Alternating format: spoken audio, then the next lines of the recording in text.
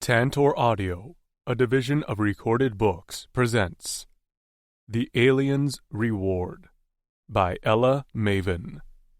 Narrated by Gabriel McKnight and Reagan West. Chapter 1. Trapped. The pain echoed throughout my body. Throbbing pulses matched every beat of my cora, until I wished for the bloody thing to stop. Cease operation. Just let me rest. My ears must have been plugged, because all around me was just a thick, loud silence. Darkness surrounded me. My eyes wouldn't open. I didn't dare even move a finger, terrified to amplify the pain any more than it already was. Or maybe I should. Maybe if I raised my pain level a bit more, it would be the end of me. All this would be over. Fatas, I was so cold. So very cold. But then, a warmth broke through the pain. A small spot of relief on my right hand. Then up higher on my chest. Softness replaced the static pain on my scales. A kind voice cut through the dark silence. Another blanket will warm you up. Do you feel that? Isn't it soft? My mom organized a knitting club to make blankets for the infirmary. So far, it's really just her and Hap, but they get a lot done. The feminine voice washed over me, and while I couldn't focus on her words, the rush of them replaced that dreaded frozen silence. You'll be okay.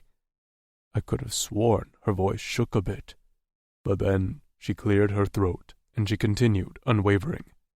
It's not your time. I know it's not. You have a lot to do in this life, Trapped. She knew my name. Was this Fatas talking to me?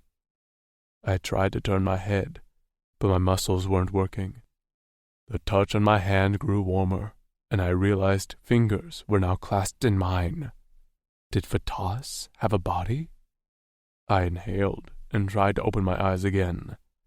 This time, I finally succeeded in my swollen eyelids raising so I could just see a sliver. At first, there was nothing but white, but then my pupils focused in the light of the room and the figure sitting at my bedside. Her pale blue skin seemed to glow, and her hair hung in a silken black sheet around her shoulders. Beaded braids were interspersed in her locks, and when she moved, they clinked together. Her head lifted, and purple eyes locked on mine. The pain ebbed like a low tide. A warm rush of air washed over me. My cora beat faster. Her lips parted, and her nose scrunched, highlighting the small brown dots scattered across her cheeks. I'd never seen anyone with skin like hers before. Her fingers closed around mine, and I managed to answer with a squeeze of my own. And then she did something that I knew I'd never forget, that replaced every single supposed purpose in my life. She smiled at me. And I swore then and there that I'd do anything to see her smile like that forever. Until the day I died, no matter what. Chapter 2. Basil.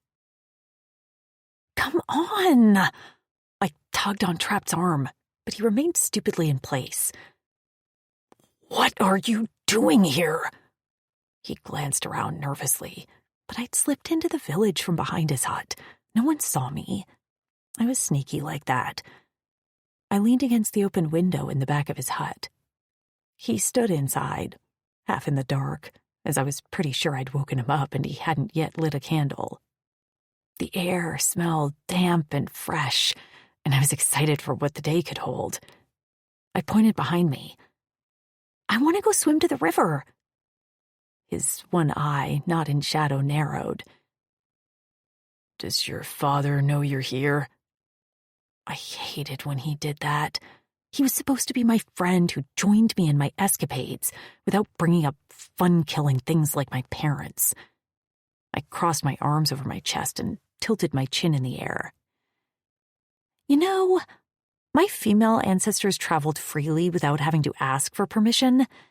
I'm an adult trapped. In fairness to him, this was the first time I'd ever come to his village on my own. Usually I got him to join me in all sorts of shenanigans. My mom taught me that word back at the Drixonian city of Granite when he visited with his clavis. But today I'd been bored. The walls, it felt like they were caving in on me. I craved an adventure. So I traveled to his village, sorry, to find something to do. And while I would never tell Trapped this, it was good for him too. Ever since he'd been nearly killed when the Jogtals had invaded his remote camp, he was prone to quiet spells, where the weight of what he considered his failures weighed on his shoulders. I didn't like to see him like that. The human women who knew him before he'd been hurt, mates of the lone wolf clavis warriors, said he'd been quick with his smiles, friendly, overachieving, and had a love of cooking. Sometimes I saw that trap still in him, especially when we were alone riding his bike or eating good food. Trapped was my best friend. I'd sat by his bedside for weeks while he recovered from his attack. I'd talked his ear off, and he'd listened with rapt attention. Every time I'd try to leave, he'd sulk and pout. So we'd been together nearly nonstop the whole time. I liked his company the most when he remembered to forget. Which was starting to happen. I could already see some of the tension leaving his muscles. The non-scarred side of his lips turned up. I knew he was self-conscious about his lopsided smile, but I thought it was charming. You're really pulling the adult card with me? He was older, much older, but relatively, he was closer to my age than most of the other Drixonians, except for the chits. I was somewhere in the middle, the youngest adult Drixonian and the oldest of the new generation of human and Drixonian hybrids, since I had a human mother and Drixonian father. When strength and words failed to move him, I dropped his arm with a pout and went for a different tactic. I batted my eyelashes and gave him my best smile. Please, just this once? And that was all it took. I should have gone with that first. I saw his body soften, and I waited for his verbal confirmation that he'd caved. But then he did a curious thing, something he'd never done before, or not that I'd ever noticed. His gaze dipped to my mouth and stuck there. His breath seemed to stall in his chest, and I felt a weird, warm lick of something curl in my belly. My smile must have faded when I said in a curious tone, "Trapped?" He shook himself, and his gaze darted away. When it returned, his expression was kind and controlled. "If you want to swim, I'll go swim with you." I gave a little hop and a whoop. Immediately his gaze darted around, just as a voice cut through the stillness of the early morning village. "Trapped, you okay?" The members of his clavis checked on him a lot. I ducked down below his window just as his front door opened. "What was that noise?" a deep voice called. I thought it was rude Kutzal didn't knock, but then the leader of the lone wolf clavis wasn't known for his manners. "Just stubbed my toe," Trapped lied, and I knew it hurt him to do that. Kutzal was like his father. I could hear the concern in Kutzal's voice. "Be careful." "I will." The door shut, and I waited a few minutes until I felt a hand tug my hair.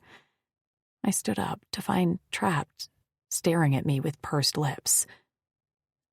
"That was close," I winced. Sorry. He rolled his eyes, but he was doing that crooked grin thing he did whenever he was amused by me. Give me a minute and let me get my shoes on. Try not to get in trouble or make noise in the meantime. I swiped my fingers across my lips in a gesture I'd seen my mother do that meant she'd keep her mouth closed. I didn't know what the gesture referred to. My mom said something about a zipper, but I used it enough that Trap knew what it meant. He turned away with a shake of his head, and I beamed to myself. I'd won, and I was pretty proud of myself. The river near Surrey was cool, fresh, and deep enough to cool off, but not deep enough or strong enough to drown us. The shallows were full of small guppas with blue-silver scales that reflected the light. I ran down the dirt bank and splashed into the edge until the quah rushed over my calves. My pants were rolled up to my knees, the scrunched edges already wet, and I wore a simple sleeveless shirt with a rip in the hem. Turning around, I caught Trap's eye where he sat, legs dangling on the edge of a rock hanging over the quah.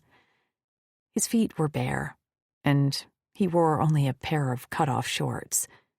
The scars marring his blue scales were livid in the bright sun, and I was reminded of the rotations I spent at his bedside, worried he wouldn't survive his injuries. Of course, I'd never told him then of my concerns. I told myself that my job was to keep his spirits up, so I'd reassured him until my voice was hoarse that he'd live. And he did. I had never met him before that day. When I'd walked into the infirmary to find him unconscious in bed, bloody, bruised, battered, immediately I'd felt some sort of pull toward him, a responsibility for him. And I'd been beside myself, elated when he'd woken up squeezing my hand. But he didn't emerge unscathed. His one arm was badly mangled from the bike crash, and he often hid it behind his back when around others. Today, as was often the case when he was with just me, he didn't appear self-conscious about it, as he plucked at a reed stem with both hands before sticking the dried end in his mouth. Chewing slowly, he lifted a nubbed brow as he caught me staring. "What?" "Get in with me." With a crooked smile, he pushed off the ledge and dove in the quah with a splash. For a moment, he was nothing but a dark shadow beneath the quah. But then suddenly, he burst to the surface, hurling waves of quah at me. I squealed and raced away from him as he chased me, splashing and kicking quah. One thing that always struck me about Traft was his eyes. He wasn't like the other Drixonians. My father's eyes were experienced and wary. He carried the weight of his tragic past, along with the constant surveillance needed when he'd hid my mother and me in the woods to protect us from predators in his former clavis. Daz, the head Drexel, was shrewd, observant. He studied everything around him. Even Sax and Xavi, the lovable best friends, had shadows lurking in their eyes. When Traft was with me, though, his eyes were nothing but warm, light purple pools. Maybe it was because he didn't feel like he had to act tough or proper around me. He could just be. And I loved that I could be that for him. One last reason that I tried to get him to leave his hut and come on adventures with me? I knew he'd stopped taking medis for his pain, and he hid this from his clavis. I wasn't sure of his reasons, but I guessed it was because he didn't like the reminder that he was different. Which I understood a little bit. I was different too, as I was the first offspring of a Drixonian male and human female. Exhausted from the chase, I waved my arms in a gesture for truce, and Trapt came to a halt in front of me. Quah dripped from his hair, which hung around his shoulders, loose locks mixed with tight braids. The claw beaded off his hair in thick drops and fell to his muscled, scarred chest. As his eyes shone at me in the morning sun, my belly did that weird thing it sometimes did around him. My stomach cramped and warmed. I felt an ache between my legs. I shook it off as I plopped down on a rock jutting out of the quagga and let the cool stream wash over my feet. Trapped sank down to sit on a rock below the surface, and the quagga rushed around his narrow waist. Again, I felt that ache. I wasn't sick, was I? Asking my mother about it would only send her into a tizzy. Because of my mixed race, she constantly worried for my health. I'd ask Val, Sax's mate. She was a healer, familiar with the Drixonian anatomy as well as human anatomy. Apparently, she'd been a healer back on Earth, or whatever they called them there. Sometimes I wondered so much about where half of me came from. Earth seemed like an inconceivable place, with lots and lots of humans in big cities. Mom and the other human females talked about things called movies, which I still didn't understand. She'd been worried that I wouldn't be accepted by the greater Drixonian population, but it was actually the opposite. I was very much treasured, sheltered. I couldn't complain about my childhood. I'd grown up with two parents who loved and protected me with everything they had. And then I'd been accepted by the rest of the Drixonian warriors so well that it felt like I had hundreds of uncles. I watched Trapped as he tilted his head back to let the sun beat down on his face. In comparison, he was born under tragic circumstances and raised by hard, outcast Drixonians who tried their best with a squawking Drixonian chit like Trapped. Or so I'd heard. I'd asked around a lot about him after his accident, but he was a lone wolf, a former Drixonian outcast, given that title if they were sired by warriors who deserted the Drixonian military. Not that any of that was Trapped's fault. And yet, he didn't harbor grudges. He wasn't cynical. Despite all he'd been through, he still took the time to splash in a stream with me. I pulled my feet up onto the rock and propped my chin on my bent knees as my thoughts turned to the future of our people.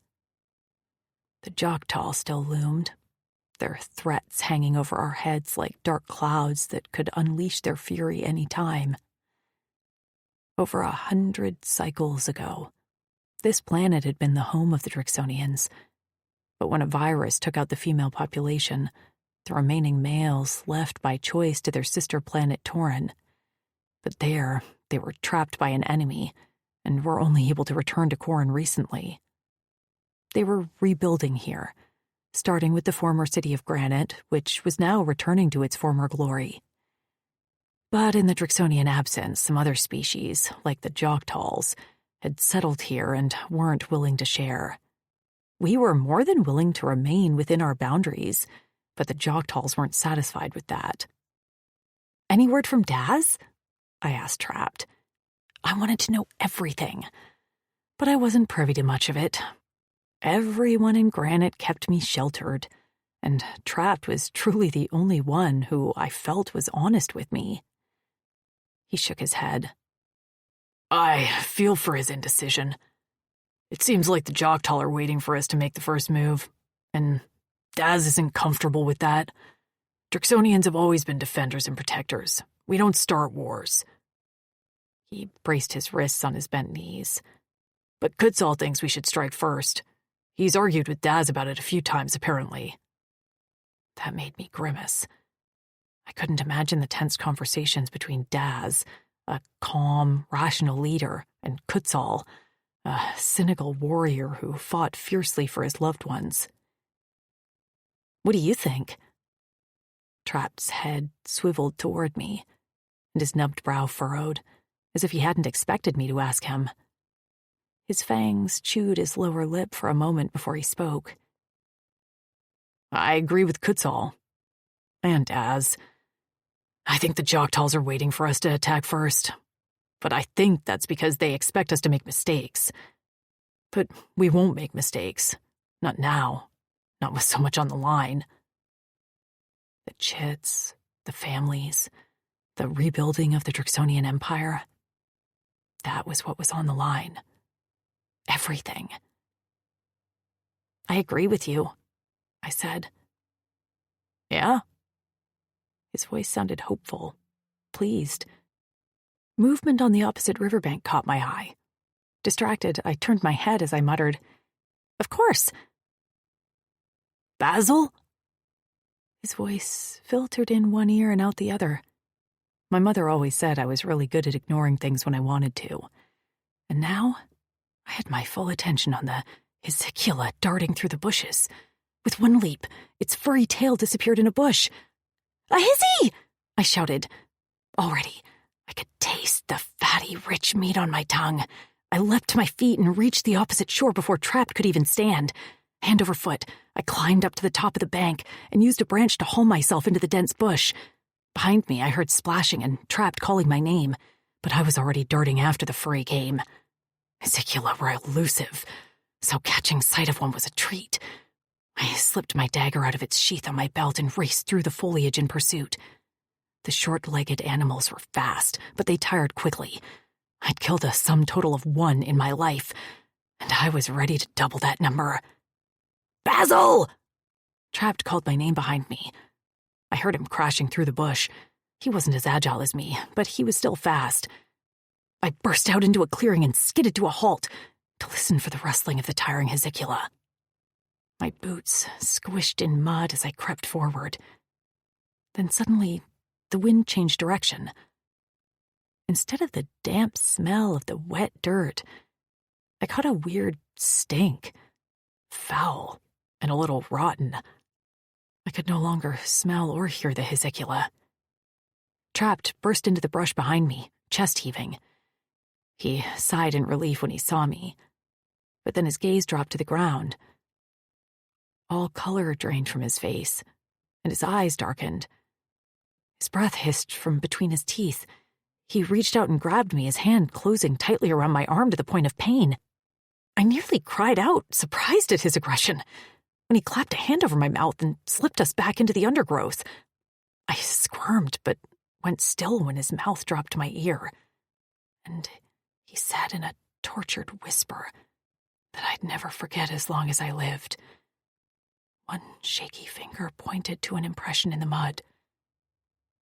"Joktal tracks. They've been here." My Cora sank into my feet.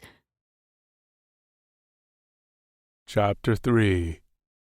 Trapped. The tracks alone made my scales lift on end. It took all my strength to keep my machetes from lifting. I curled my tail around us, cursing myself for not bringing any weapons or tail armor. Basil remained quiet in my arms, but she trembled slightly. The whites of her eyes showed as she darted glances around the clearing, looking for threats. I hated seeing her scared, and I hated that I didn't feel equipped to protect her if we came face to face with the Joktal and their evil hounds, because I wasn't the Drixonian I'd once been. I'd never been a warrior like Kutzal, but I'd been training. I'd been close. My confidence had been soaring, and now I was a mangled survivor. Large tracks from the Joktal's 3-toed feet were interspersed with the smaller tracks of their scent hounds. They were what terrified me most. If they were still nearby and sniffed us out, I pressed Basil closer to me. Her clawed hands dug into my forearms. They were ugly, humpback animals with no eyes, but noses that could sniff out a hint of a scent from far away. I wasn't sure how long we remained like that, hunched together in the damp underbrush, muddy and trembling. I listened. I sniffed the air, but the rank smell of the Joktal was fading, a memory. They'd been here, sure, but they weren't here anymore, and as the wind shifted, I didn't smell them at all.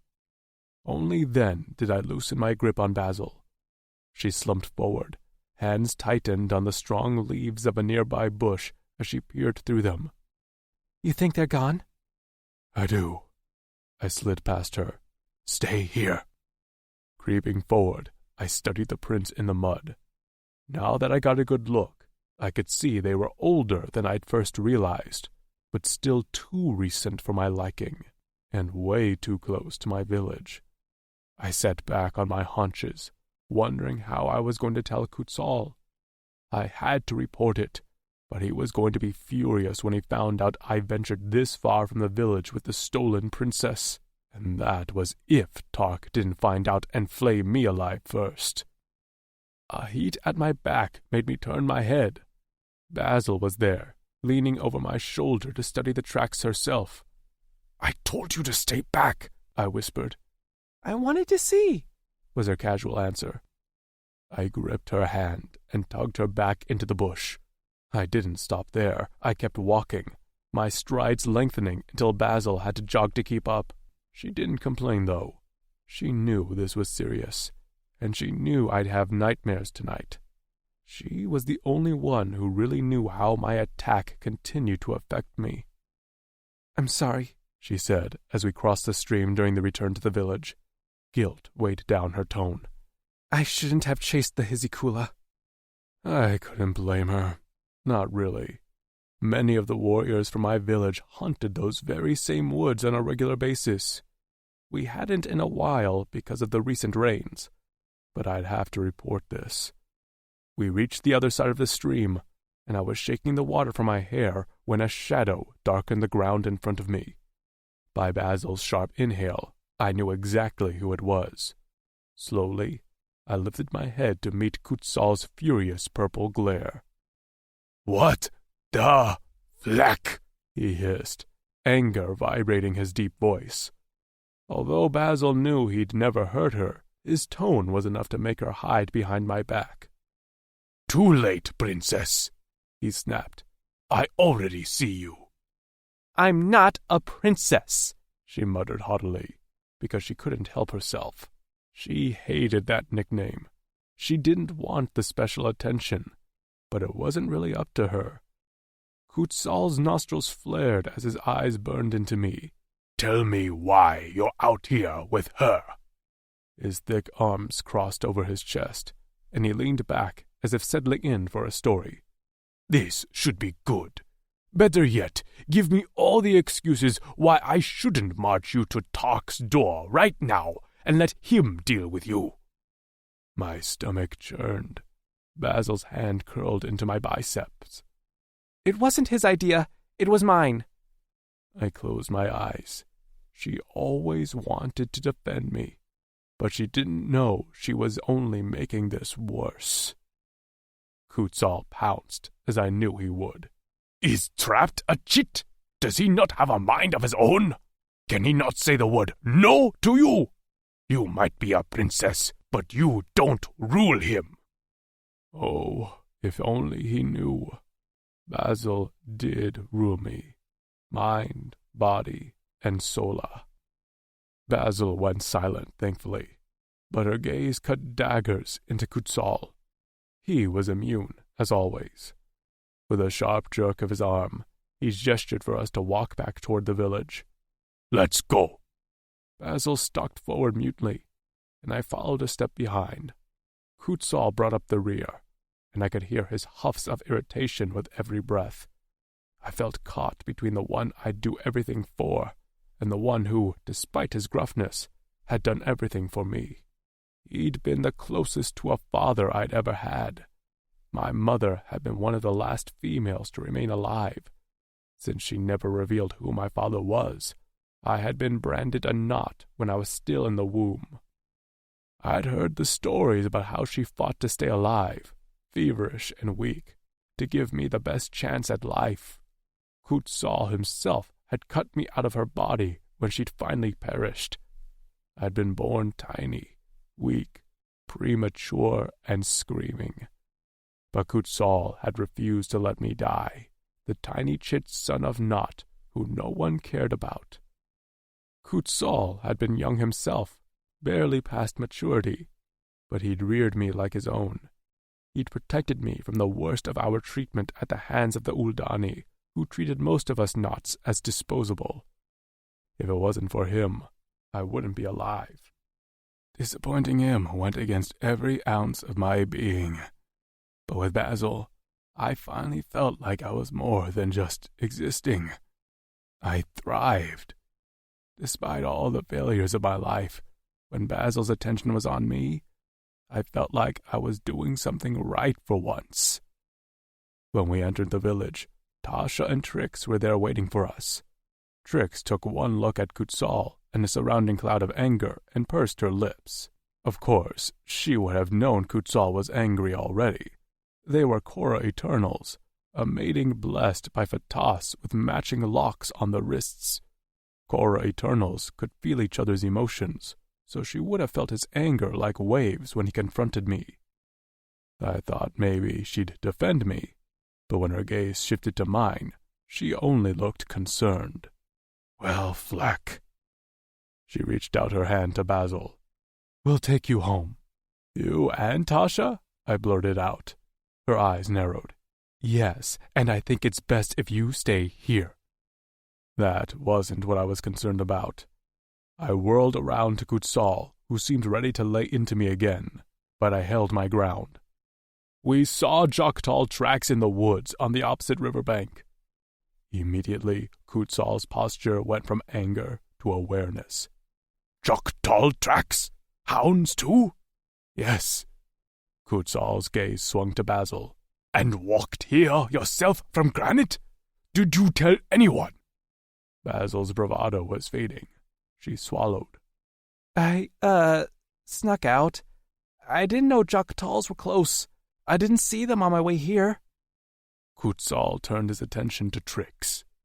Go get Lukent. Tell him about the Joktals and to organize a warrior group to escort Basil back to Granite.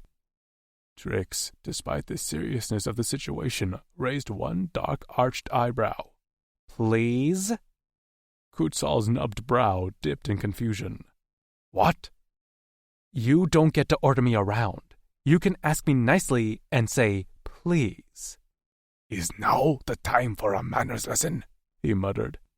I heard that. She folded her arms over her swollen stomach.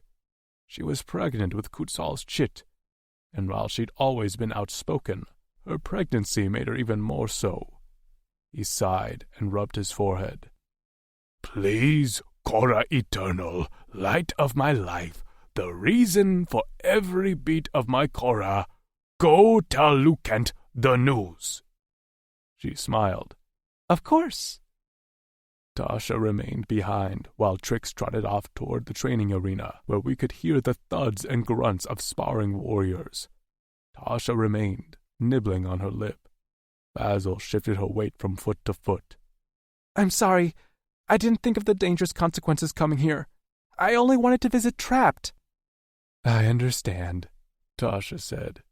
And I know your mother and father don't want you to be a prisoner in Granite. But you have to be aware. It's not safe right now, and we're not sure when it will be. The heavy footfalls announced Lukent's arrival. The big, bald, scarred warrior marched in front with a dozen warriors flanking him, with Trix walking off the side. All the warriors were armed and fitted with weapons. They were an imposing sight, and I immediately felt better about Basil's safety. Trix was a skilled archer, but she would be greatly outnumbered if the Joktals decided to ambush them. While the route back to Granite was firmly in Drixonian territory, the trace of Joktal tracks nearby, also in our territory, was a warning sign. I didn't get to say bye to Basil. As soon as Lukent arrived, he nodded to Kutsal, and the warriors enveloped Basil among them, hiding her from view. As they walked out of Sari, I caught a glimpse of Basil looking back at me from between the muscled warrior guards. I remained where I was, while Kutsal stood beside me, vibrating heavily with anger. Trix and Tasha sat on the bench under the moke tree in the center of our village, talking quietly.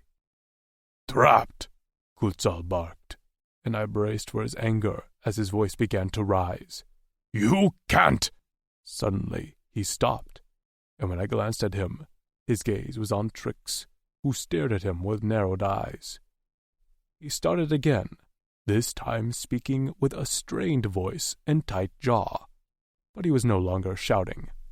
I wondered if Trix had instructed him to keep his voice down for my sake. I silently thanked her. Our relationship with Daz improves every day, but that will be in danger if we do anything to put Basil at risk. I know she was the one who came here, but you should have alerted us immediately so we could take her back, not go swimming and playing with her in the river like two chits. The thought of turning on Basil made me sick, but he was right.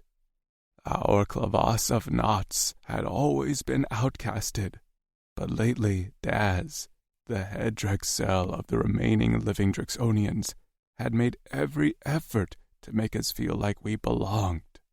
We moved from a cold outpost on the coast to a cozy village near Granite, and Basil must be protected. Losing her would be a devastating blow to every single Drixonian. She represented hope, our future. I'm sorry, I said, because there was nothing else to say. Kutzal stepped closer, and the way his voice dropped into something that resembled sympathy made my Cora skip a beat. Kutzal didn't do sympathy. You have to discourage her interest in you, whatever it's friends or more. He swallowed and looked at the ground. It needs to be done. As the bile rose in my throat, I nodded. I will. Basil. Naomi and Gar's twins had made a mess. They'd been tasked with mixing up some biscuit dough and had succeeded in getting flour everywhere. I sighed as I swept up the powder, while the twins were on their hands and knees, scrubbing up the stubborn bits. It was banquet time at Granite, a term the human females used, and the Drixonians had adopted. Every Clavis would join us for a feast in the hall, the main building of Granite where some of us lived. It was Daz's way to promote harmony and reward the warriors for their hard work in rebuilding Granite and maintaining defense. Those who didn't live in the hall had settled into smaller homes lining the main streets of Granite. A system had settled into the city, a mix of culture that the human women were used to, and one that the Drixonians were known for. Most of the male warriors focused on the protection of our territory. The adult women ran the everyday life of the city, setting up councils for public works, currency, and permits for craftsmen. The chits and anyone else who was left were in charge of the cleaning and food preparation for the main hall of Granite. Technically, I was an adult. My mixed genetics meant I had matured early for a human but late for a Drixonian at around 13. Now 20. I was considered an adult, but everyone had agreed my main role would be overseeing the growing population of Drixonian chits. I liked the job. I was a live-in babysitter and oversaw setting up a schedule of chores for the little ones. It gave me purpose. But there were times like today where I was antsy.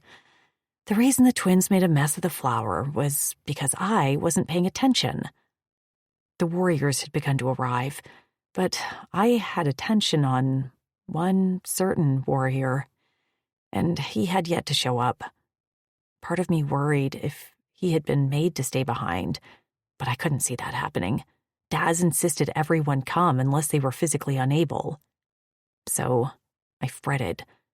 Was Trapped okay? Was he having pain? I hadn't seen him for close to a dozen rotations, and the last time I was being escorted out of his village in shame. I could still see his concerned, hopeless expression watching me as I went. He hadn't come to visit me in Granite, and I hadn't dared visit him. Kutzal would surely tell my father if I did it again. Suddenly a voice drifted down the hall, one I recognized very well. I left the twins with another bowl and the ingredients and sped off down the hall. Lou, Axton's mate, stood near the entrance of the great hall, her head thrown back in laughter. I loved all the human women. but Lou was one of my favorites. She saw me coming, and her smile grew even bigger. "Basil!" She held out her arms and I stepped into them, feeling like a little chit, even though I stood a full head taller than her. I sank into the warmth of her embrace, but couldn't resist scanning over her shoulder to the warriors behind her for a familiar face. I didn't spot him as I withdrew from her hug. "How are you?" she asked. "I'm good," I answered routinely, even though I hadn't been quite content, not for a long time. As big as this building and city was, I had begun to feel stifled, suffocated. "How's everything in Granite?" "Busy. So many babies, so little time." I smiled, happy for her, even though I wasn't close to feeling any baby fever, as I'd heard some of the women talk about. Axton stepped forward with their son, a dark-haired, chubby baby that seemed to be half the size of Lou. I still couldn't believe she'd been able to birth him. I hauled Axel into my arms, even though Axton seemed reluctant to let his son go, and kissed the baby's bulging cheeks. He gurgled, and a line of drool dripped onto his bare belly rolls. Lou produced a wooden ring from her pocket. "Ugh, he's teething like crazy." Axel grabbed the ring and chomped into it immediately, his black fangs denting the wood. A voice called out for Lou from the dining hall. "Go," I encouraged her and Axton. "I'll hold this little guy for a little to give you a break." "Oh, thank you." Lou sped off without a look back, while Axton gave me a discerning look before following his mate. While bounding the drooling baby on my hip, I watched the rest of the lone wolf Clavis walk by, many greeting me as they passed, and it wasn't until the very end that the face I wanted most to see finally appeared. Trapped walked with his head down, a slight limp to his step, and my heart sank. Was he in pain? I stepped in front of him quickly, blocking his path. His head jerked up, and his eyes went wide. "Are you doing okay?" I asked quickly, keeping my voice low. "Are you feeling pain?" His jaw worked, and his lips twitched. But there was something in his eyes, something I didn't like. But before I could question him, he simply nodded. "Hello, Basil?" And then stepped around me before continuing into the dining hall. That was it. Just a simple hello. But the way he said my name wasn't the way Trapped usually greeted me. His tone was flat, no affect, devoid of the friendly affection he always granted me. Trapped never failed to make me feel like I was the only one in the room. Somehow, he'd just managed to make me feel like a speck of dirt. Anger rose swiftly inside of me. What the fleck? I turned on my heel and took off after him, but he had a head start, and by the time I entered the dining hall, I lost sight of him in the chaos. Bodies were everywhere. I smelled something burning, and with Axel still in my arms, I had to push aside the hurt from Trapped's words and go find out if the twins ruined a second batch of biscuits. Usually, banquet time was my favorite time. I loved seeing everyone happy and healthy in one place. The dining hall was massive, with great wooden tables piled high with food and drink, and we all sat squeezed together on benches. Long windows covered in a colored glass cast a warm glow over everyone. Raucous laughter filled the room. But on this rotation, I wasn't quite feeling the spirit of togetherness. All through the meal, I tried to talk to Trapped. While he stood in line to fill his plate, I cut in next to him to strike up a conversation. He either didn't answer me or responded with one-word answers. When I tried to sit with him, he outright stood up and left me alone. Tears threatened many times. Was he angry with me for sneaking into his village the last time? Had Kutzall yelled at him so much that Trapped had decided it wasn't worth it to talk to me anymore? But fleck, that hurt. Trapped was my friend, my best friend. And while I tried to tell myself that I had other friends, a busy life, and a loving family, that loss of Trapped's attention was a gaping black hole sucking away at my happiness. It was a long time later, well past the meal, that I finally caught sight of Trapped again.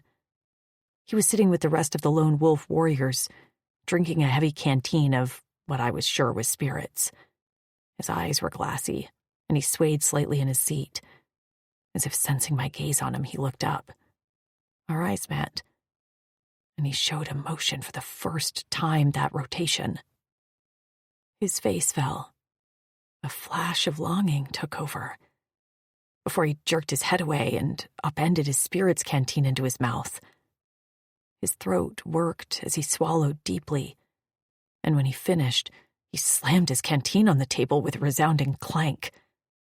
His fellow warriors, thinking it was a good thing, sent up a cheer and emptied their own canteens. The animated warriors at his table hid him from my view. My stomach churned with sickness and guilt.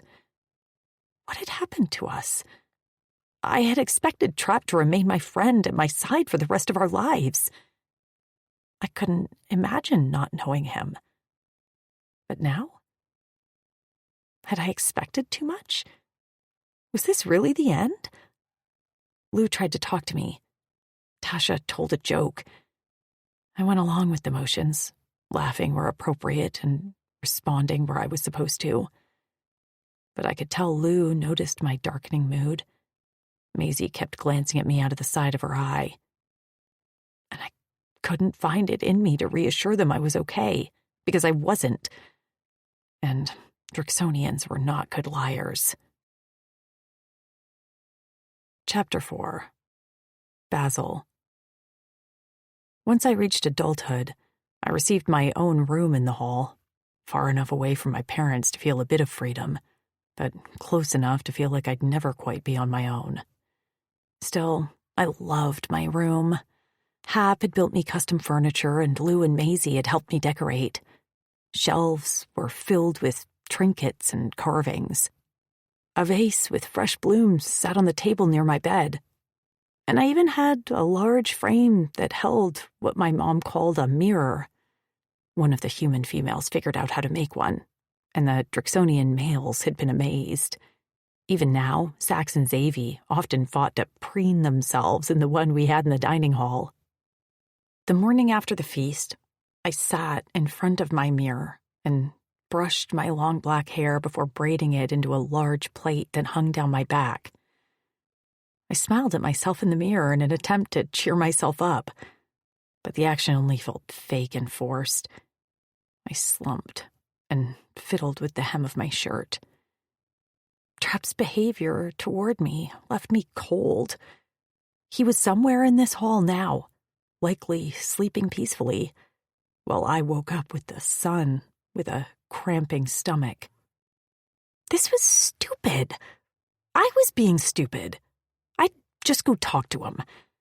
Maybe he was in pain last night, or he was still embarrassed about being caught. He would be fine this morning, and we'd laugh until the awkwardness went away. Feeling emboldened, I put on a pair of pants and slipped into a sleeveless vest with jeweled buttons. The sun had darkened the skin of my shoulders and chest. The brown dots on my noses, which my mom called freckles, were more pronounced. But we were entering the cold season, and soon my skin would pale to a blue that was a shade or so lighter than my father's. Tugging a fur jacket on my arms, I left my room in search of something to eat and drink. I found Frankie, Daz's mate, in the dining hall. Steam rose from jugs of hot tea, and sweet pastries were piled high on a platter. Her eyes widened when she caught sight of me. "Hey, Basil, you're up early?" My mother peeked her head out from the kitchens. "Hi, sweetheart." I gave a wave before stuffing a pastry in my mouth. I poured myself a mug of tea and let it wash down the crumbs. "How did you sleep?" I asked Frankie. Dark circles cut purple crescents under her eyes, highlighting her pale skin tone. Strands of hair stuck out from where she'd pulled it back in a messy bun, and she walked slightly hunched. I knew someone who was hungover when I saw one. She'd had too many of Xavi's spirits for sure. Frankie wrinkled her nose. Daz snored. He always does when he drinks. I smiled around my mug as I took a sip of tea. I like having my own room. She let out a husky laugh. Watch out, or I'll steal it from you. She sighed. A whole night alone sounds amazing. You'd miss me, my Cora Eternal. Daz's deep voice boomed across the dining hall as he entered. Immediately striding toward the tea, he poured a mug, sweetened it with some syrups, and shoved it at Frankie. Sit and drink. Yeah, Frank, I said. I'll help with breakfast and get the chits sorted. You need to sit down before you fall down. She plunked down on a bench and sipped her tea. I'm a bad host. You're a great host, Val said as she walked into the hall, her kids in tow, with Sax bringing up the rear. No one is going to remember that you weren't at breakfast, but everyone will remember that you danced on the tables. That got Frankie to grin. I was the life of the party, wasn't I? Always, my Cora Eternal. Daz rubbed her back. She beamed up at him, and a pang pierced my heart. Maybe it was jealousy, longing. I couldn't be sure, and I didn't have time to examine it, because soon the dining hall was filling with Drixonians and humans, and there wasn't time to dwell. I helped my mother finish the breakfast and then organized a cleaning crew of the chits who were old enough to carry dishes. And all the while, I didn't see Trapped. While all the females from the Lone Wolf Clavis came to breakfast, a lot of the males did not. Vince and Lou Kent made an appearance and seemed to leave with extra plates of food. So, Trapped managed to avoid me, again. By the time I made it out of the dining hall, it was nearly midday. The day after a feast was always a family day, so I wasn't responsible for watching any chits. Normally on a day like this, I'd find Trapped, and we'd go visit the livestock. Maybe he was there waiting for me. Feeling slightly better, I left the hall and jogged down the steps. In the distance, I could see the herd of livestock grazing. But as I drew closer, no familiar Drixonian hung off the fence to greet me. My Cora sank. Again. I didn't want to go back into the hall where I'd just be reminded of Trapped's absence. I'd probably end up being given a job, too. Not that I ever minded caring for the chits in the household, but I was in a bad mood. No one deserved to be on the receiving end of that. I stomped off toward the stables, careful to be aware that no one saw me, and entered the last stall. Shoving a pile of hay aside, I pulled up 2 floorboards to reveal my hidden stash. I grabbed my bow and quiver of arrows, as well as a laser gun and a clutch of knives. Stuffing them all into a large pack that I hauled onto my back, I snuck out the back of the stables and through a small hole in the city's walls. There, I sought the cover of the nearby woods. Normally, I only dared to practice my fighting skills in the early morning light or at dusk, never in broad daylight, not with our city teeming with visitors. But I was too antsy to do anything else. I had to get out. I needed freedom. I had to do something productive. I knew that Drixonian females weren't fighters. There were rare cases of some females joining the military, but in the old days of Drixonian society, we were meant to be protected in our city walls and tasked with the success of society. Those were the stories I'd been raised on when I'd lived alone with my mother and father. Before I was born, my father, Tark, had fled his clavis with my mother back on Torin in order to protect her from some members of his clavis who'd wanted to use her for breeding. But my father, Tark, believed strongly in the Drixonian creed. She is all. He wanted to protect my mother, and in the process he'd fallen in love with her too. They'd been blessed by Fatas as mates, and bore the matching locks on their wrists to prove it. They'd lived alone in secret on a secluded mountain on Torin when they had me, and I'd only been about 5 cycles old when Daz and Frankie had stumbled to our home. We'd joined the Night King Clavis then, of which Daz was Drexel, and I'd come of age as Daz led us to independence from the Eldani, and as we moved back to our home planet of Corin. And in all that time, I'd met more females, smart and strong, brave. Some were warriors just as fierce as the Drixonian males, like Trix. And suddenly, I wasn't content for my role to be confined to life in a sheltered hall behind city walls. I wanted to fight too. When I'd been younger, I'd confessed this to my parents. My father had put his foot down, and my mother hadn't understood. She loved organizing the crop schedules to ensure sufficient food production. She had an entire clothing production team. What she did was important, and I recognized that, but that also wasn't me. I didn't mind my role in Granite, but I also didn't feel like it was my calling. I had always loved carrying my father's weapons around and pretending to slash at our enemies. I'd even practiced my war cry.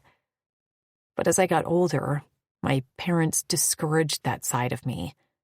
I'd suppressed it too, until the Jok'tals had begun threatening us. Now, that inner fire had been stoked inside of me. I wanted to be ready to fight and defend my loved ones. I wouldn't be cowering inside the hall if enemies ever breached those walls. I refused to be helpless. I made my way through the woods, careful to stay in our territory, but also far enough away from Nero's eyes, which were the sensors surrounding our borders that alerted us to a breach. Soon, I caught sight of the small training ground I'd set up myself. A stuffed dummy on a pole with slits in the coarse fabric where I'd practiced my stabbing technique, a bullseye board where I sank my arrows into, and a charred tree stump with rotten fruit laying around it from my laser practice. Frustrated, angry, I decided today was a stabbing day. Opening my pack, I pulled out the clutch and unrolled it to reveal a series of knives. I'd stolen these from my father, and he hadn't noticed they were gone, as they were his older set. One day he'd find them missing, but I'd deal with that when the time came. After a few stretches to warm up, I flipped the knife in my fingers and began to parry the dummy. A live opponent would offer better training, but this was what I had to work with.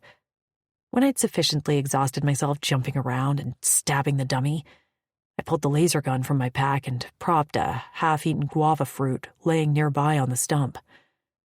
I had just stepped back and lifted the gun to aim and fire when a voice sliced through the clearing like a slash of a knife.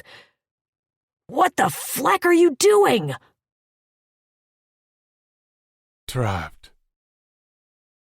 Basil whirled around, her eyes impossibly wide. I had a hard time taking in what I was seeing. A stuffed dummy on a pole with straw sticking out of its wounds. A round wooden target marred with arrow marks, and Basil herself standing with a charged laser gun in her hand. Her mouth fell open, and for a moment she looked at a loss until she came back into herself. Her shoulders stiffened, and her eyes narrowed. "Oh, so now you're talking to me?" I sought patience from Fatas. "We're not talking about that now." A muscle in her jaw clenched. "Who decided that?" I was already reeling from drinking too much the night before and suffering from a terrible night's sleep because all I wanted to do was to apologize to Basil for ignoring her. This situation now was enough to put me over the edge. "Give me an explanation for this before I run straight to your father and report what you're doing." I went with the low blow and regretted it instantly when her eyes clouded with hurt and betrayal. Her chest heaved. "Go ahead." Her voice wavered, and I hated it. "Go tell him. He'll lock me up for a while, but that doesn't matter to you, does it?" I gritted my teeth. "Of course it matters." She tosses her head, eyes glittering, and her hair shone a shiny black in the sun. A breeze kicked up, tossing leaves around her ankles. Standing there, with her fur pelt around her shoulders, stance wide, a laser gun at her thigh, she was like a regal warrior princess. My Cora clenched. "Basil?" What? she snapped, but I could hear the hurt there. Her eyes watched me warily as I drew closer. My leg was bothering me this morning, and I did my best to hide my slight limp. "I'm sorry about last night." I was, too, more than she could ever know. It physically pained me to avoid her, but Kutzal was watching my every move. And maybe it was all in my head, but I could have sworn Tark had one eye on me at all times, too, and he terrified me. He was one of the oldest living Drixonian warriors, a war hero who'd defended Corin before the virus had changed everything. Paying him the utmost respect was important. Putting his daughter in danger was an ultimate Drixonian act of disloyalty.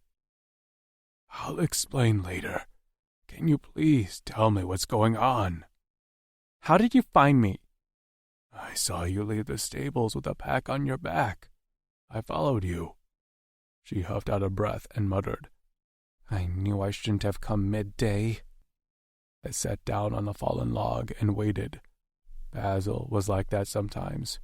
She needed space to process her many emotions and deal with her big Cora that beat fiercely. She sank down on the ground with her legs crossed. The gun lay at her side in the grass. She picked at the dirt with a twig. I'm practicing. "Practicing what?" She looked up at me. What does it look like? "I need you to say it out loud, please." Her twig pokes grew in strength as she stabbed at the dirt. Fighting? That was too much. "Basil, I want to help, okay? you are helping," I said. "You work in the infirmary with Val. You take care of the chits. I know," she said with exasperation. Those jobs are just as important as what you warriors do, but it's not what I want to do. I want to be like Trix. I don't want to feel helpless. What if there's something that affects all of you, huh? Her eyes watered, a trait she got from her mother, crying, and I felt my body lock up. I hated when she cried. What if there's a virus that strikes down the warriors? Who's going to be left to defend us? She sniffed and swiped the back of her hand under her nose. She looked away, but I saw a tear track down her cheek. We could rebuild all we wanted, but the shadow of what our families and ancestors had gone through remained in our shadows. I couldn't fault her. I couldn't fault her at all.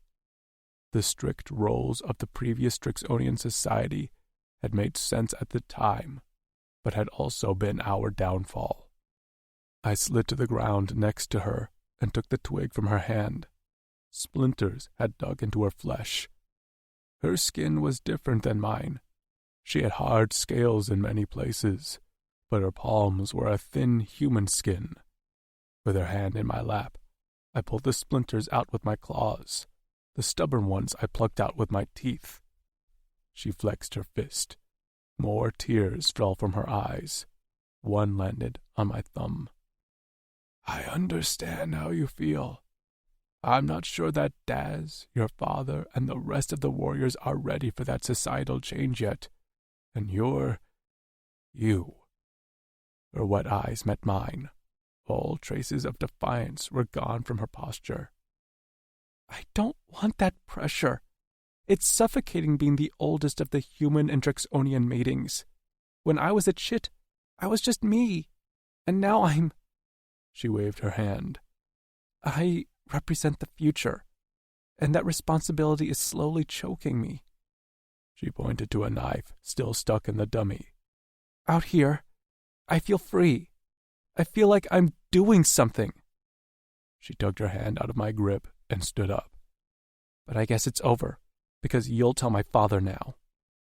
Kutzal's words replayed in my head, but at the sight of Basil's sharp movements as she cleaned up her weapons, I knew in my Cora that I wouldn't be able to tell her father. I couldn't stand to see her caged. I mean, she said slowly as she turned on a heel. A shimmer in her eyes made me take notice.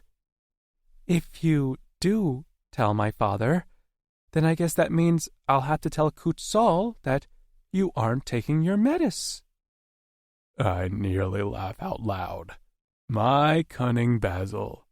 I leaned back with my arms braced behind me and tried to keep my expression neutral. How did you know? She shrugged. I found the full vials in your room. You have a stockpile now. I'll return them soon, but that's beside the point. You're threatening me. At my casual tone, Basil became emboldened. She went to her knees at my side. Her once sad eyes were now alight with mischief and intelligence. I have an idea. I sighed, because those words never meant good things. I'm sure you do. How about you teach me how to fight? And I won't tell Kutzal about your medicine. Then I'm no longer out here alone. I'm with you, and I'm safer that way. It's a win-win for us both. Sometimes she used human expressions I wasn't familiar with, like win-win.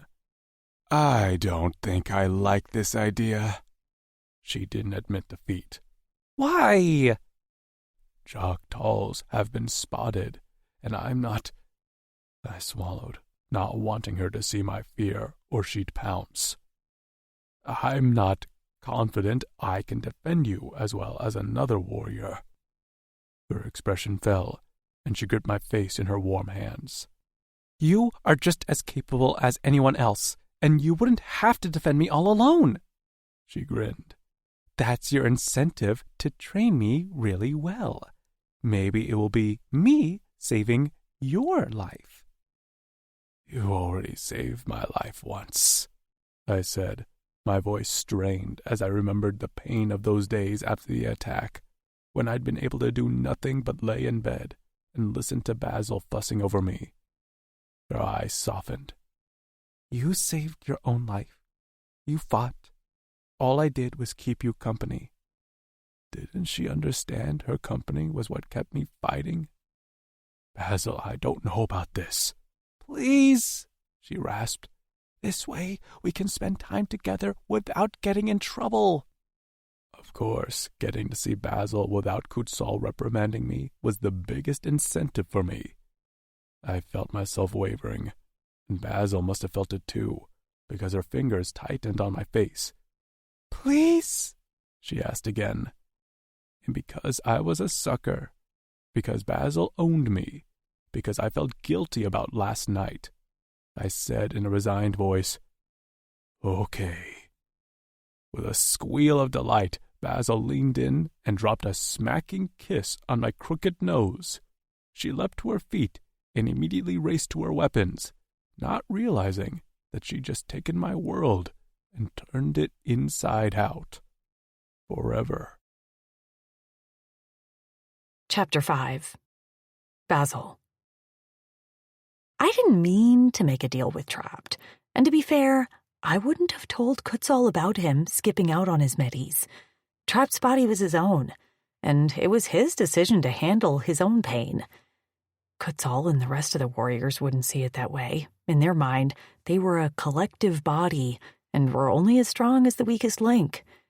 But I wasn't like them. Still, I was pretty proud of myself for convincing Trapped to train me. While he was a relatively passive warrior compared to most Drixonians, he was trained well by Kutzal and knew all the fighting skills that I craved to excel at. We met almost daily at dawn, him sneaking out of Sari and me slinking through the woods. He brought supplies, too.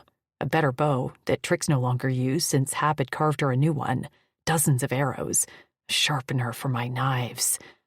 It had been close to 14 rotations since we'd made our deal, and I found my muscles were growing more defined. My stamina improved.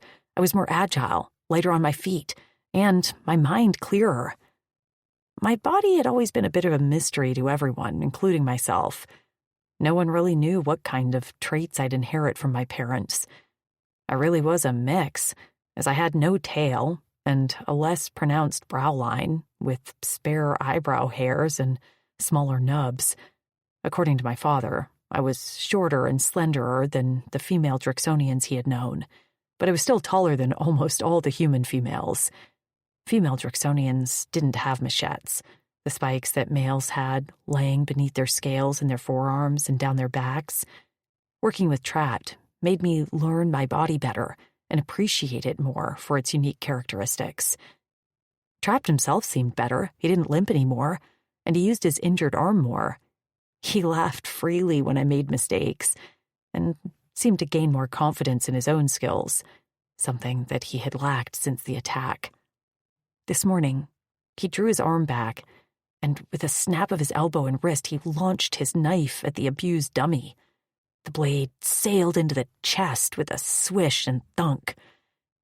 We'd had to replace the dried grass and repair the dummy once already, and it looked like we'd have to do it again.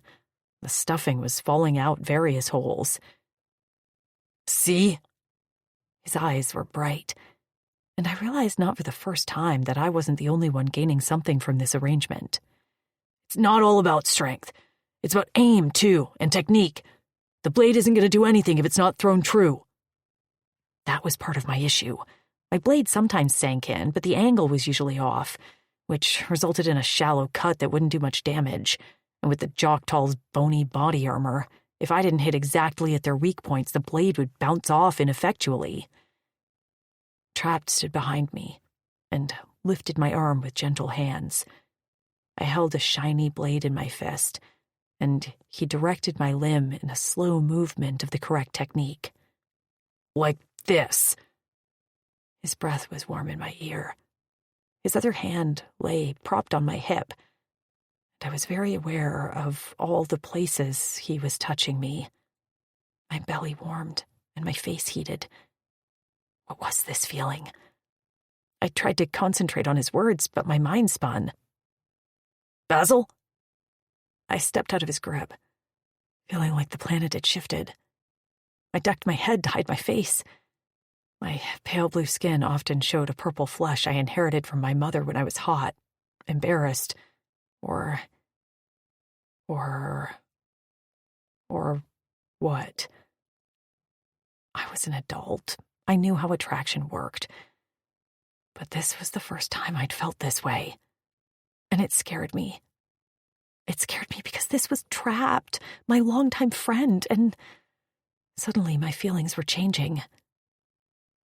I gazed up at Trapped, who stared at me with a furrowed brow. The sun shone on his dark hair that hung in perfect waves around his shoulders.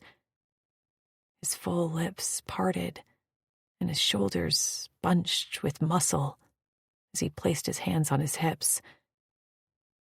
Are you okay? Why did I feel this way? Trapped was my friend, but all I could think about was his deep, rumbling voice and the heat of his hands. Oh, his hands. I shook my head. Just tired and a little hungry. I brought some food. I think I should head back. Normally we ate together, but this feeling was uncomfortable. Was I getting sick? What was going on? His concerned expression deepened. I don't like how you look. Let me walk you as close to the stables as I can. You don't have to. I'm doing it, Basil. We hid the weapons in a hollow of a tree, a much better hiding space than the stall had been, and made our way back toward Granite. Trapped remained quiet, and I nibbled my lip until it was raw. I had always known what to say around Trapped, how to act. I could always be myself. But now, I wasn't so sure. When we reached as far as Trapped dared to go, without being caught, I turned around, my hands fidgety at my sides. Are you going to be okay?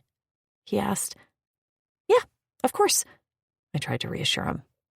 I think I didn't eat enough this morning. He frowned. Eat as much as you can and get some rest. I will. Let's take tomorrow off. I'll see you in 2 rotations. I nodded. He smiled faintly and then lifted his hand in a wave. Bye, Basil. I watched as he walked away, until he was no longer visible among the dense trees. Only then did I feel my cheeks beginning to cool. I took a deep breath to get myself under control, and then snuck back into the walls and the stables. I always traveled this way, knowing I could use visiting the animals as an excuse if I was ever caught. After that, I entered the hall, grabbed a bite to eat, and went in search of my mother. I found her in her office, writing on a tablet she used for food inventory. She glanced up as I walked in. "Hi there!" She placed her tablet down and laced her fingers together on the table. My mom rarely failed to give me her full attention, and today was no exception. Guilt weighed on me for not telling her the truth about my morning escapades. I had never kept a secret this big from her.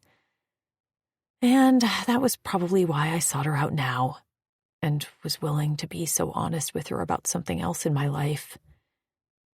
We'd always been close, as I spent a large part of my childhood secluded with her, my father, and my pet Brutus. Just us, alone. I thought the world was only them, and then learned quickly it wasn't. Recently, Brutus had passed away from old age, and I still missed his big furry body and warm eyes. "How's work?" I asked her. Her eyes crinkled as she smiled. She called the wrinkles at the corner of her eyes crow's feet, and then had to explain to me what a crow was, and what their feet looked like. But other than her crow's feet, my mother had barely aged. We were still learning the effects of the mating locks on the human females, but based on some of the older women, like my mother, we were predicting their life expectancy to improve. Darksonians lived hundreds of years, and apparently humans less than 100. I hoped my mom lived another 300 years. I wasn't sure what I'd do without her. Work is work.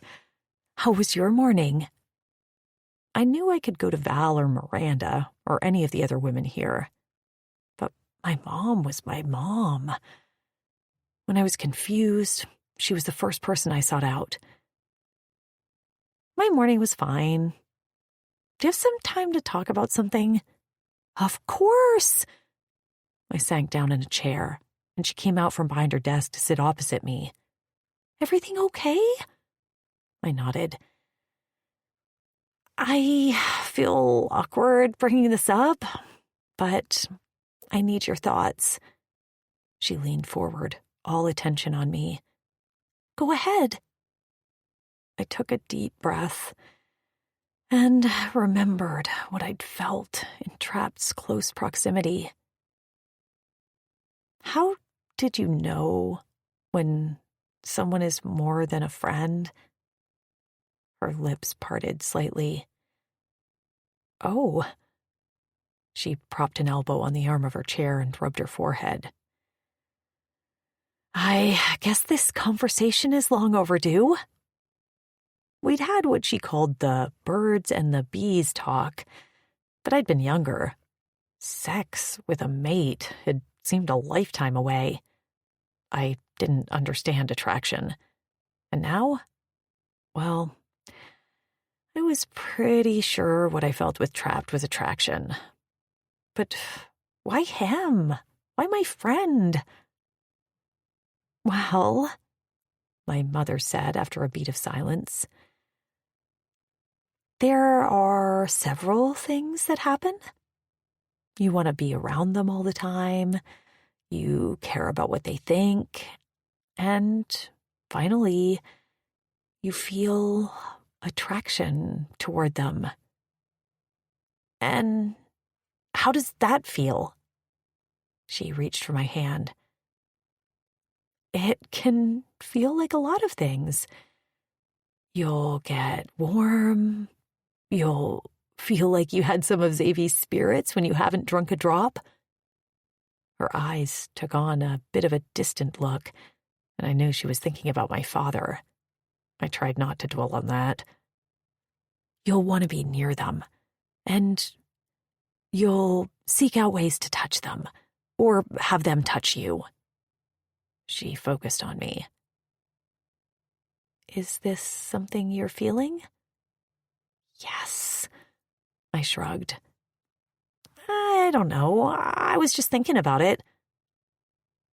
Is this about someone specific? I shook my head, even though that was a lie. Not really, I hedged. She didn't press. My mom had always had to ride a line between being a parent and being my friend. We hadn't had anyone else for so long, only each other. Did I help? I wasn't confused anymore, but my world had shifted. You did, Mom. Thanks. She patted my hand. I'm glad you asked me. You can always talk to me about anything. I stared into her pretty eyes, comforted by her words. I almost blurted out what I'd been doing with Trapped, but she wouldn't be able to keep that a secret from my father, and I truly was doing this for the good of everyone. I know. And you know that your father and I support you, but you also are special, Basil, to everyone here. And if there's someone you like, please let us know. I ducked my head. Females in the old days didn't have to introduce their lovers to their family. Her gasp took me by surprise. Do you have a lover? I rolled my eyes. No, Mom, I'm just saying. I know what you're saying, but it's not the old days anymore. And you're not just any female. I was so tired of hearing that. I didn't want to be special and sequestered away like a fragile thing. Sometimes I envied Trapped. He could just be. He was one of many warriors, and he didn't stick out. But me? I was watched everywhere I went. I wasn't a chit anymore, though. I couldn't throw a tantrum about my life. I had responsibilities I took seriously, which was why I felt I had to do what I was doing. A lump formed in my throat. I know. You seem upset. I shook my head again. Just thinking. My mother bit her lip. I stared at her blunt white teeth. I'd inherited my father's black fangs. Okay. I didn't like her worrying. There wasn't anything to worry about. My feelings were my own. I hadn't told Trapped, and I didn't intend to. Maybe this was just my hormones that my mother had told me about. Maybe all warriors gave me a warm feeling in my stomach now, and eventually one would stand out. That had to be it. I patted her hand and stood up. I'm going to make my rounds to check on the chits' chores. My mother rose. I'll get back to work. Let me know if you need anything else, all right? I nodded, feeling better after our conversation, like I always did. I couldn't take more than one change at a time. Sneaking out to learn how to fight with Trapped was enough. I didn't need adding another layer of confusion by being attracted to him. I checked in on the chits and then headed out of the hall and down the main steps. Granite was busting with activity.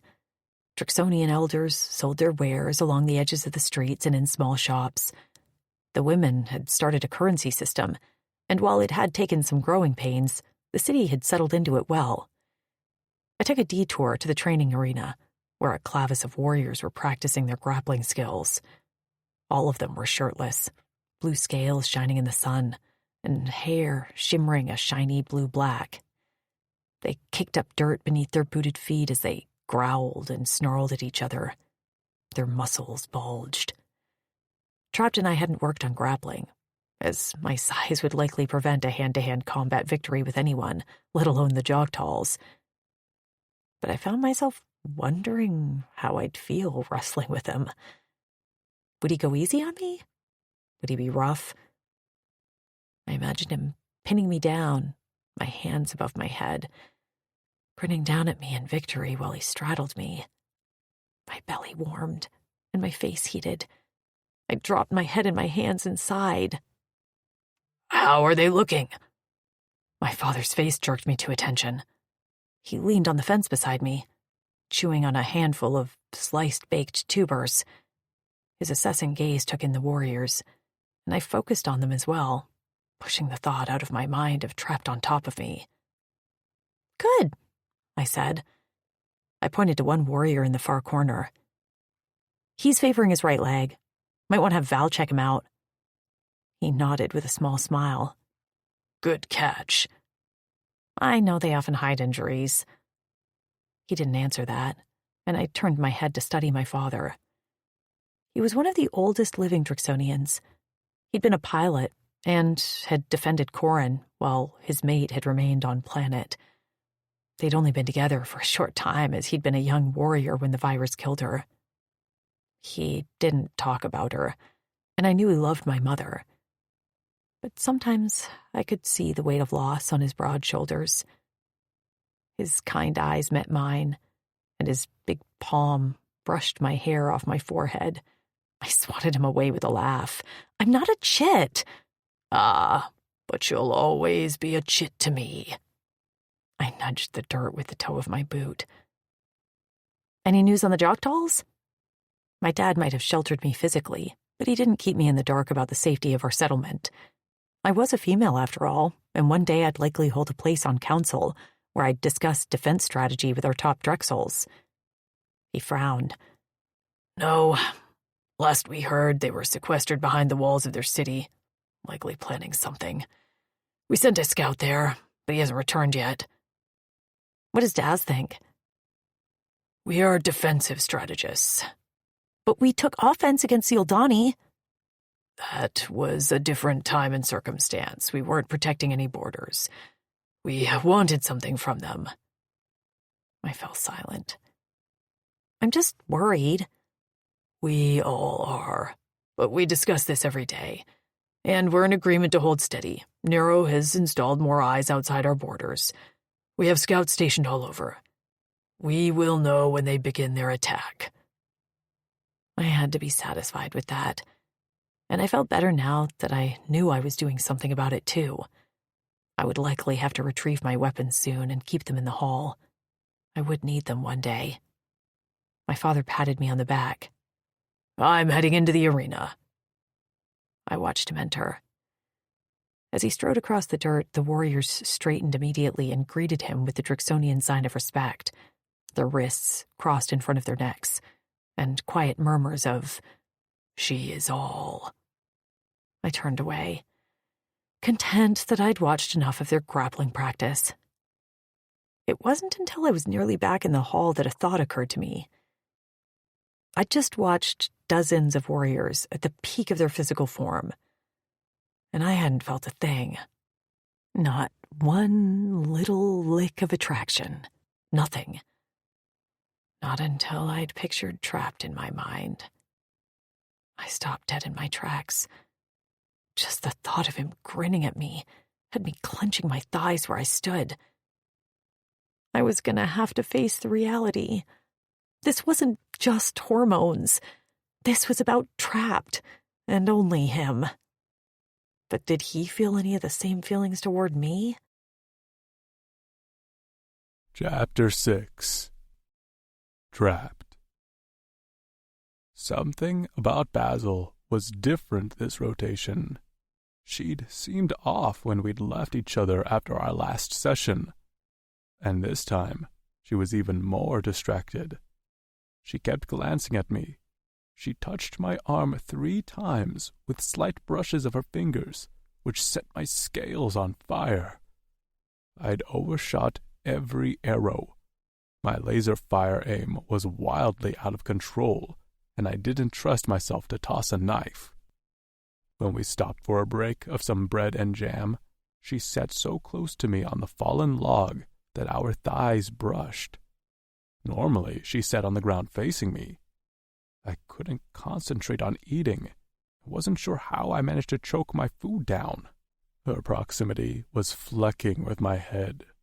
My groin ached as my cock swelled. I know what that meant.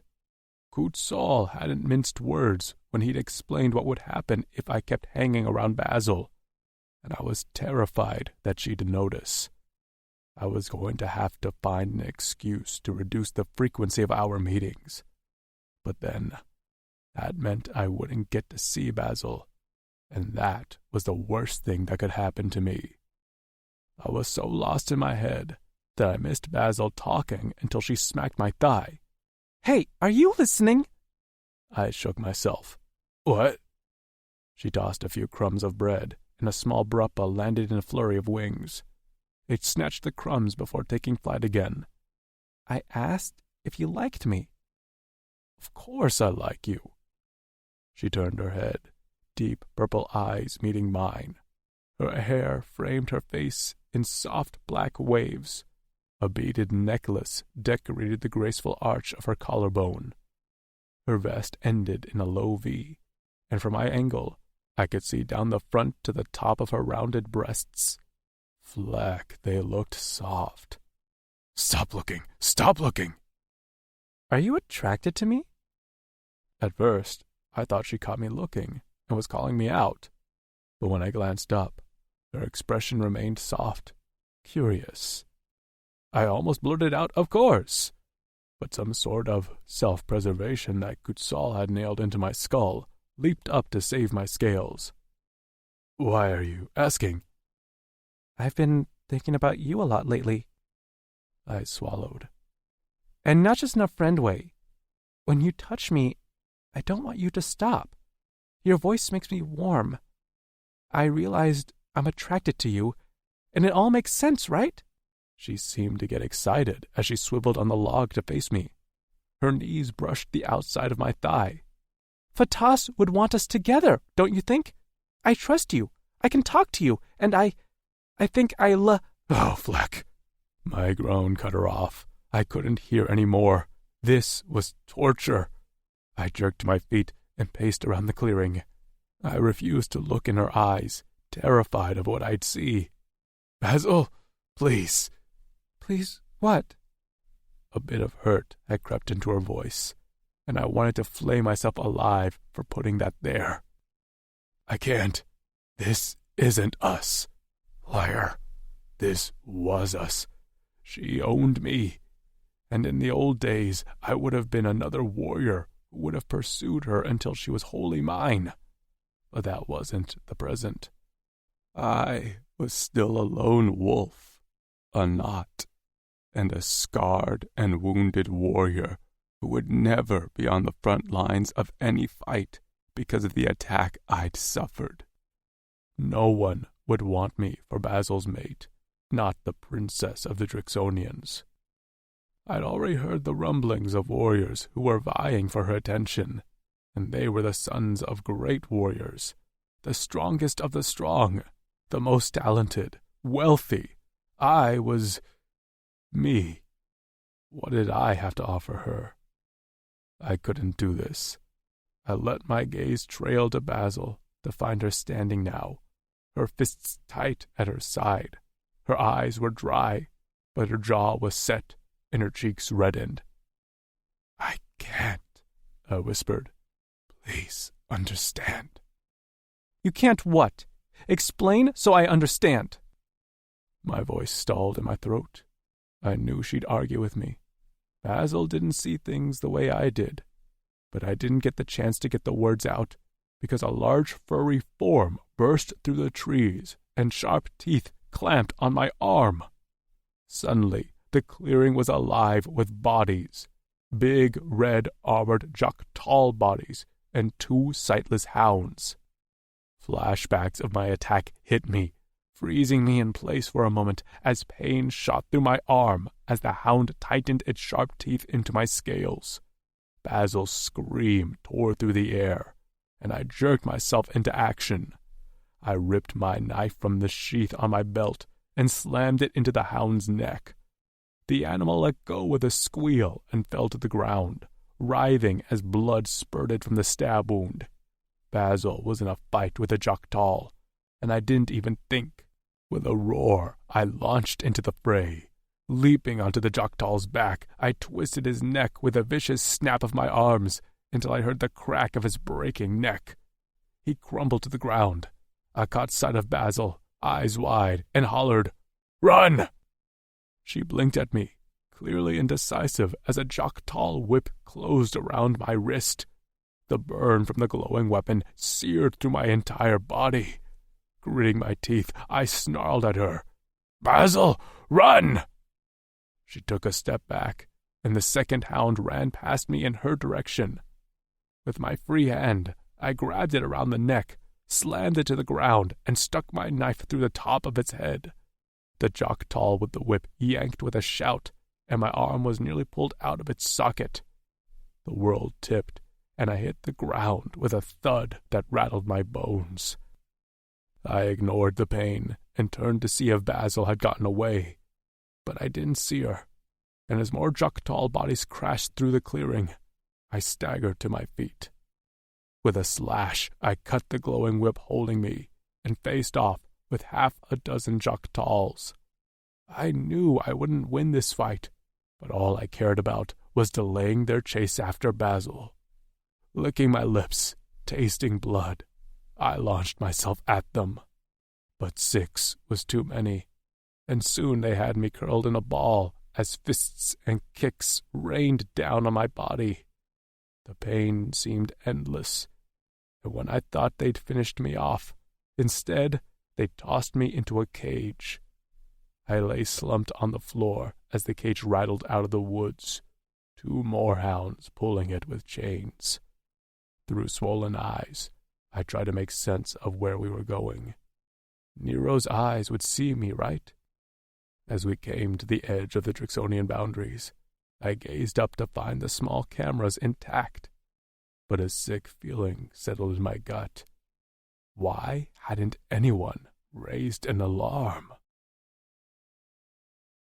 Basil. My fault, my fault, my fault! I'd done this to Trapped.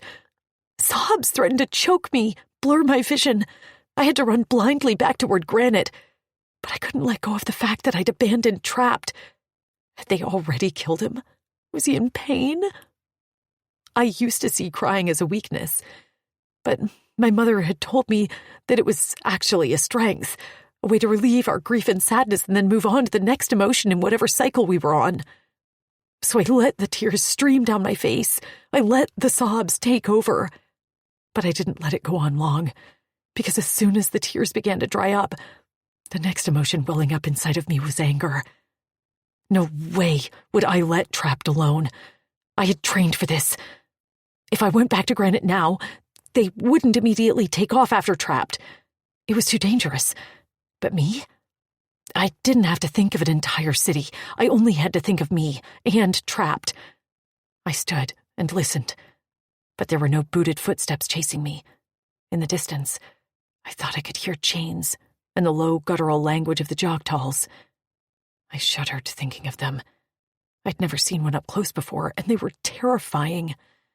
Covered in a bony armor, they had thick red skin and upside-down triangle-shaped skulls and 3-fingered hands. They were huge, bigger than Drixonians, and strong.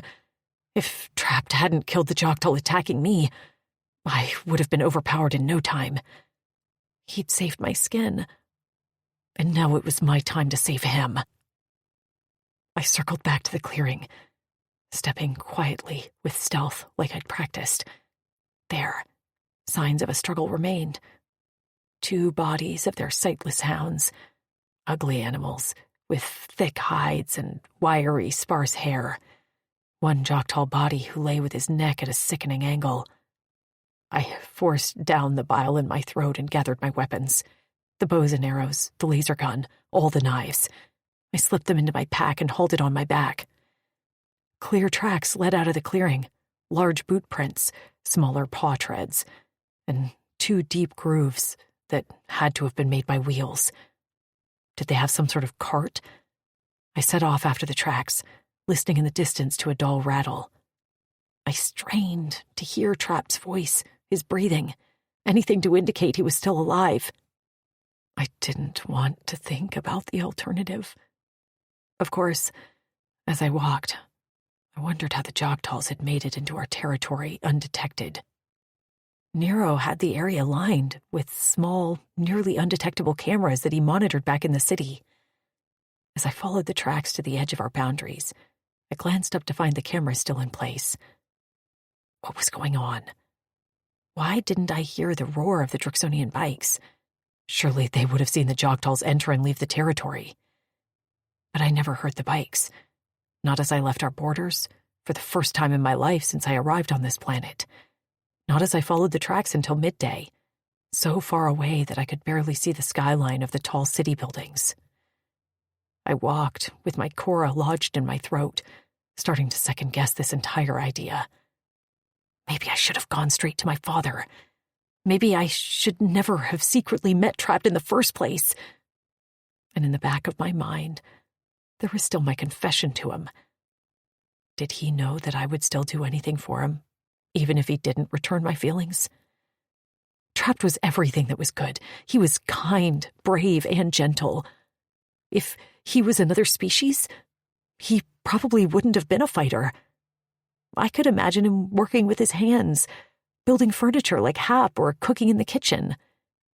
Instead, this was his life, and I hated it for him. Determined more than ever, I kept going. I ate the snacks I'd brought as I walked, saving some for Trapped, because I needed a reminder that he was alive. He had to be. He'd be hungry when I rescued him, so I rationed the food and the qua for him. Even if I found the Jogtals during the day, I wouldn't have been able to do much. As I counted the booted footprints, I knew I was outnumbered at least 6-1, in addition to 2 hounds. I'd need the cover of darkness, and a whole lot of luck. Luck wasn't something the Drixonians believed in, but my mother had used the word a lot, and my parents had mashed it into our belief in Fatas. Sometimes we needed a little help from her, and I silently talked to her as I walked. Please help me rescue Trapped. I'll never ask anything of you again. Just keep him alive and help me get him to safety. He deserves it after all he's gone through. Punish me for the lies if you need to, but please, please, save Trapped. I didn't get an answer, as I knew I wouldn't. But talking to her kept me busy as my legs ached, my stomach growled, and fatigue weighed heavy on my body. As the sun began to set, the tracks changed course, turning from the open fields into the cover of trees. I took a wide berth from the tracks, and as the sky continued to darken, a flickering of fire in a small clearing caught my eye. Crouched far away in a dense bush, I took in the sight before me. The flames highlighted several large bodies, giving the armored red skin an orange hue. I stood downwind and watched as the hounds slept without detecting my scent. And then in the shadows of the trees, I spotted a familiar form huddled in the bottom of a cage. My heart leapt, and I went very still as I watched. But the form didn't move. I tightened my fists around my weapons as I forced myself to breathe. I couldn't break down. I couldn't make a noise. But the sight of that blue body, so still. Then he stirred. Black hair ruffled in the breeze. A hand gripped the bars, and I could have sworn I saw the flash of one purple eye. Trapped. He was alive. A caged prisoner, but alive. And I could work with that. I remained crouched until the sun had set, until darkness blanketed Corin like a shroud. The hounds woke as the Jogtals tossed them the remains of their dinner, bones with scraps of meat. I heard the Jogtals talking. One of them kicked the cage and Trapped moved, but remained silent. I clenched my jaw. Killing them wasn't an option. I would never be able to take out 6 Jogtals and 2 hounds and then free Trapped. I had to trick them. As I waited for the Jogtals and hounds to sleep, I formulated a plan. A few mud bogs were nearby, so I scooped up large handfuls into a bundle of leaves. Then I tied up the leaves and hauled the very heavy supplies of mud onto my back. This was the tricky part, where I had to travel upwind. Drawing the hound's attention was important. I'd never outrun them. They slept, while one Joktal remained guard. Occasionally I'd see him poke at Trapped with his spear, and it took everything in me not to send an arrow through his neck. But I didn't fully trust my aim yet, and one wrong arrow would wake the entire camp and the hounds. I'd be doomed, and so would Trapped. I reached upwind and carefully peeled off most of my clothes.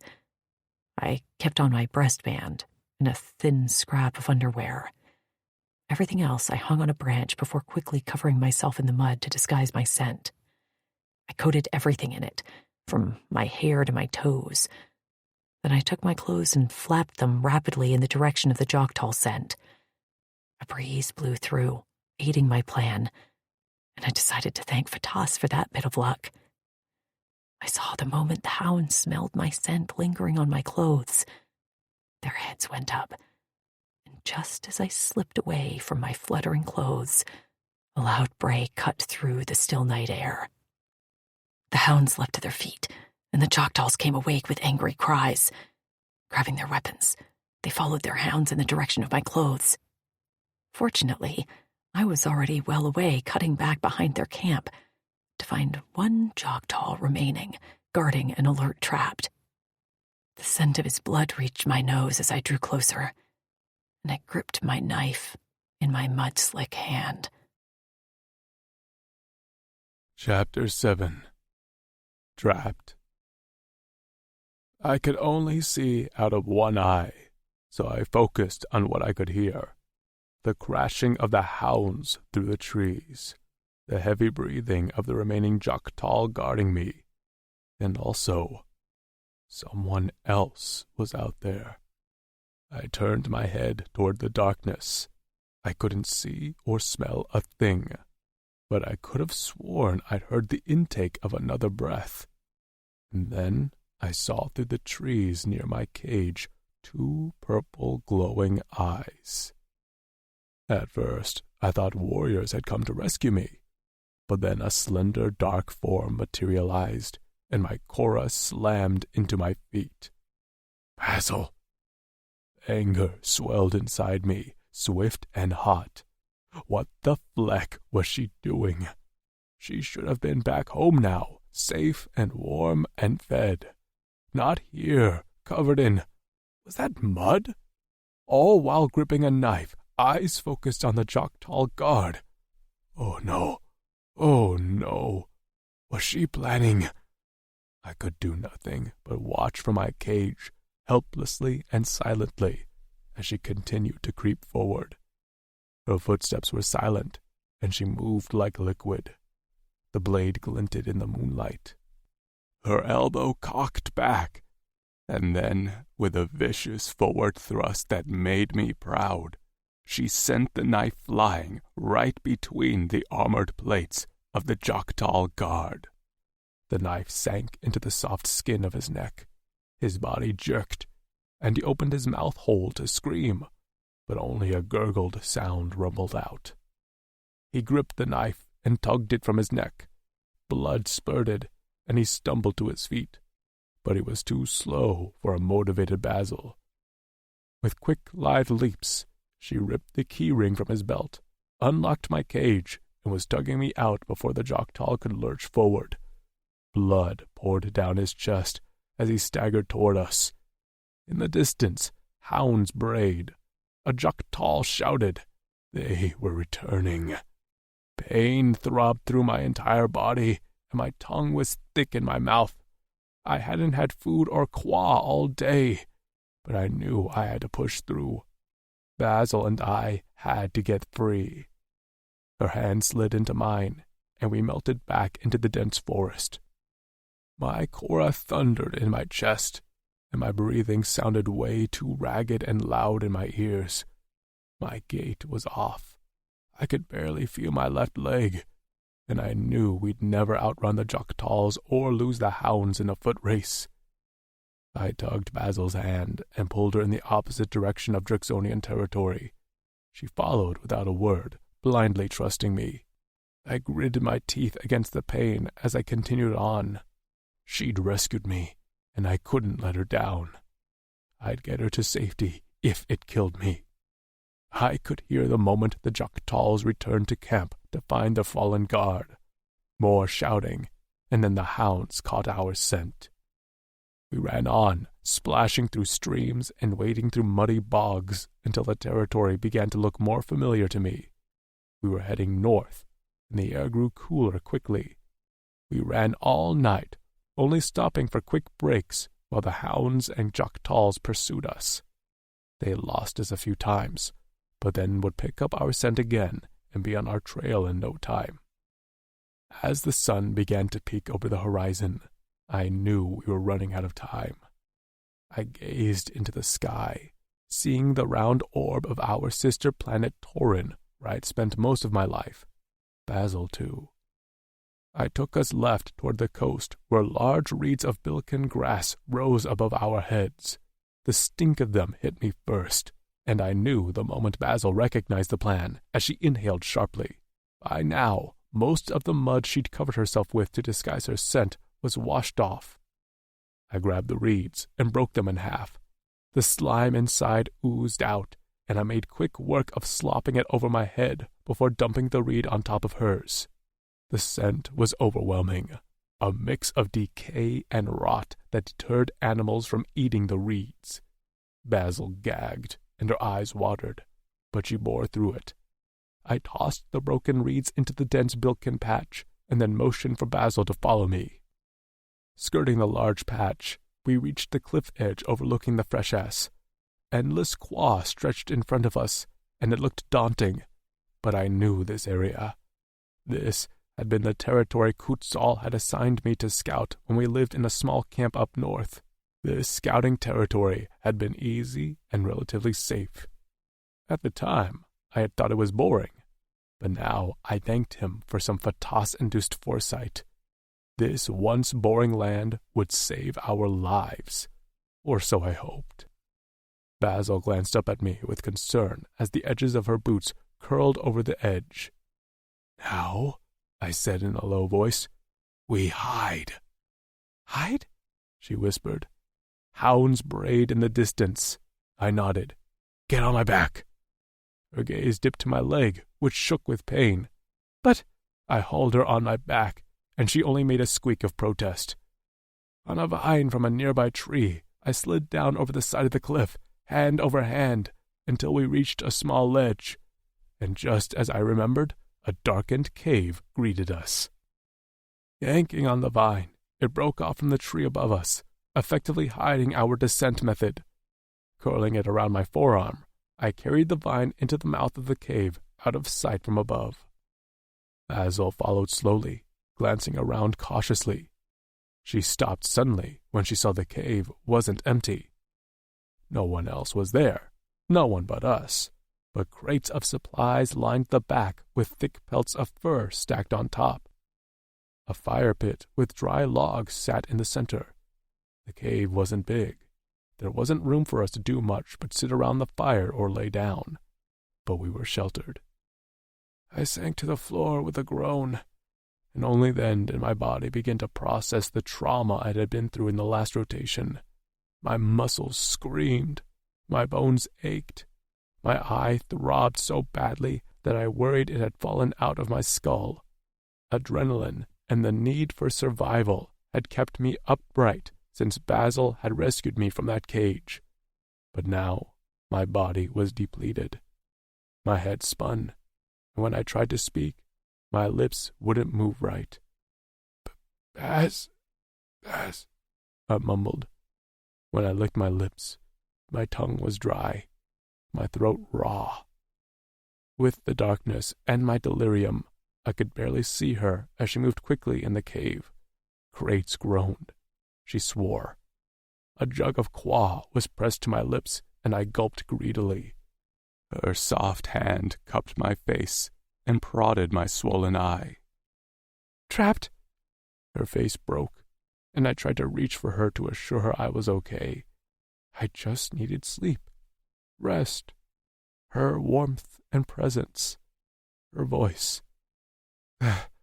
"Thank you," I managed to get out. Her body bucked on a sob. "Stop! This is all my fault. I could smell her tears. All my fault.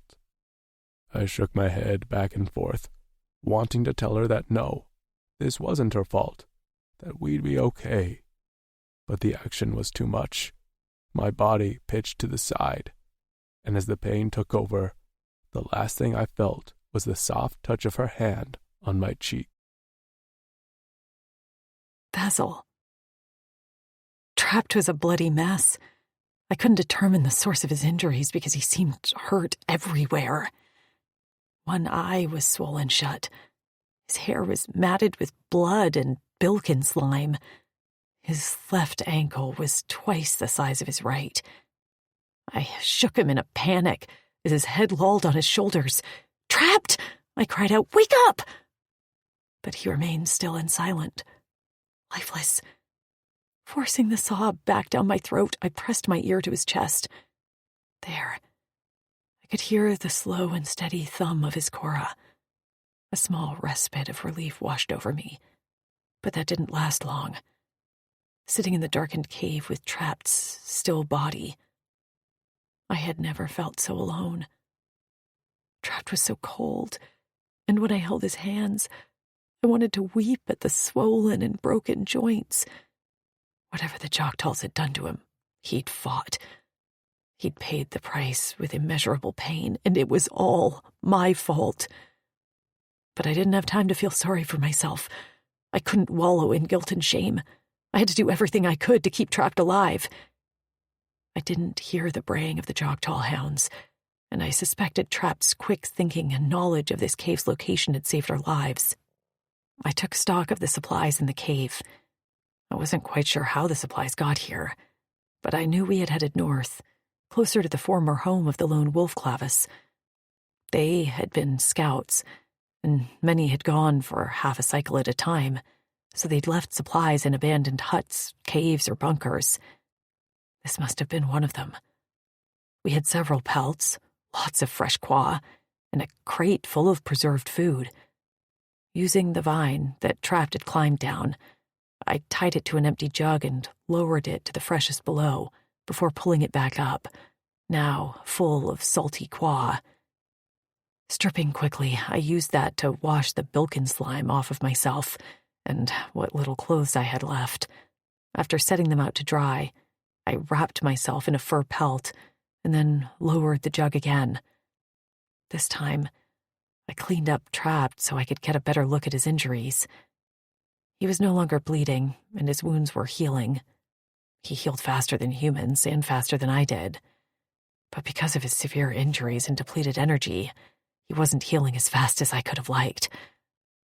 Digging in the crated supplies, I found a Medis folder. Elated, I opened it up, only to find the folder empty of Medis vials. But there were some other healer supplies, like fresh bandages and some ointments. After laying him down on a clean pelt, I stripped Trapped of his clothes, as they needed cleaned of bilkin slime and blood. I'd seen Trapped naked before, when he'd been in the infirmary, but my feelings toward him had changed since then. With strips of clean fabric, I cleaned him carefully, every inch of his scales, from the hair on his head to the tips of his toes. His body was ravaged, but still strong. He'd gained weight since living in Sari, and he was no longer the skinny young warrior he'd once been. I placed a fur pelt over his lap as I worked, and when he was clean and smelled like the fresh salty quaw and not bilkin slime, I worked on the worst of his injuries. A cut on his brow was cut to the nubbed bone. I splinted his broken fingers and wrapped his ankle. Leaning back, I surveyed my work and thanked my mother for urging me to learn some healer skills from Val. I didn't have all the supplies I would have liked, but I had enough. At least, I hoped. A breeze picked up. I'd worked most of the rotation on Trapped, and the sun had begun to set. My stomach growled, and I realized I hadn't eaten anything since the previous rotation. Food didn't sound appetizing to me. I was too racked with guilt and worry. But I knew I had to keep up my strength to care for Trapped. I chewed on some jerky and dried berries until the sun dipped below the horizon, plunging us into the dark and cold. The cave walls protected us from the worst of the freshest breeze, but I could still feel the chill air on my skin. Still naked, I pressed my body against traps and covered us both with all the pelts in the cave. His body heat had risen since I'd cleaned him of the slime, and along with my heat, we created a pocket of warm air under our pelts. He remained still, but his breathing sounded less ragged, and his cora beat stronger. Occasionally he'd moan or roll his head. A few times he flexed his broken fingers only to grimace. I wrapped my arms around him and laid my head on his chest, right over the beat of his cora. Only then did I allow myself to close my eyes and rest. The sun on my face startled me awake. For a moment I wondered why the window in my room had been left open. A breeze blew on my face, and I wrinkled my nose before rolling onto my back with a whine. "What?" I murmured, before the scent of the freshest hit me, cool and salty. My eyes flew open. I wasn't safe in my bedroom at the Hall. I was hiding out in a cave with Trapped, far from home. Trapped! I sat up in surprise and looked down at the form next to mine. He was still asleep next to me, his chest rising and falling with every breath. The color had returned to his ruddy cheeks, and one of his hands held mine on his chest. When I tried to tug it free, he gripped it harder in his sleep and whispered, "Basil." He was so much better than yesterday, and I had every hope he'd recover well, although it would take time. But I also became very aware that he would likely wake soon, and we were lying next to each other completely naked. I pulled the pelt to cover myself and clutched it at my throat. I tucked my arm again, and this time his eyelids fluttered. I went very still as he opened his eyes. One was still swollen, but he was able to get it open halfway before fixing both purple irises on me. His gaze was immediately alert. Drixonians were rarely groggy when they woke. He blinked once. "Basil, are you okay?" Battered and swollen, likely in pain, and he was asking me if I was okay. Sometimes I resented "she is all." It was supposed to make me feel treasured, but right now I felt useless. "Don't ask me that." His muscles bulged as he braced himself to a sitting position. The pelt fell to his waist. "Why? What's wrong?" "What's wrong?" My voice was shrill. "I nearly got you killed. For a moment when you slumped over, I thought you were dead." He winced. Sorry I worried you." Frustration flared inside of me. "Don't say sorry to me. I should be saying sorry to you. I'm the reason this all happened." He shook his head and reached for me. "You saved me." "I might have saved you, but the reason you even needed saving in the first place was because of me. I'm the one who insisted we sneak away to train. I made us vulnerable, and you—" I glanced at the bandages littering his body. "And you got hurt badly again." He surveyed his body and prodded his eye before flexing his fingers. A small grin tilted his lips. "I'm healing well." "Trapped," I whispered. My hand slipped on the pelt, lowering it to just above my breasts.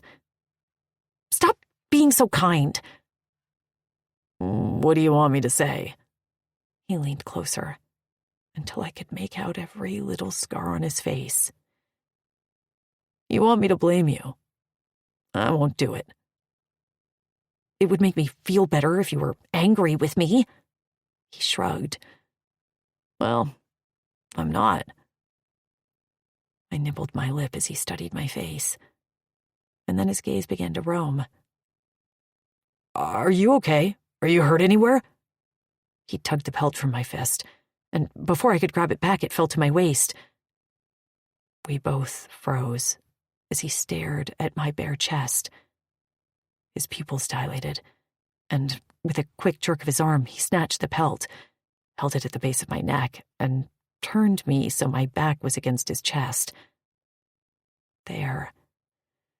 We both remained silent as our breaths misted white in the cool morning air.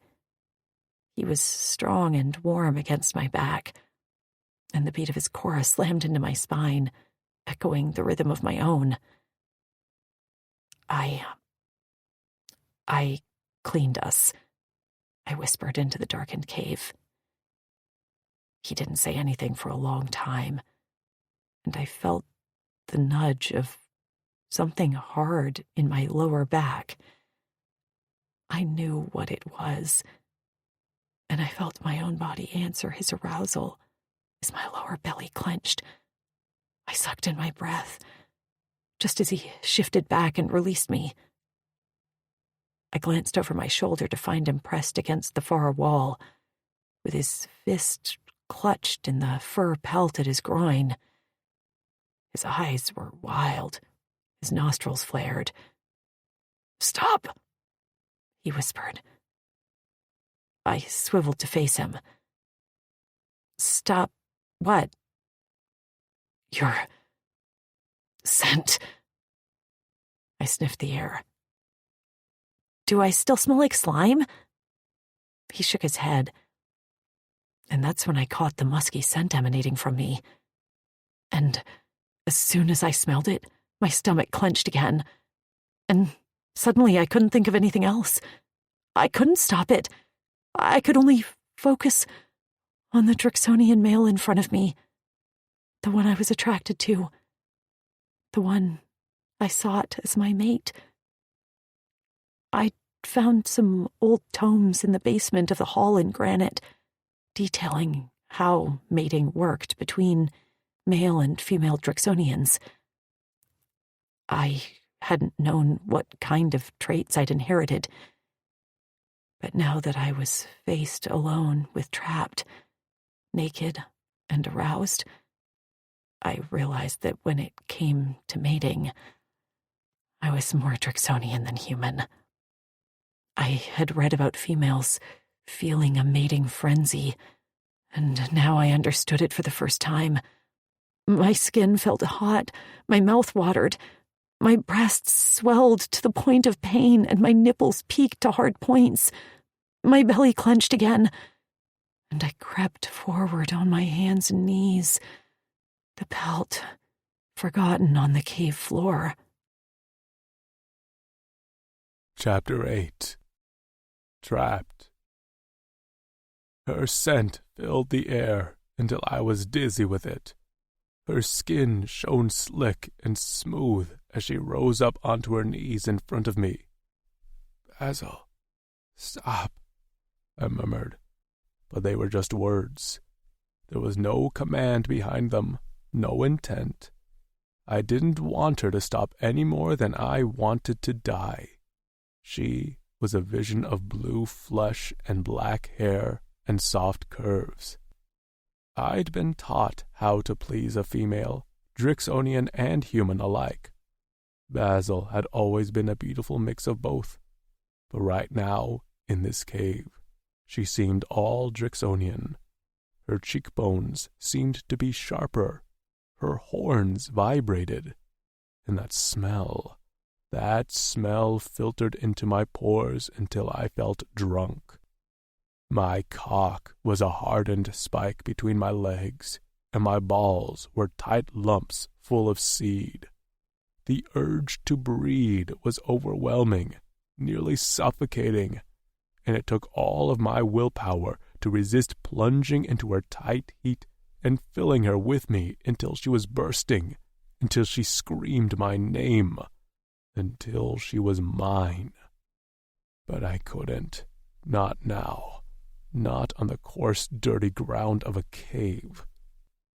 Her hands sought me out, grabbing at my shoulders as she straddled me. Her cunt was dangerously close to my cock, and the only thing separating us was the pelt I still clutched at my groin. I couldn't let her get any closer. This position was dangerous, and I didn't trust myself when she was so near. I gripped her around the waist and hauled her to her back onto the fur pelt she'd left behind. She squirmed and protested with a breathless moan that went right to my balls. Her breasts were full and ripe, and I lapped at the stiff peaks with my tongue. Her hands dove into my hair, her fingers tightening around the strands as she pulled me closer. I remembered her words before we were taken in what felt like a cycle ago. Fatas would want us together, don't you think? I didn't think. I didn't know. I wasn't sure. But all I could do now was focus on what was in front of me, and that was a naked Basil moaning my name as her claws dug into my scalp. Trapped, please, she begged. I need you. I need filled. By might of Fatas, I was only so strong. Everything about her was perfect, from her rounded hips to her soft belly, to the way her breasts heaved and jiggled with each motion of her body. Her black hair spread out on the pelt below us, and her eyes fired up at me like indigo stars. The taste of her skin was heavy on my tongue, and I recalled all the training I'd received, even though I'd never thought in a million cycles that I'd touch a female. I slid down her body to where her scent was most pronounced between her legs. Her flesh shone there, covered in her glistening aroused slick. With her legs over my shoulders, I knelt there and pressed my nose to the top of her cunt. I inhaled deeply as she trembled beneath me, and a fresh rush of slick coated her inner thighs. "Trust me, Basil," I said, just as I licked her cunt. She might have been trying to speak, but her voice only came out on a garbled moan as I feasted on her cunt, lapping at her wet folds and swirling my tongue around that bundle of nerves at the peak. The bulb there was delicious and hard, a sweet bud that I couldn't stop sucking on, and each time I did, Basil's body would jolt. She'd gush sweetly, and her legs would clamp around my head. She said my name. She said please. She said a lot of things, but I couldn't focus on her words when her taste slid down my throat like the best drink. I was in sweet oblivion feasting on her, and when I plunged my tongue inside and began to push deep in my chest, the vibrations sent her into orbit. She screamed and shook before her inner walls rippled over my tongue. She came in a hot rush into my mouth, my name on her lips as she shuddered. I didn't touch myself, but I felt the moment my balls drew up tight. As I swallowed her sweetness, my cock bucked, and my seed spurted onto the cave floor between my legs. My hips bucked, seeking a sweet heat that I denied myself.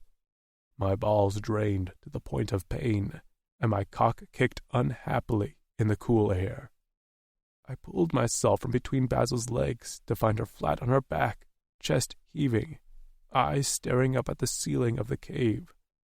Worried, I crawled up her body, but as soon as I got close to her face, she threw her forearm over her eyes. I hesitated, then sank down onto the fur next to her. I covered her with a pelt, tucking it in around her. Did she regret what we'd just done? Was she embarrassed? Should I have rejected her outright? My fangs worried my lip until I drew blood. Finally, I couldn't take it anymore. I slowly tugged on her arm until she dropped it from her eyes. They were wet. She'd been crying. "Basil, please, don't cry."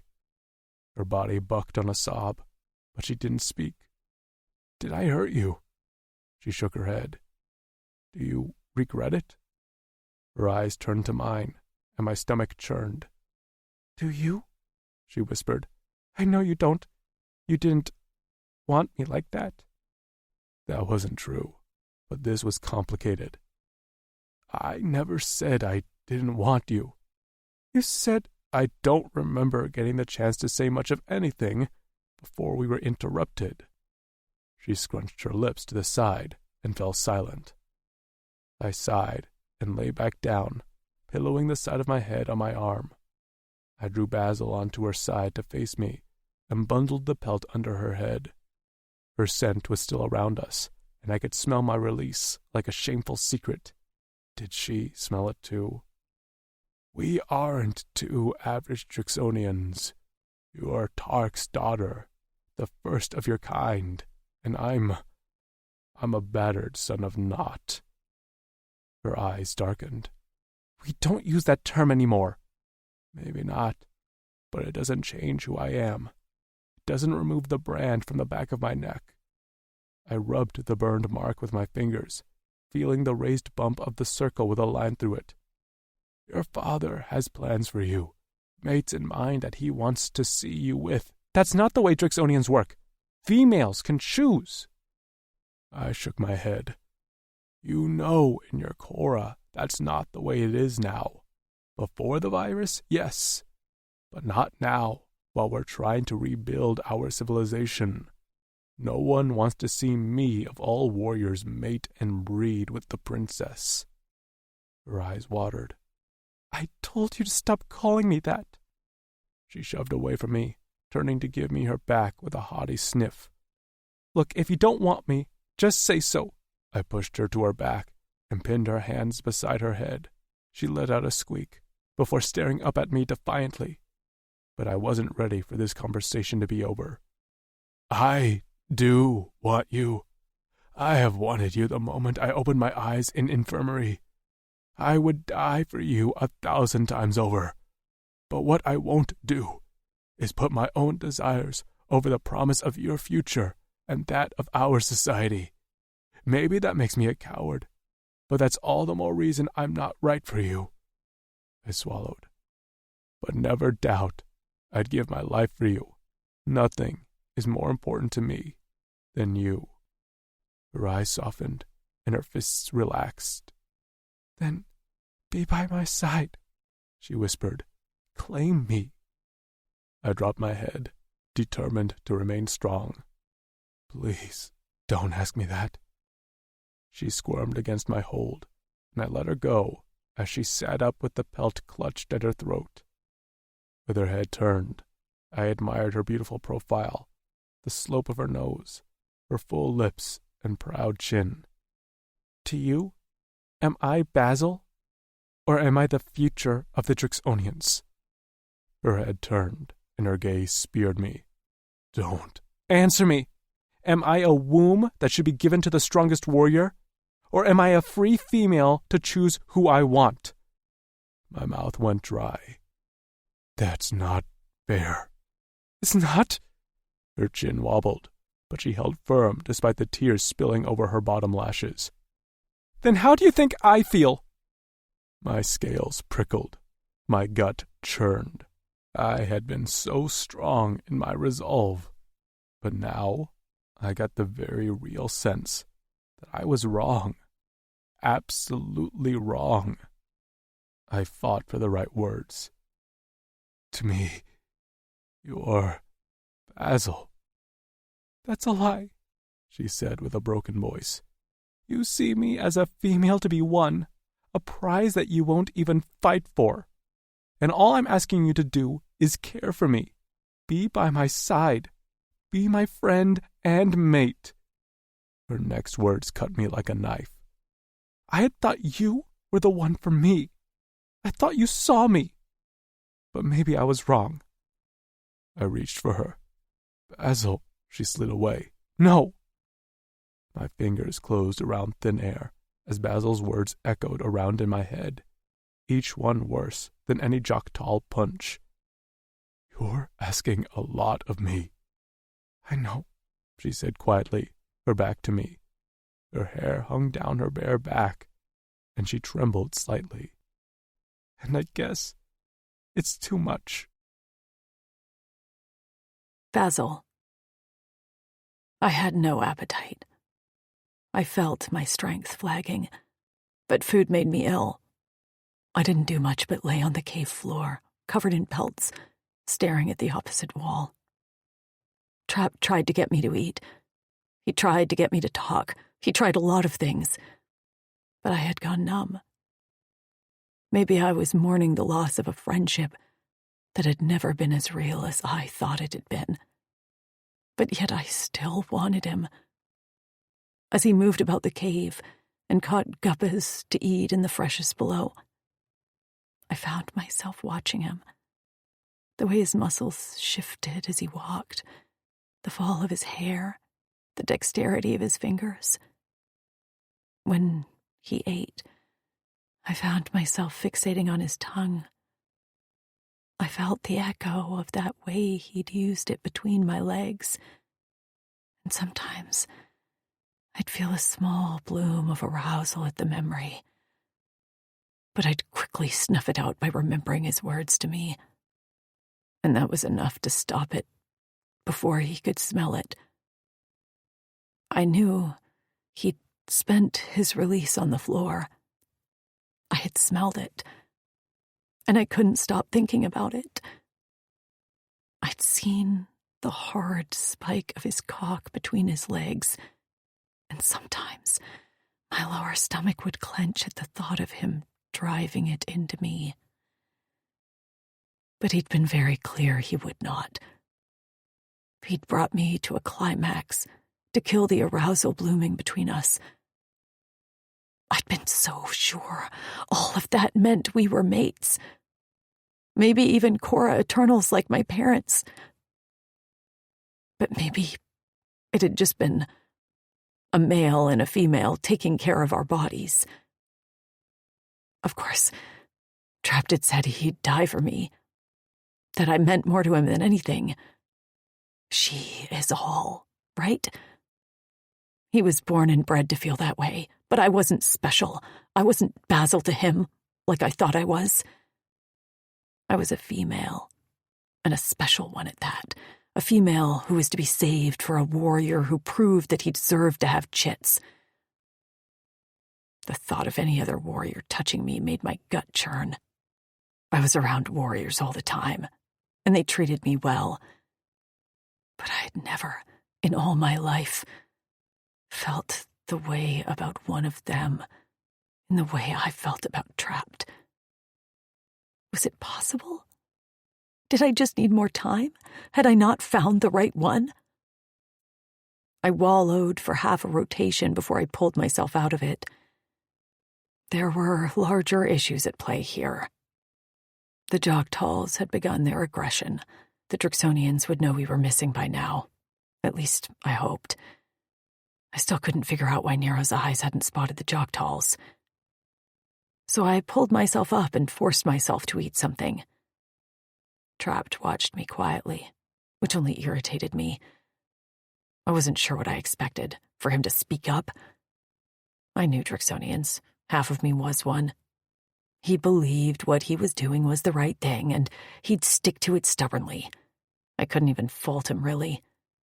I was the selfish one, expecting more from him than he was willing to give. When I finished eating and had washed up, I dressed in some spare clothes I'd found among the supplies and stood in the center of the cave with my hands on my hips. Trapped stood near the entrance, staring out into the freshes. "We should start thinking of a plan to get out of here," I said. He slowly turned his head. "I've been thinking of a plan this whole time." Right. He hadn't spent his time feeling lovesick and sorry for himself. What was wrong with me? My city and family could be in danger, and I was more worried about Trapped returning my feelings. Right. I'm sorry. I have myself together now. What can I do to help? He heaved a sigh and squinted into the sun. Well, not much, seeing as all the vines I would have used to climb up have been cut. My Cora beat stuttered. What? The Jogtals must have figured out we had gone over the side. They cut all the vines to prevent our access up. I forced myself not to panic. So, What are you saying? I'm saying we're stuck here until I heal enough to climb the cliff. I've done it before, but not when I was injured. I never asked, what is this place? I gestured around to the supplies. This area was my scouting territory, and I used this cave to store my rations. So that's why you know this area so well. He nodded. It's pretty safe, which was why Kutzal gave it to me. He scuffed his boot on the ground with a small, crooked smile. He always went easy on me. I drew closer to him and leaned against the mouth of the cave with my arms crossed. I had always been curious about his relationship with Kutzal. Even though I knew the older Drixonian would never hurt me, he still scared me a little. Kutzal always seemed so harsh, but that's not all there is to him, is there? Trapt met my gaze. Other Drixonians are like big brothers, but Kutzal is the closest to a father I've ever had. He's the reason I'm alive. He always protected me, and I think when I was hurt, it affected him the most. Guilt gnawed at my gut. He'll be worried about you. And everyone will be worried about you. Hey, I admonished. Everyone will be worried about you too, not just Kutzal. He eyed me, and this was dangerously close to our previous conversation that we couldn't conclude. His eyes told me to drop it, and I agreed. Venturing farther out to the edge of the cliff, I peered up. The rock face was a straight incline. Do you think they're waiting up there for us? I asked. He shook his head. I don't think so, but I can't be certain. I can climb up and try to grab a vine for us, I suggested. He gave me a look of horror. Absolutely not. But you said you climbed with practice on other cliffs with Kutzal waiting at the bottom to catch me. Lots of practice.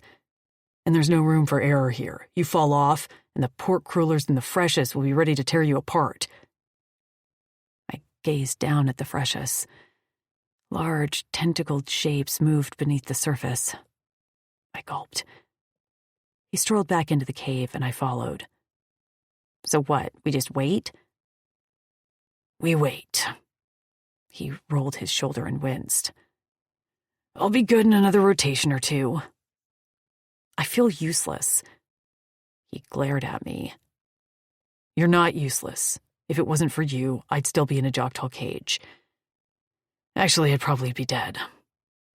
He squatted on the ground to clear away the guppus bones from his morning meal.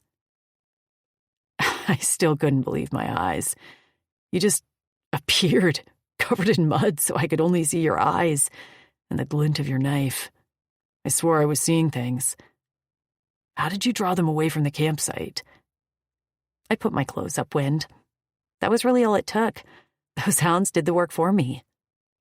He smiled. That's smart, Basil. Good job. I wanted to preen. Thanks. A loud smacking sound behind me had my core in my throat as I whirled around. Trapt surged to his feet and leapt in front of me, his machetes raised. As the edge of a vine twisted on the ground, it shook, and I could hear the soft grunts of something descending on the vine. Had the Joktals been waiting and decided it was time to finish us off? I reached for a weapon, and my hand closed around a knife on top of one of the supply crates. But Trapt was blocking me with his chest puffed out, his tail lashing angrily, and his shoulders rounded. Booted feet came into view, and I braced, just as a figure dropped to the ground in a crouch. Backlit by the sun, I could just barely make out the familiar markings. A Drixonian. He stepped further into the cave, and my knife dropped on the ground as my eyes landed on the massive form of Vinz. Trapt's machetes lowered as Vinz grinned with delight. He hollered over his shoulder. You owe me a bottle of spirits. Told you he'd be here. Another form dropped to the ground, and Lucent strode into the cave. For Fleck's sake. He gripped Trapt around the back of the neck and touched their foreheads together. Kutzal is on a rampage over you. We only kept him from the search because Trix is heavy with their chit. More guilt swallowed me. I'd caused them so much stress. Lucent released Trapped, and then reached for me. I found myself wrapped in a strong hug by the big, bald, scarred Drixonian, who rarely showed much emotion at all. His big palm patted my back. "So glad you're safe, Basil." He stepped back and nodded at Trapped. "Proud of you. She is all." "She is all," Trapped murmured before glancing at me. "But she did most of the—" I pinched him, and he yelped before falling silent. I smiled at Lucent and Vince. "He kept me safe. I'm unhurt." "That's good. Your father is ready to behead every Joktal by himself." "So, you know we were taken by them?" Trapped asked. "They entered our territory without anyone knowing." "They found a way to blind Nero's eyes. They showed nothing was amiss, all while the Joktal snuck in. Nero figured out something was wrong quickly, but by then they'd already left. He was able to recover the footage of what really happened, and we saw they'd taken you." His gaze shifted to Basil. "And we saw her trailing you." "I couldn't let them get far without him," I said. "It was my fault we were there in the woods in the first place." "That's for people above our pay grade to handle," Vin said. "Let's get back up this cliff and back home before Tark raises the planet." "Quetzal, too," Lucent added. I made to climb up the vine myself, but Lucent instead hauled me on his back, while Vince helped Trapped. I was worried about him, as he was still injured from the Joktal beatings, but with Vince's help, he was able to make it to the top of the cliff. Nestled in the cover of some bushes were Lucent and Vince's bike. I'd never been so relieved to see the hover bikes, and I clutched the handlebars in front of Lucent as the bike roared to life, and we took off back toward Granite. I glanced over at Trapped, but he stared straight ahead. I realized then that the rescue was the easy part. Getting home and facing my parents and Quetzal was going to be the real battle. Chapter 9. Trapped. The last time I talked to Daz, he'd thanked me for my sacrifice after I'd been attacked. Now, I stood before him, thinking this wouldn't be as good of a meeting. We were in the grand room on the first floor of the hall. The high ceiling rose above our heads, and murals decorated the walls. Tark stood next to Daz, glowering at me like he wanted to rip my head off, and Quetzal stood off to the side, fuming in silence. Lucent and Vince were on either side of him, and they were likely the only thing holding him back from laying into me. Basil was defiant, standing with her chin high as she met her father's gaze without intimidation. As we'd ridden back into our territory, the amount of Drixonian guards lining our borders had more than doubled. Warriors were everywhere, armed to the teeth, ready to defend and protect. "Explain how this happened," Tark spoke to me. I opened my mouth, but Basil cut me off. I asked him to help me learning some fighting skills. We weren't doing anything wrong. "If you weren't doing anything wrong, then why didn't you tell me? Why sneak out?" Tark demanded. Basil fidgeted before speaking up again. "Because I know you think it's a waste of time, but I don't. And Trapped was the only one willing to help me." "He was the only one willing to help you, because he's the only one stupid enough to do it." Quetzal spat. I flinched, knowing Quetzal didn't fully mean what he said, but his anger always had a mind and voice of his own. "He's not stupid," Basil fired back, and I closed my eyes, wishing to melt into the floor. This was already going south fast. "I take responsibility for what happened." I met Tark's livid gaze. "No, I do," Basil said quickly, and I wish she would stop because she was making this worse. "It was my idea to ask him to help me train. If I hadn't made him, then this wouldn't have happened." "If you hadn't made him?" Tark growled. "He has a mind of his own, Basil. He could have told you no, and that was what he should have done. That seemed not to occur to her. She glanced at me helplessly, but I knew the best action in this situation was to take my verbal beatings and move on. I was in pain, exhausted, and worried this might be one of the last times I'd ever see Basil. And the fact that she was still trying to defend me after I'd rejected her was like poison in my wounds. I'm telling you, it's my fault, Basil insisted. Daz raised his hand to signal silence, and Basil clamped her mouth shut. A muscle worked in her jaw as she vibrated with tension. The Choctaws found a way to interfere with the signal from Nero's eyes, he said. By the time we realized the issue, it was too late. You had already been taken, and Basil had already gone after you. But this shouldn't have happened. Trapped, you made the wrong decision. I see you the way you look at Basil, and I was willing to let it play out. But you placed your own selfish desires to spend time with her over the good of the whole and against she is all. You risked her and the rest of us. The words should have hurt more, but I was numb now. Numb to the fact that I'd lost everything, from Basil to Daz's respect. Kutzal seethed, his breath hissing between his clenched teeth, and even Vinz looked disappointed. But the worst of it was knowing they were right. I'd flecked up. Basil took a step forward, her eyes wet. Daz, please. Dad, that's not what happened. Kutzal, Daz said.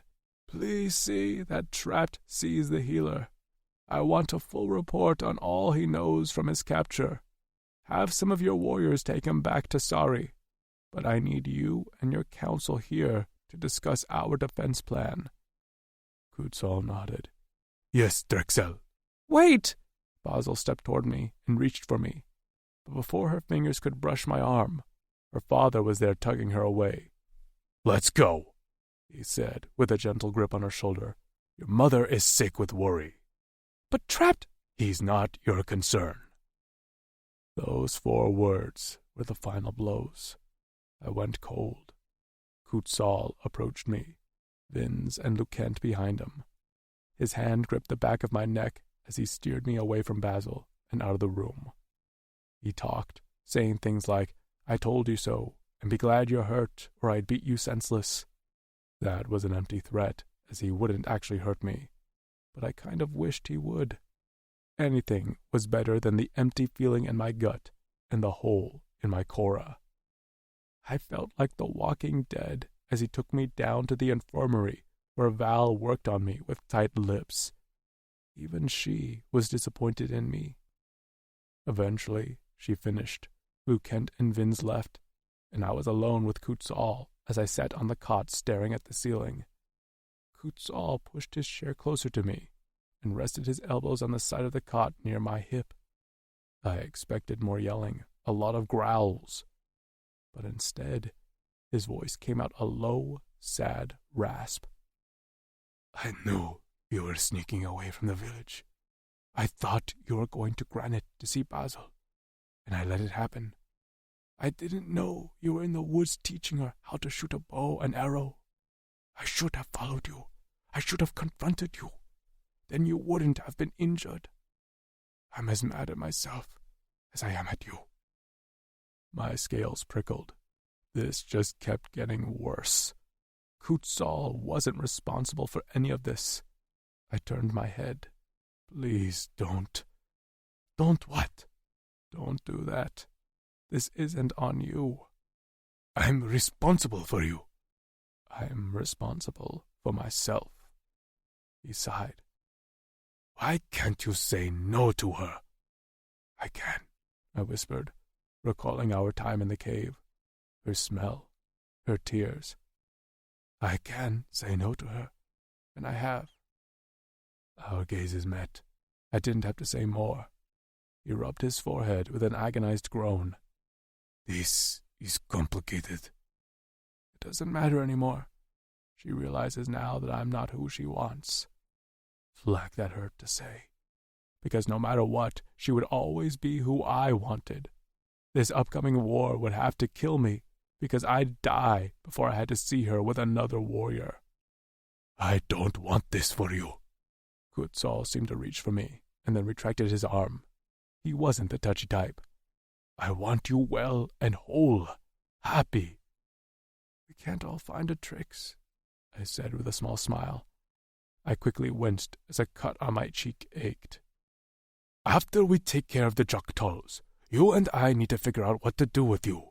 I'll give you anything trapped. You can cook, apprentice with Hap to make furniture, anything but the future with Basil.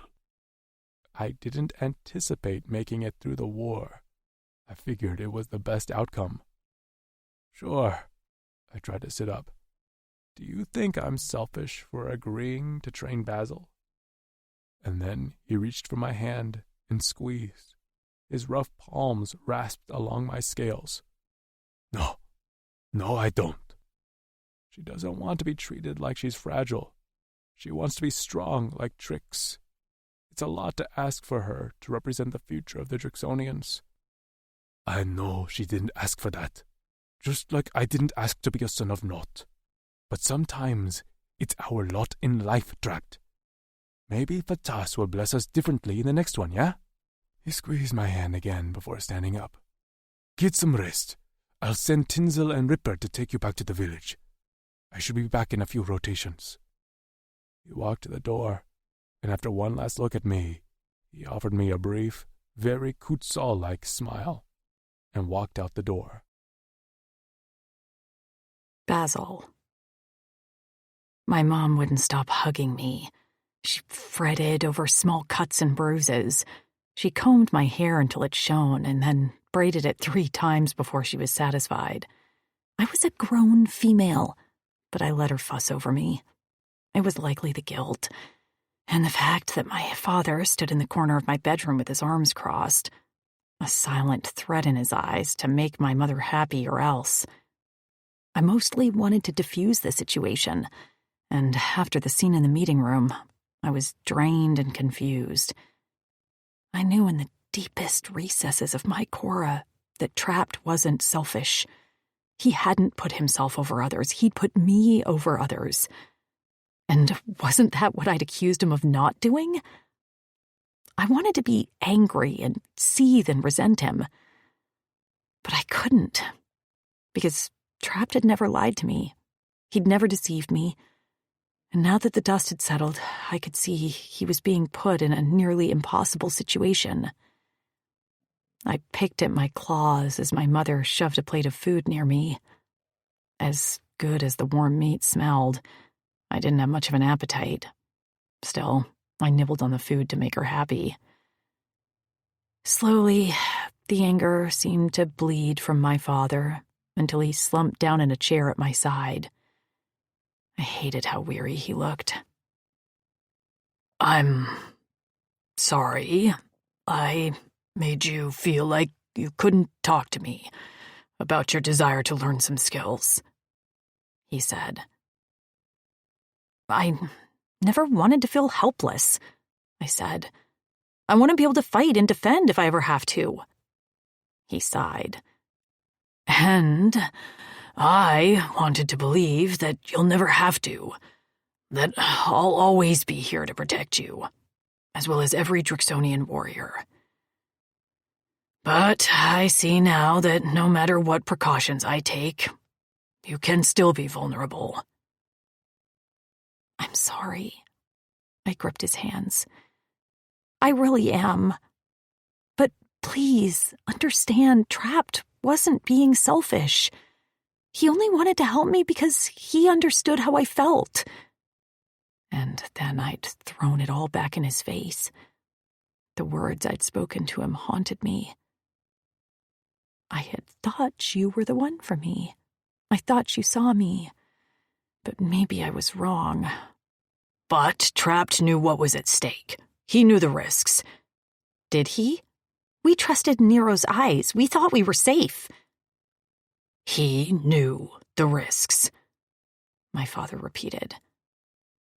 I wanted the blame on me. Please don't fault him for this. Please. My father studied my face, and then he reached out and gently brushed the side of my face with the back of his hand, like he'd used to when I was a chit. Give it some time. Emotions are high now.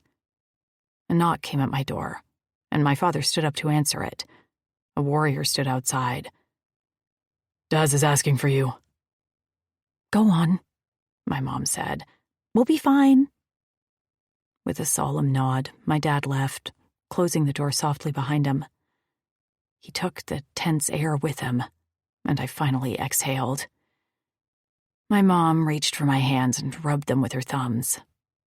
She looked pale, and like maybe she'd lost weight in the few rotations I'd been gone. At this point, guilt was going to eat me alive. I'm sorry, Mom. Stop saying you're sorry, she sighed. You couldn't have known this would happen. She glanced up, meeting my eyes. I'm upset you didn't tell me what you were doing. I took it for granted that you were always honest with me. I regret it, Mom. More than you know. She nodded and patted my hand. So, will you be honest with me about something? What? How do you feel about Trapped? I pulled my lips between my teeth, released them. Tears threatened, and I blinked rapidly. Oh, honey, she murmured, just as my shoulders bucked with sobs. She pulled me into a hug, and I clung to my mother as I blubbered out what had happened. That I'd confessed to him, that I knew he felt the same way about me, but that he said we couldn't be together. I told her about the harsh words I'd said to him, and my regret. I also shared with her my fear that I'd never make it right, that our relationship was broken irretrievably. So I'd lost not only the male who I thought was my future mate, but also my best friend. All the while, she rubbed my back. When my sobs calmed, she wiped my face like I was a chit. And I felt like one too, small and weak. Listen to me, my mother said. This is not the end if it's not meant to be. I believe in Fatas as much as Tark does. Nothing about love and relationships is easy and convenient. It's messy and complicated and damn difficult. She held my face in her hands. And I happen to like Trapped for you. He looks at you like you hold his world in your hands. I sniffed. Not anymore. Don't say that. Let the dust settle. Everyone is on edge because of the Joktalls. And a lot of us let our emotions get away from us because we feared the worst for you and Trapped. This isn't over, Basil. I'm sure of it. What does Dad think of Trapped? My mother's hesitation was all I needed to know. I dropped my head in my hands with a groan. Honey, my mom said, you have to understand, he's an elder. He still holds some prejudice from the old society, but he's working on it. So, to him, Trapped is not the ideal mate for you. I groaned again, and she shook me. But your father is not your owner. I dropped my hands from my face. My mother had never spoken this direct. I glanced up to find her eyes had sharpened. I wouldn't have allowed that from a human husband when I lived on Earth, and I won't allow that here either. We are all still finding our feet on this planet, but we will not fall into patriarchal ways. Your mate is your choice. And I know that every female on this planet will die on that hill for you and for our daughters. You understand that, right? We are the owners of ourselves. And if there's one thing I do in my life, it will be to instill that legacy on generations to come. My mother was a strong woman, but I'd never heard her talk with this much conviction. It took my breath away. My tears no longer fell, and there was a burning in my gut that hadn't been there before. I recognized it as hope and a little bit of inner power, confidence. "Mom," I whispered, "I love you." Her stern expression melted into a smile. "I love you too." She hugged me again, and I nestled into her neck, smelling her familiar scent like a balm. "Trust in Fatas," she said into my hair. "I'm not saying she'll lead you to Trapped, but she will lead you. I promise." I closed my eyes and squeezed her back. "Thank you. Thank you for coming back to us safe." Chapter 10. Trapped. Rotations passed while I healed in my hut in Sari. I was mostly left alone, except for Lou and Maisie, who kept finding excuses to deliver me food or tidy up my space. I didn't talk to them much. I didn't have anything to say. Sometimes I'd open my eyes to find Trix standing over my bed, or protruding belly nearly blocking out the sun. I felt most guilty to her. In stressing out Kutsal, I'd put stress on her as well, during a time where she should be relaxed and taking care of herself. In addition, Kutsal was still in Granite, strategizing with Daz. Most of the warriors of the village were gone, either on patrol or training, so I was mostly left alone with the females. After 3 rotations, Lou tugged me out of my bed and made me sit with her under the mook tree, shucking the tula husks for dinner. I flexed my fingers, relieved there were no longer aches in the joints. Physically, I had healed from the Joktal beating. I barely even thought about it anymore. Now all that was on my mind was what had happened after in that fresh-ass cave with Basil. Sometimes I swore I could still taste her, and then I shut that line of thinking down quick. I couldn't let myself go there and indulge in the memory, or I'd go mad. Lou nudged me with her foot. "Hey." "Hey, what?" "What are you thinking about?" Her direct question caught me off guard. I almost blurted out everything. Instead, I just shrugged. "Okay." Her eyes glittered. She was not content to sit in silence. "So, what happened with you and Basil before you were rescued? You had a few rotations alone." I shrugged with more aggression. "We talked." Her hand rested on my forearm, stopping my movements. "Look at me." Lou talked a lot, loved to gossip, and was nosy. But all those things were why I liked her. If she sensed unhappiness in someone, she wanted to fix it. I understood why Axton risked so much for her. "Talk to me, Trapped. I know something happened, and I know you're suffering inside. Most of the warriors see you healed outside and assume it's all okay. But I know better. All of us females do. And you know we care about you." "You've been talking about me then?" I asked with a lightness I didn't feel. She smiled. "Of course." "Do these tula husks actually need shucked, or was this a way to get me out of my hut?" Her smile widened, and I dropped the husked tula in the basket with a chuckle. I figured. "So, talk to me. Tell me what's going on. Even if I can't help, even if I can't fix it, you'll feel better." I wasn't sure she was right, but I knew I would have to sit here until I talked, so I did. "You probably know Basil asked me to teach her some fighting skills, and I agreed to help.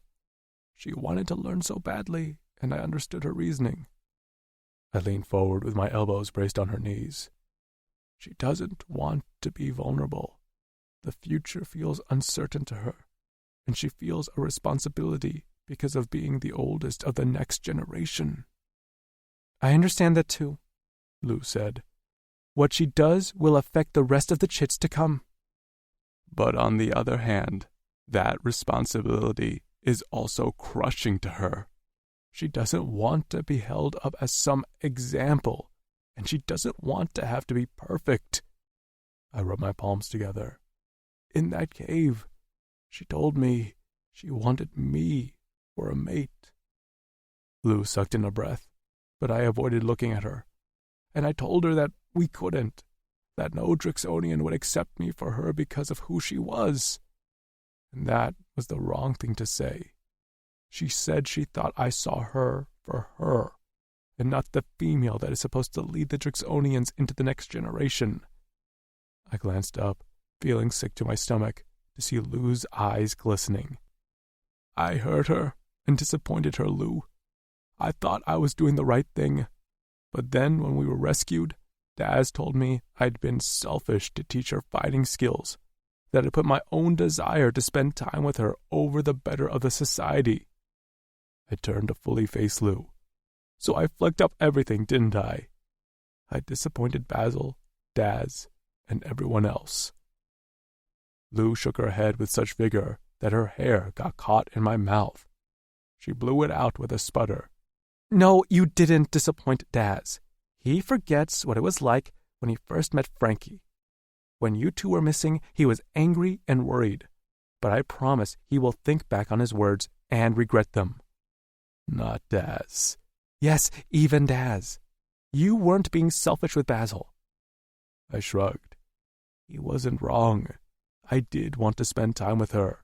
I wanted to more than anything. But you put her first. You understood her feelings about being vulnerable. You just explained her feelings about her situation to me. You get her trapped, more than any of us. I never thought about how she felt about it all. She blew out a breath. Now I feel guilty for not taking better care of her. But you were there for her all along. She doesn't think that anymore. Then you show her that you see her. You prove to her that you see her as Basil, your Basil, not the Basil that everyone else sees. And it's okay to be a little selfish. Every Drixonian who has a mate will tell you a time they had to realize they deserve happiness too, that they deserve us as much as we deserve them. You weren't selfish to teach Basil. She is all, but for males with mates, there is one she that is above them all. As Drexel, Daz has to set an example to the rest of you, but in his heart of hearts, he would put Frankie first without hesitation. A burning flame of encouragement flared in my gut. Basil is my she. A wide smile spread across Lou's face. I know, and that's who she wants to be. You just have to show her. Her smile faded slightly as she cocked her head. You're a son of Not, and I only say that because I don't think that identity should be taken away from any of you. You went through hell because of it, because of no fault of your own. If anything, that should prove to you how strong you are, how much you truly deserve to have what you want. Being a son of Not had always been a badge of dishonor, but the way Lou spoke of it, the designation took on a different meaning. The skin on the back of my neck prickled. Don't let anyone tell you that you don't deserve happiness. You can achieve anything you want. This is a new society. You don't have to fall in line. You can lead it. Be selfish, Trapped. Claim your mate. Trust in Fatas. I picked up another Tula to shuck, and Lou fell silent beside me, letting me absorb her words. Basil was the mate for me. I knew it in the deepest parts of my sola. Just the thought of another male talking to her, seeking her attention, touching her, made my head spin with rage. Lou's words filled me with a fire in my gut that had a roar rumbling in my chest. I was the male that saw Basil for who she was. I was the male she chose, and I was the male who could make her happy for the rest of her life. I knew it, and soon I'd make sure Basil knew it too. I ripped the husk off the tula in one tug before reaching for another. Lou pulled her lips between her teeth and raised her eyebrows. I smiled at her, not caring that the scars pulled my grin crooked. I can be selfish, Lou. She let out a little cheer with her arms in the air. Yes! I laughed, feeling lighter than I had in many rotations. The lightness didn't last long. Later that afternoon, we got word that Daz had ordered all of us to leave Sari and shelter in Granite. The females were worried. They had built a life here around the old moke tree, and abandoning it to possible Joktal raids was unthinkable to them. But they knew the village could be rebuilt. Objects could be replaced. Lives could not. We were to leave the next morning by sunrise, which gave everyone a chance to pack and hide any valuables. I helped Tasha cover the huts in a protective layer of non-flammable tar to minimize any damage should the Joktals light the village on fire. Maisie cried watching us work, knowing what it meant, and Lou had to lead her away as she sobbed. We were all transplants on a new planet, finding our footing, and everyone found it daunting to once again defend our way of life. After washing up at the stream with Tasha, we re-entered the village to find a crowd clustered under the tree. Lou spotted me, and a gleam in her eyes made my body go tight. The crowd parted, and I immediately recognized the familiar form of Basil. She stood with her back to me, talking to Trix. The human's gaze found me, and Basil turned at that moment. Our eyes met. I stopped walking. Lou flooded her hands near us. Basil and some other females came to help us with the chits and packing. She cleared her throat and widened her eyes at me. It didn't take a genius to realize she'd somehow found a way to get Basil here, with me, and I wasn't going to waste my time. "Excuse me," I said as I reached forward, grabbed Basil's hand, and pulled her toward my hut. She trotted along after me silently. I heard some hushed whispers behind me, but I was a Drix on a mission. I shoved open the door of my hut, tugged Basil inside, and slammed it behind us. In the moments that followed, our breathing was loud in the small space. The rising sun cast long shadows through the window, throwing half of Basil's face in shadows, but her one purple eye pierced me. She was always confident, mischievous, but as she stood in my hut, her body vibrated with a nervous tension. Yesterday, I would have wanted to hurl, but this rotation, with Lou's words in my head, I felt like a different person. I gripped her hands in mine and pulled her into the light. She came willingly, if not cautiously. Her throat bobbed as she swallowed, but her eyes never left mine. "When I look at you," I said to her with conviction threading through my words, "I see Basil, my friend who held my hand as I lay in the infirmary wanting to die, who kept me alive with her stories and smiles. I see my friend who never draws attention to my limp or my scars or judges me for being a son of naught. I see my friend who's great with a bow and arrow, slick with a knife, but could use a little more practice with a laser gun." Her breath hitched, and her lower lip wobbled before she pulled it into her mouth. I went on, feeling emboldened that she hadn't told me to fleck off. "I see you for you, and I'm sorry I made you feel like I didn't. I see a female who's a healer, a fighter, and a caregiver. You are so many things, and so talented that I don't feel worthy of your time or your attention. I certainly don't feel worthy of your affection." She sniffed, and seemed like she wanted to protest, but I wasn't done, and I had to keep going. I had to get this all out now that the words were unraveling like a cluster of vines. "I don't pretend to be the best fighter, or the smartest warrior, or many things, but there is one trait I am confident about, and that's my devotion to you. Take me as your mate, Basil. I'll spend the rest of my life making you happy." She stood frozen. Her chest didn't even rise and fall. But my speech was done. The vine was unraveled. I had nothing left. On the ground at Basil's feet, I had shucked the husks of myself like the Tulas earlier. Then her shoulders bucked, and a low sob erupted from her full lips. She launched herself into my arms, and I stumbled back as she clutched my shoulders and wrapped her legs around my waist. I managed to stay upright as she buried her face in my neck. Relief coursed through me, along with a surge of powerful adrenaline and something else. Maybe it was maturity. Kutzal had spoken of it before, the surge of inner strength a Drix can feel when a female chooses him. I got it now. I'm sorry, she cried into my neck. I said horrible things to you. I held her tightly, wishing I could fuse her to my skin. I'd carry her around like this forever. I deserved them at the time. She pulled back to look at me with tear-stained cheeks. No, you didn't. I've spent the last few rotations sick with regret. You shouldn't have. Both you and Daz gave me a lot to think about. I had decisions to make about what kind of warrior I wanted to be. I smiled. And I had a talk with Lou. She schemed this, didn't she? She's the reason I'm here.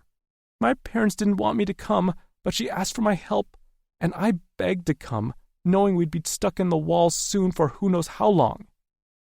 As happy as I am to see you, I do wish you were still protected behind those walls. We'll all be there soon. And that would be a whole new obstacle for us. What would Daz and her father say? But I wasn't backing down this time. I'd fight for her. I'd take on every warrior in the entire city to prove I was best for her. This is what Fatas wants, she said, her palms warm on my scarred cheeks. I know it. Her face drew closer to mine. Her lips brushed my own. And before I could think of a reason not to, I did. My mouth collided with hers, and then we were gorging on each other. Her tongue slid against mine, and our piercings clicked together. She moaned into me as my knees threatened to buckle under the heady fog of arousal. My cock hardened to a spike and pressed against her core where she straddled my hips. Her scent perfumed the air around us, and I craved to get my tongue on her sweet cunt again. I staggered toward the bed pallet, and just as her back hit the fabric, a loud siren sounded from outside.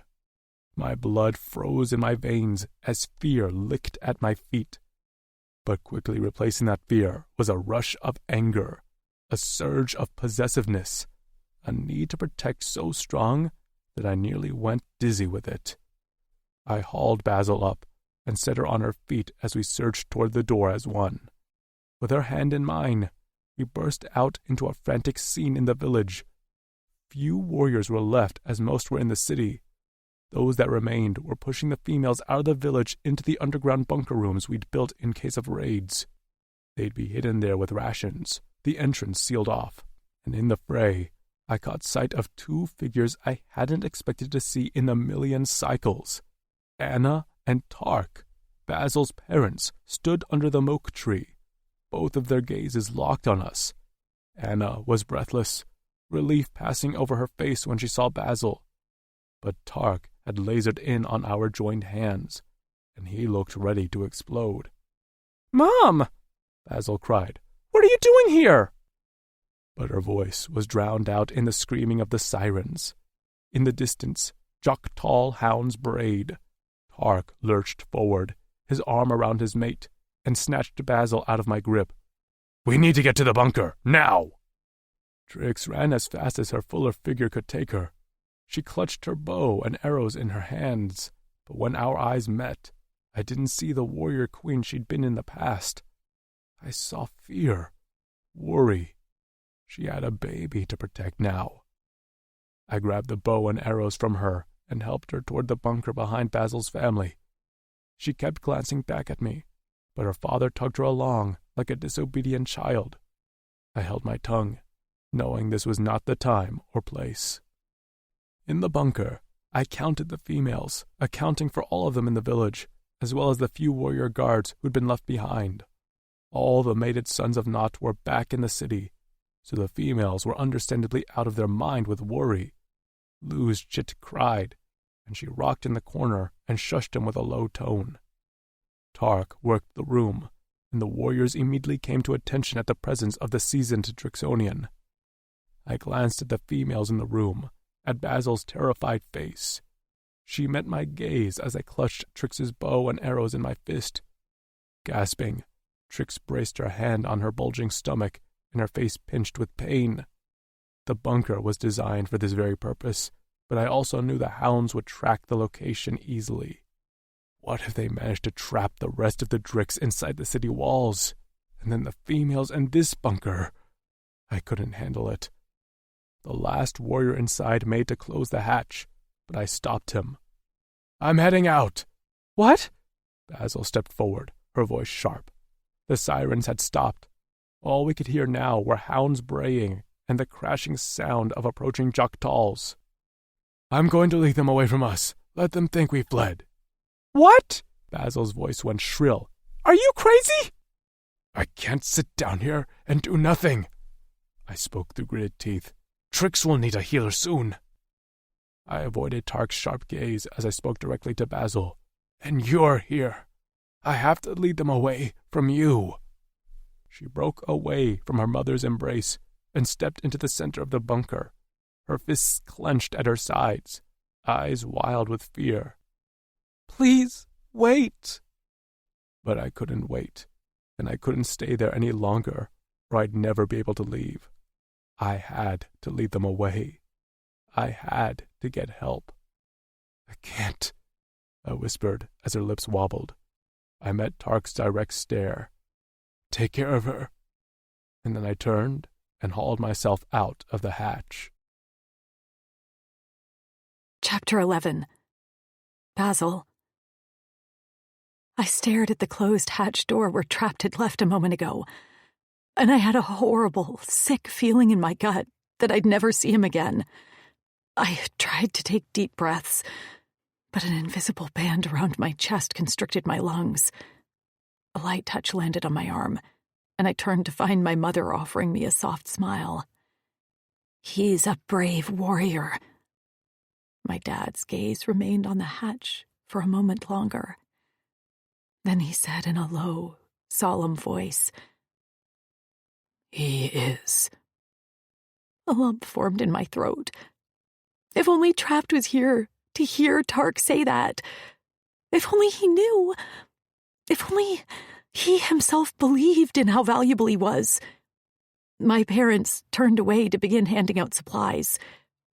There were blankets to protect the thin-skinned humans from the chill of the bunker. Food and water had to be rationed. The thought of eating anything made my stomach roll. Trapt was out there, possibly surrounded by Jok'tals and their sightless hounds, alone. A bow and arrow were leaning against the wall near the hatch. My knives were on my belt as well as a laser gun. I could do something to help him. I could do something to help everyone.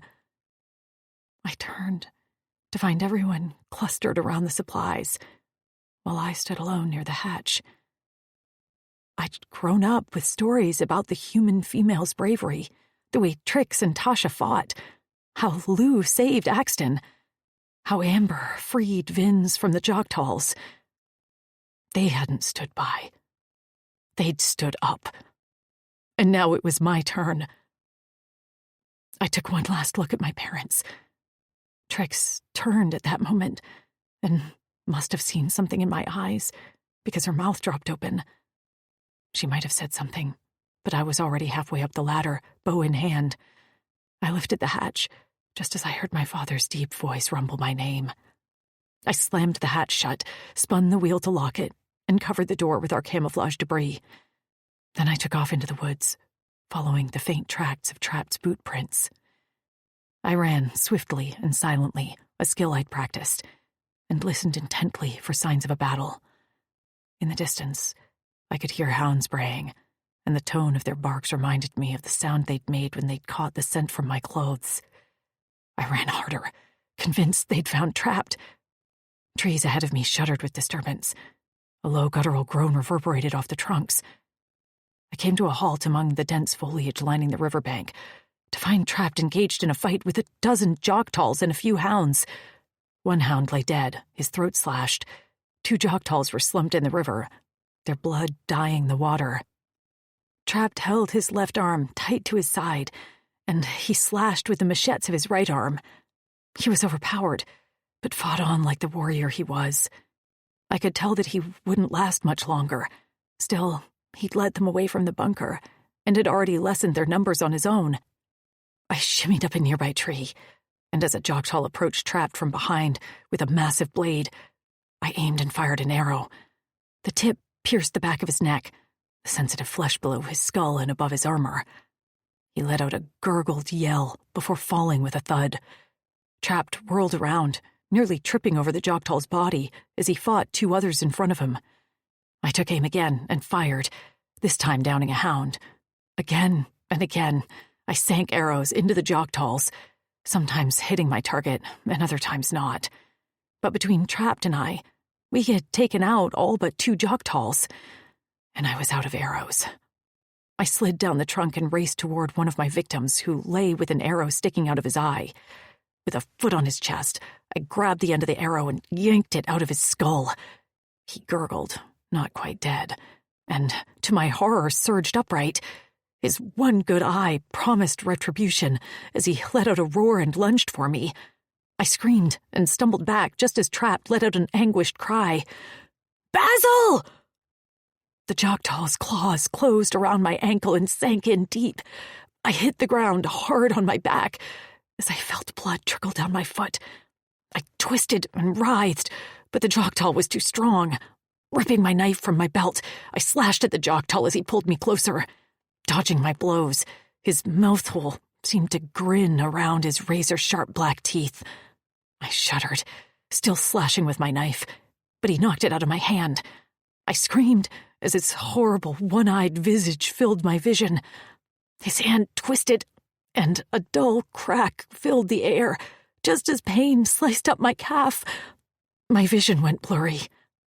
Then, suddenly, his head was snapped back, and a blue-black arm came down, and a knife slashed across the Jocktal's throat. His one good eye went wide and dull. Blood spilled down his chest like a waterfall, and he tipped over onto the ground, with his hand still wrapped around my ankle. I kicked myself loose and limped to my feet. Trapped stood before me, chest heaving, covered in Jocktal blood that mixed with his own. Oozing wounds marred his body, and he held his left arm at an odd angle. With a swallow, his gaze met mine. "What the fleck are you doing here?" "Saving you," I panted. "Why?" His body trembled. "Why do you keep doing this?"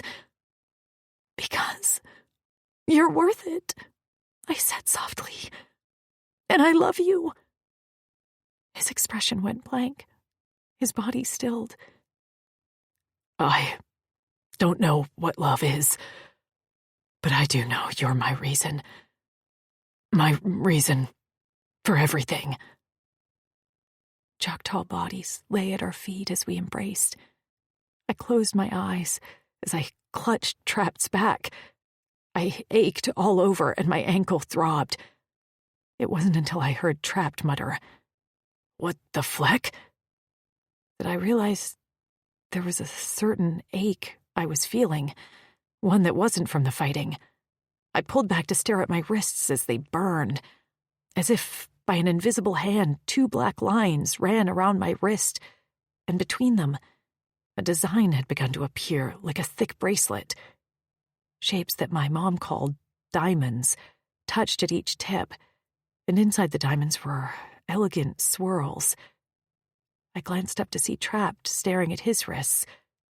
The color drained from his face, making the blood dripping off it even more stark. His gaze met mine. "Basil," he whispered. I linked my fingers with his. "I told you this was what Vitas wanted." "But I didn't. He blew out a breath as color began to return to his cheeks. I didn't dare to hope.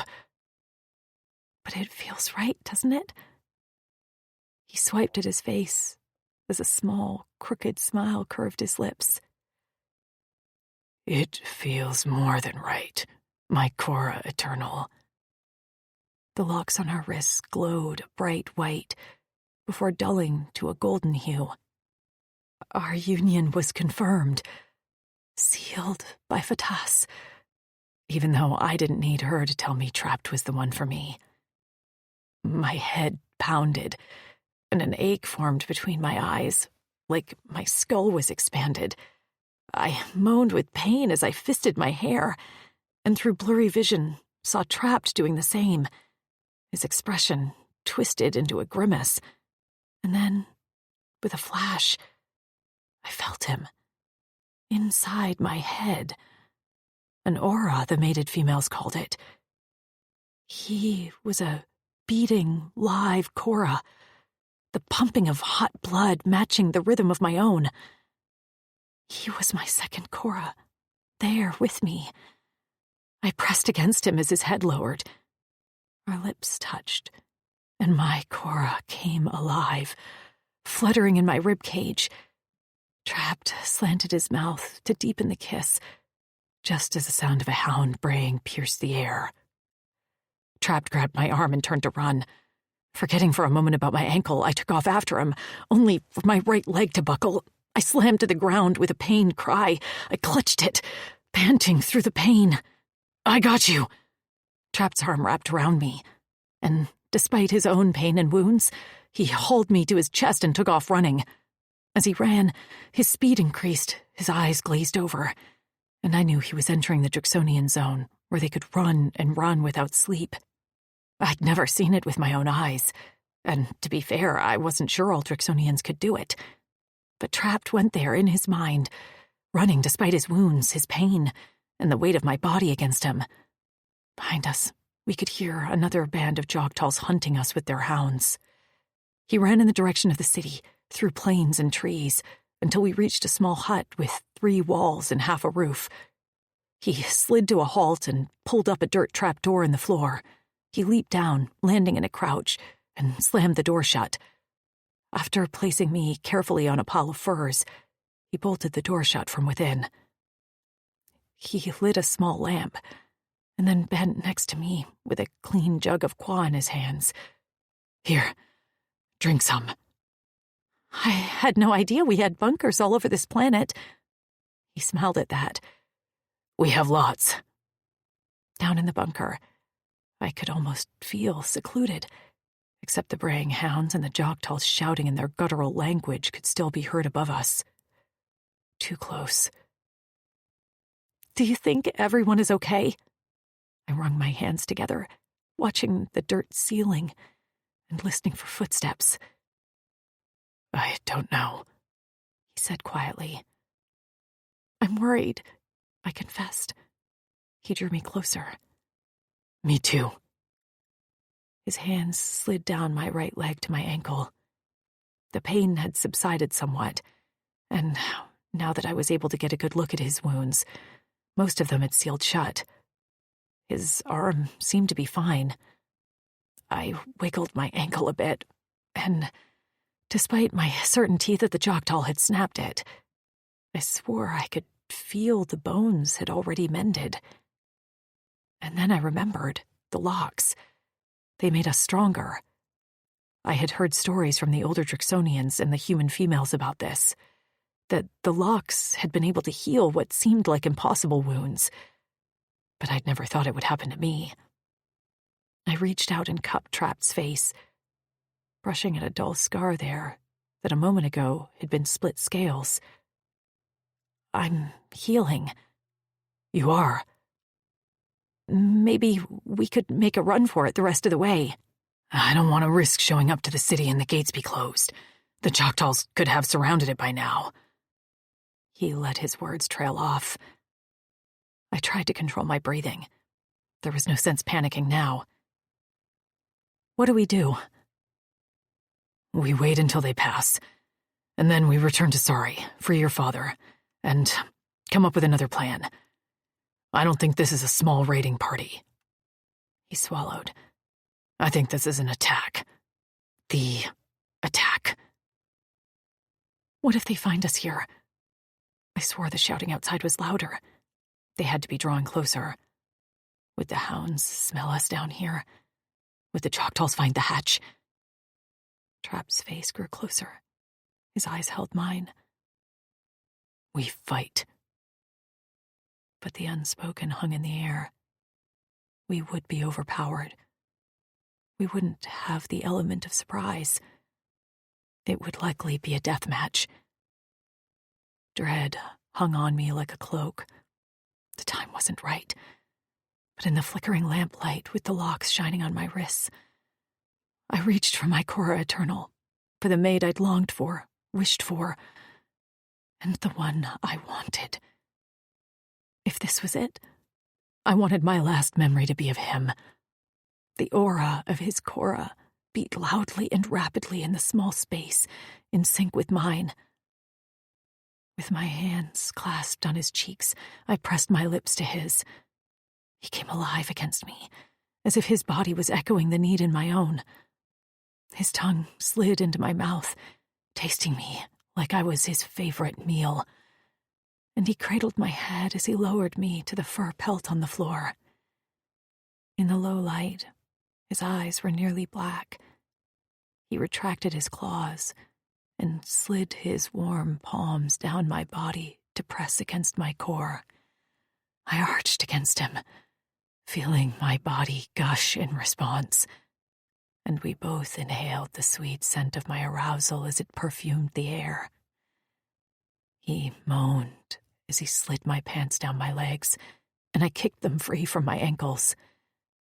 With a few flicks of his fingers, my buttoned vest was opened to reveal my breasts to his gaze. I glanced down his body to see the thick bulge in his pants, where it rubbed against my thigh. His muscles bunched and shifted as he trembled above me.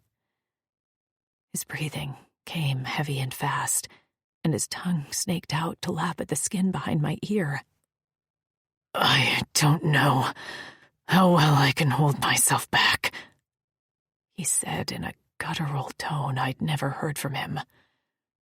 "I want you more than my next breath." I shoved at his pants, wanting to see all of him, and he made quick work of stripping and tossing them with force against the wall. He held himself over me, his cock hard and thick between his thighs, and his full balls hanging heavy behind them. I reached down and wrapped my fingers around the hard shaft. Squeezing, I twisted up to the base of his engorged head. His back arched, and the muscles in his neck corded. "Fleck me." I held him with one hand, and yet I controlled everything about him. His breath, his words, his whole body, each muscle. Every part of him deferred to me, and I'd never felt so powerful. I felt like I could conquer the world. I tugged again, and he nearly entered me. But at the last minute he caught himself, eyes firing down at me. "Please, let me taste you," he rasped. "I have thought of nothing but your taste since that day in the cave." With my other hand, I dipped my fingers between my legs and swiped through the wet folds of my cunt. I drew my fingers up his chest, slicking a trail up to his mouth. His lips parted immediately as he sucked my 2 digits inside. His tongue swirled around them, and he moaned with his eyes closed. When I withdrew my fingers, his powerful body shuddered. "I need it," he whispered hoarsely. "I need more." "Take it," I responded, eager to feel his tongue again. I need it too. Chapter 12. Trapped.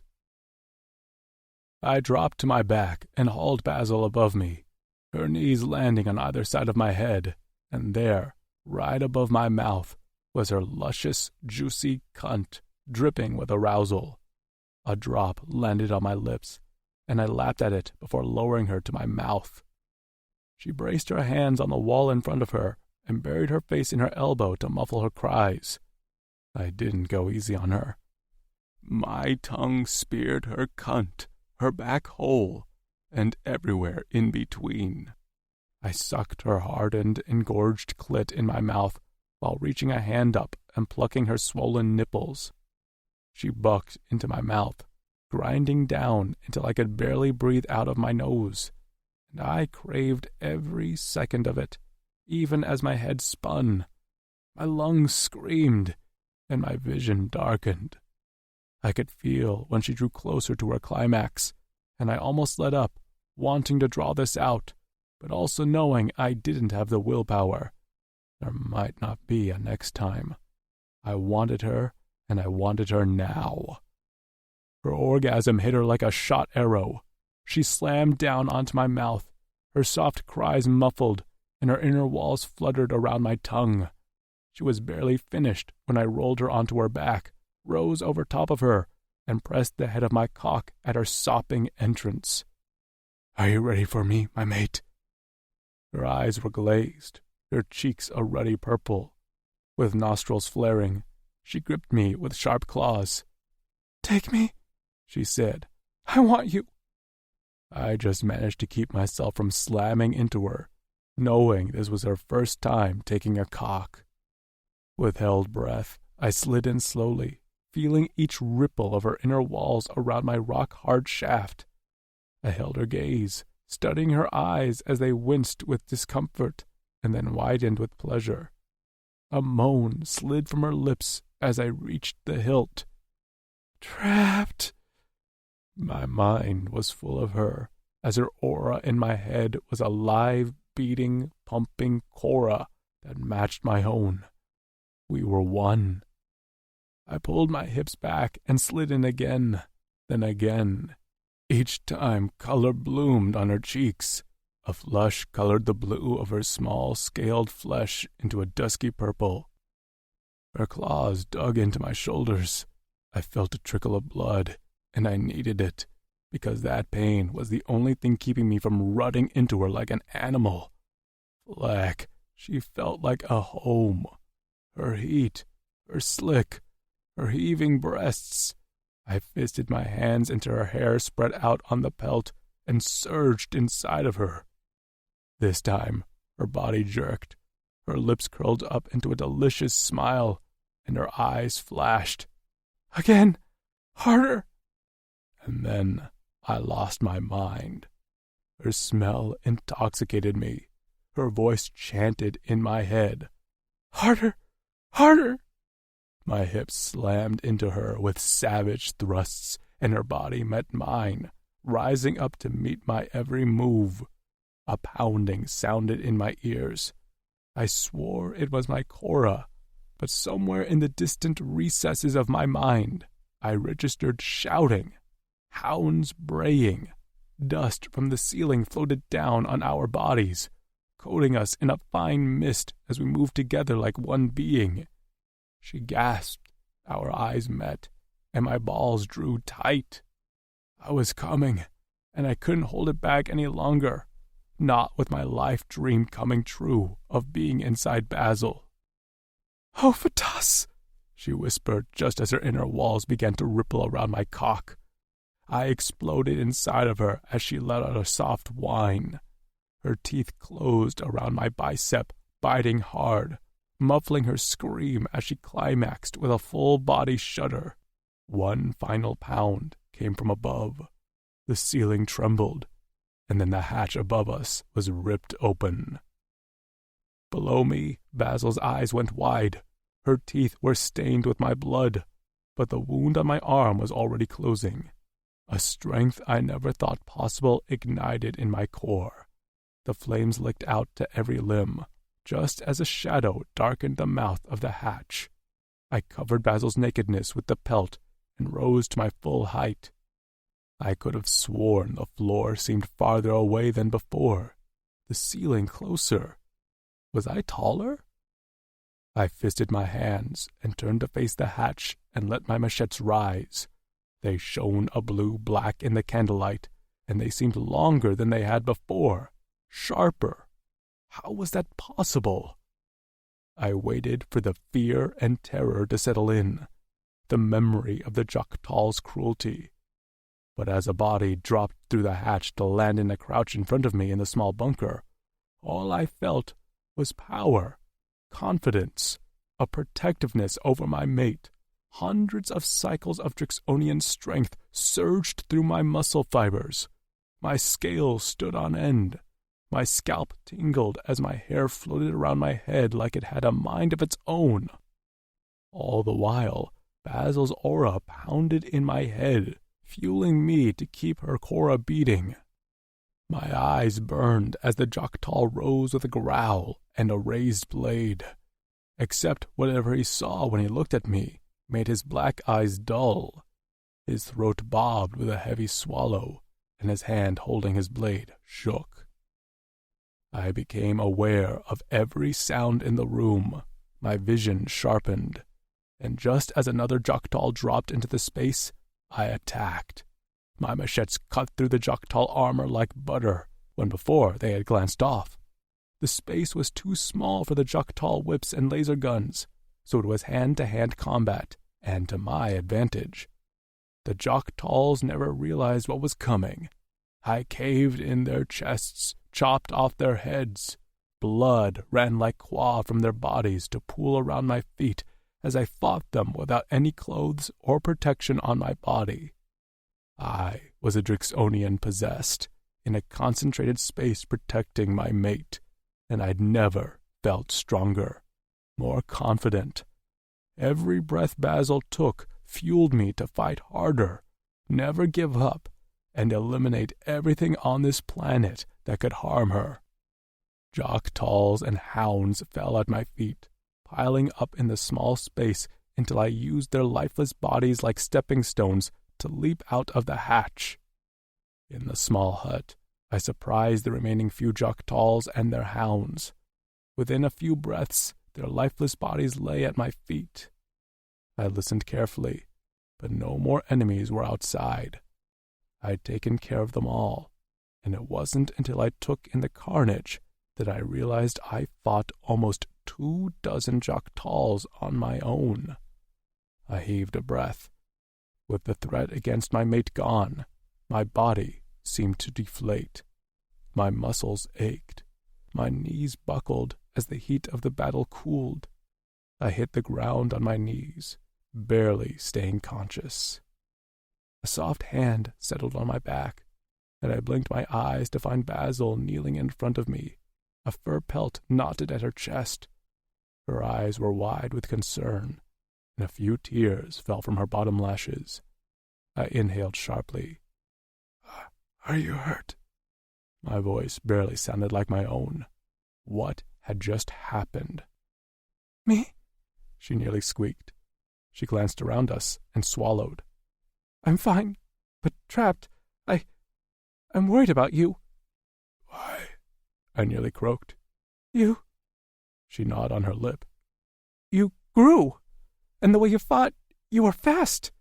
So fast you were almost a blur. I've seen mated Drixonians fight with the power of the locks, but you, trapped, that was something else." I glanced down at my hands, which looked more like my own, not like those massive fists that had caved in skulls. I didn't even like to fight. A severed hand lay near me, and I felt the bile rise in my throat. "Oh, Basil!" "Shh!" She immediately drew my head into my neck, and I closed my eyes, breathing in her sweet scent. When I tried to pull away, murmuring about getting her filthy, she only held tighter. "Just breathe." I shuddered against her as I became reacquainted with my body.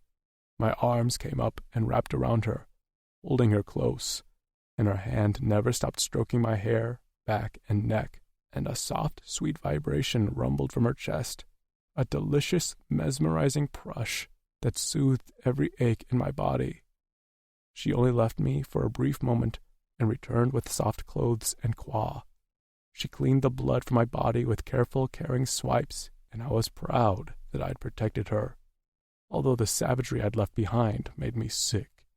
Still, I had a thought that Kutzal would be proud. I gasped as Basil was helping me into my clothes. She'd dressed before washing me. "What?" she jerked back. "Did I hurt you?" "Kutzal! What about him?" We need to check the bunker to see if your parents and the rest of the females are safe, and then we have to get to the city." She nodded. "I know. I had to make sure you were okay first. Are you?" I shook out my muscles. "I'm better than okay." She stepped against me, her hand on my chest. "It was your turn to save me, and you did." I placed my hand on her cheek. "I'm sorry you had to see it, though." Shaking her head, she smiled. "It was magnificent, and I don't care if that makes me bloodthirsty." "Why do you think that happened to me? I've never felt that strong or that focused. All I could think about was killing to protect you." "I know the Ikora eternal bond between humans and Drixonians strengthens them. The females are living longer. My mother's appearance has barely changed.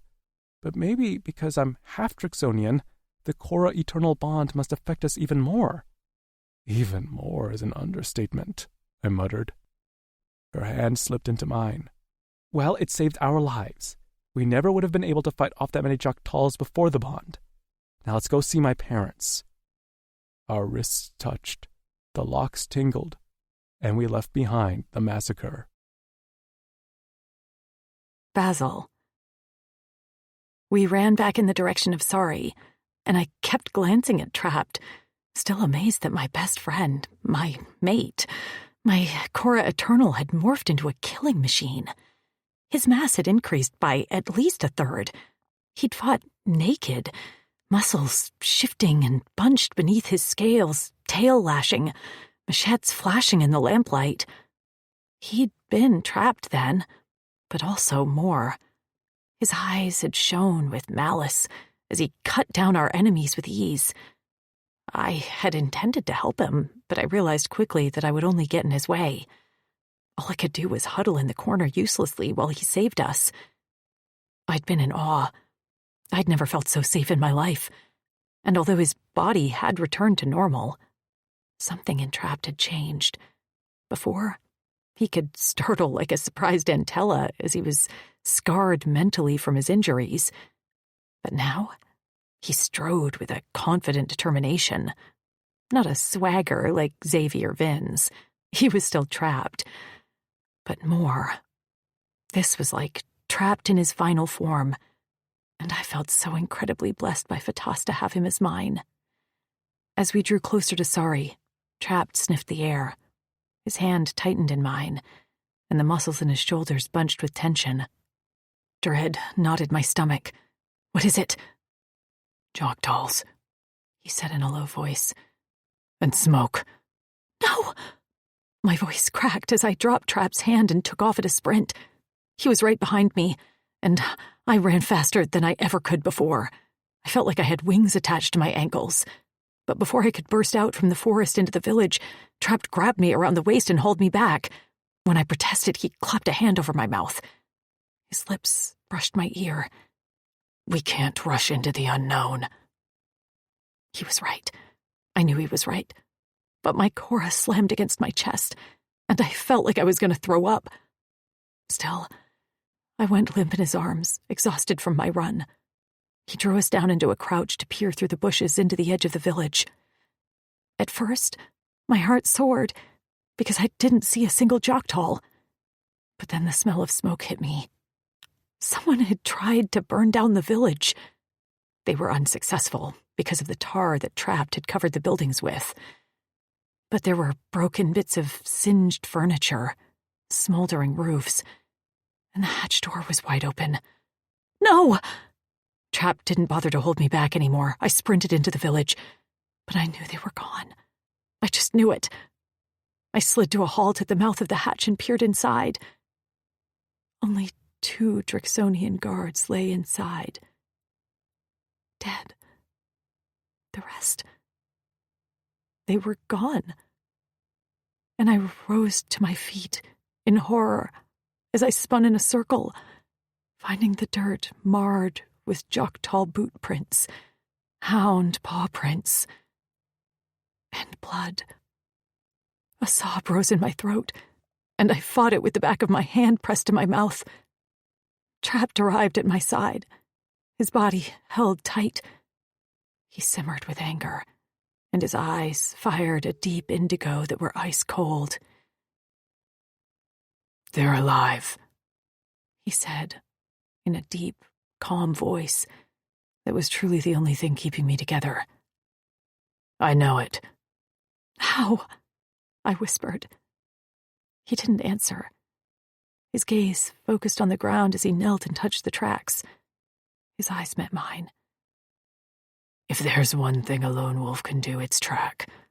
Although, I think I know where they went." "Where?" He rose to his feet and pointed in the distance, where the tips of the tallest buildings of granite could be seen. "There. They'll use them as hostages." I sucked in a breath, my knees going weak. I prided myself on being strong, but in this moment, with my parents threatened, I couldn't think clearly. But Trapped, my mate, was there to pick up the pieces. We were a partnership, him and me. I felt like we clicked into place. We filled each other's gaps. And like that, my courage began to rise. "And we'll save them, right?" I said to Trapped. His lips tilted.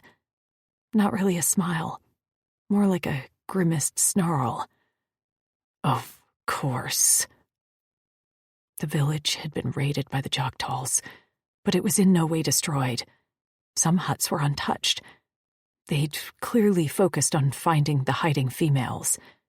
They hadn't found the weapons cache, so Trapped and I loaded up with weapons we'd need for any future battle: bow and arrow, blades, laser guns, and armor. Hands clasped, we followed the tracks leading out of the village. Trapped was able to tell how many Joktals, 3 dozen, and how many hounds. Enjoy the stillness between chapters. Let the music cradle you gently until we resume. Thank you for being a listener.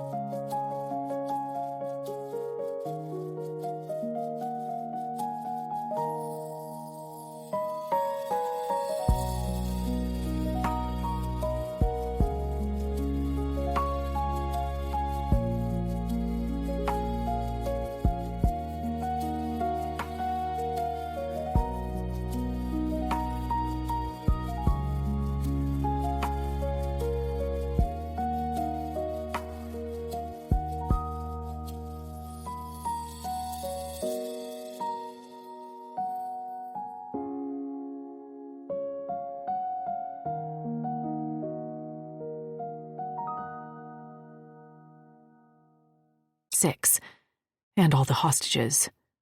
Some dragged their feet, some fought, some were injured, and Trapt said it was Drixonian blood. But he found drops of Joktal blood, too. I credited my father for that, but also thought it could be Trix. My stomach clenched for her. I hoped the Joktals didn't touch her. She couldn't handle touch from anyone other than her closest friends and Kutzal. My head swam, thinking of how Kutzal would feel seeing his mate held hostage. He would feel helpless. They all would. I was nearly sick with worry and dread, but I forced myself to keep my wits about me. I needed all my senses working. Trapt had done this before. He'd tried to save the lone wolf Clavis when they'd been under siege, and he'd been gravely injured doing so. He'd succeeded in the end at warning Kutzal, but he considered his injuries and inability to get to Granite for help as a failure. I wondered if he thought history was repeating itself, but this time, he had me. He had our bond. He strode forward with sure, quiet steps, reading the tracks as well as any elder Drixonian. The walk to Granite would have taken close to half a day, but we were faster, spurred by our need to save our family and friends. As we neared Granite, Trapt said he could smell the Joktals and their hounds. We were close. We slipped into the forest around the gates, and Trapt pointed to one of the highest trees overlooking the walls. I climbed up the trunk and he followed. There, we looked out over the plains in front of the gates. When I caught sight of the gathered crowd outside the walls, I gasped and clutched Trapt's arm. My claws dug into his scales. Hands bound on her protruding stomach, Trix stood with Joktals on either side of her, their hands on her elbows. With her jaw clenched, she trembled with pain, but kept her chin lifted. The gates of Granite remained closed, but not quiet. A fight was raging behind the walls, and Kutzal could be heard roaring like an animal. A raging, protective, out-of-his-mind animal. Trapt's breath hitched at the sound. Kutzal was likely being held back from going to his mate by half a dozen Drixonians. Daz stood at the top of the gate, flanked by his 2 brothers, Sax and Rexor. Rexor's white hair swirled around his shoulders. His wings were folded neatly at his back. Sax had his laser gun trained on a Joktal leader, but he wouldn't fire. He couldn't. But what nearly had me falling out of the tree was the sight of my father, on his knees, a glowing, burning whip wrapped around his torso and arms. He looked nearly lifeless, with his head hung between his shoulders and his hair hiding his face. My mother was weeping, hysterical, while a Joktal yanked a chain binding her hands. She couldn't reach my father, but her wailing as she called his name was worse than any pain I'd ever experienced. "Tark!" she cried. "Tark!"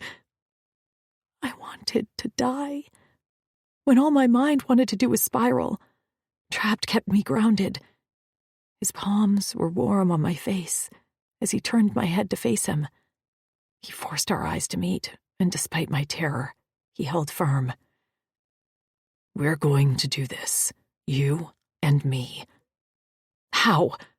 "Focus, Basil. I can't do this without you." And those words beat the tears back, the fear. Courage took over. I set my jaw and nodded firmly. "You're right. I can do this." He smiled grimly. "That's my mate." His hands dropped from my face as we surveyed the scene below us. This time, I studied with the purpose of formulating a plan. "We have to separate the Joktals from the hostages. If they are safe, Daz will unleash the entire city of warriors. We outnumber the Joktals." "We can't miss," Trapt said. "One wrong move, and they will kill the hostages." Mom and Dad. I couldn't think about that. Still, I let my concern and love for them flood my system, the emotions fueling me rather than weakening me. I gripped my bow and arrow. "I'll shoot the ones holding Trix first." "You pick them off from here. I'll be on the ground, taking them out by hand. Before this rotation, I would have told him that wasn't safe, but I'd seen Trapped in action. I nodded as he kept talking. We create chaos among the Jok'tals. They'll think they are being attacked on multiple fronts. They won't know it's only two of us. We cause confusion, break their ranks, and give Daz enough time to send out the bikes. I rolled my shoulders. I'm ready. I'll climb down and sneak up behind the Jok'tal holding your father. When you see me, shoot the Jok'tals holding Trix. He made to descend, and I grabbed his arm. Pressing our lips together, I savored his taste. When my eyes opened, his were heated. Be safe, I whispered, before adding, and be deadly. His lips turned up in a grin that would have sent a shiver down every Jok'tal's spine. She is all. Chapter 13. Trapped. I dropped to the ground in a crouch and peered up into the tree. Basil perched there on a branch and gave me one final nod. I crossed my arms at the wrists in front of my neck in one final sign of respect, and then took off silently on swift feet.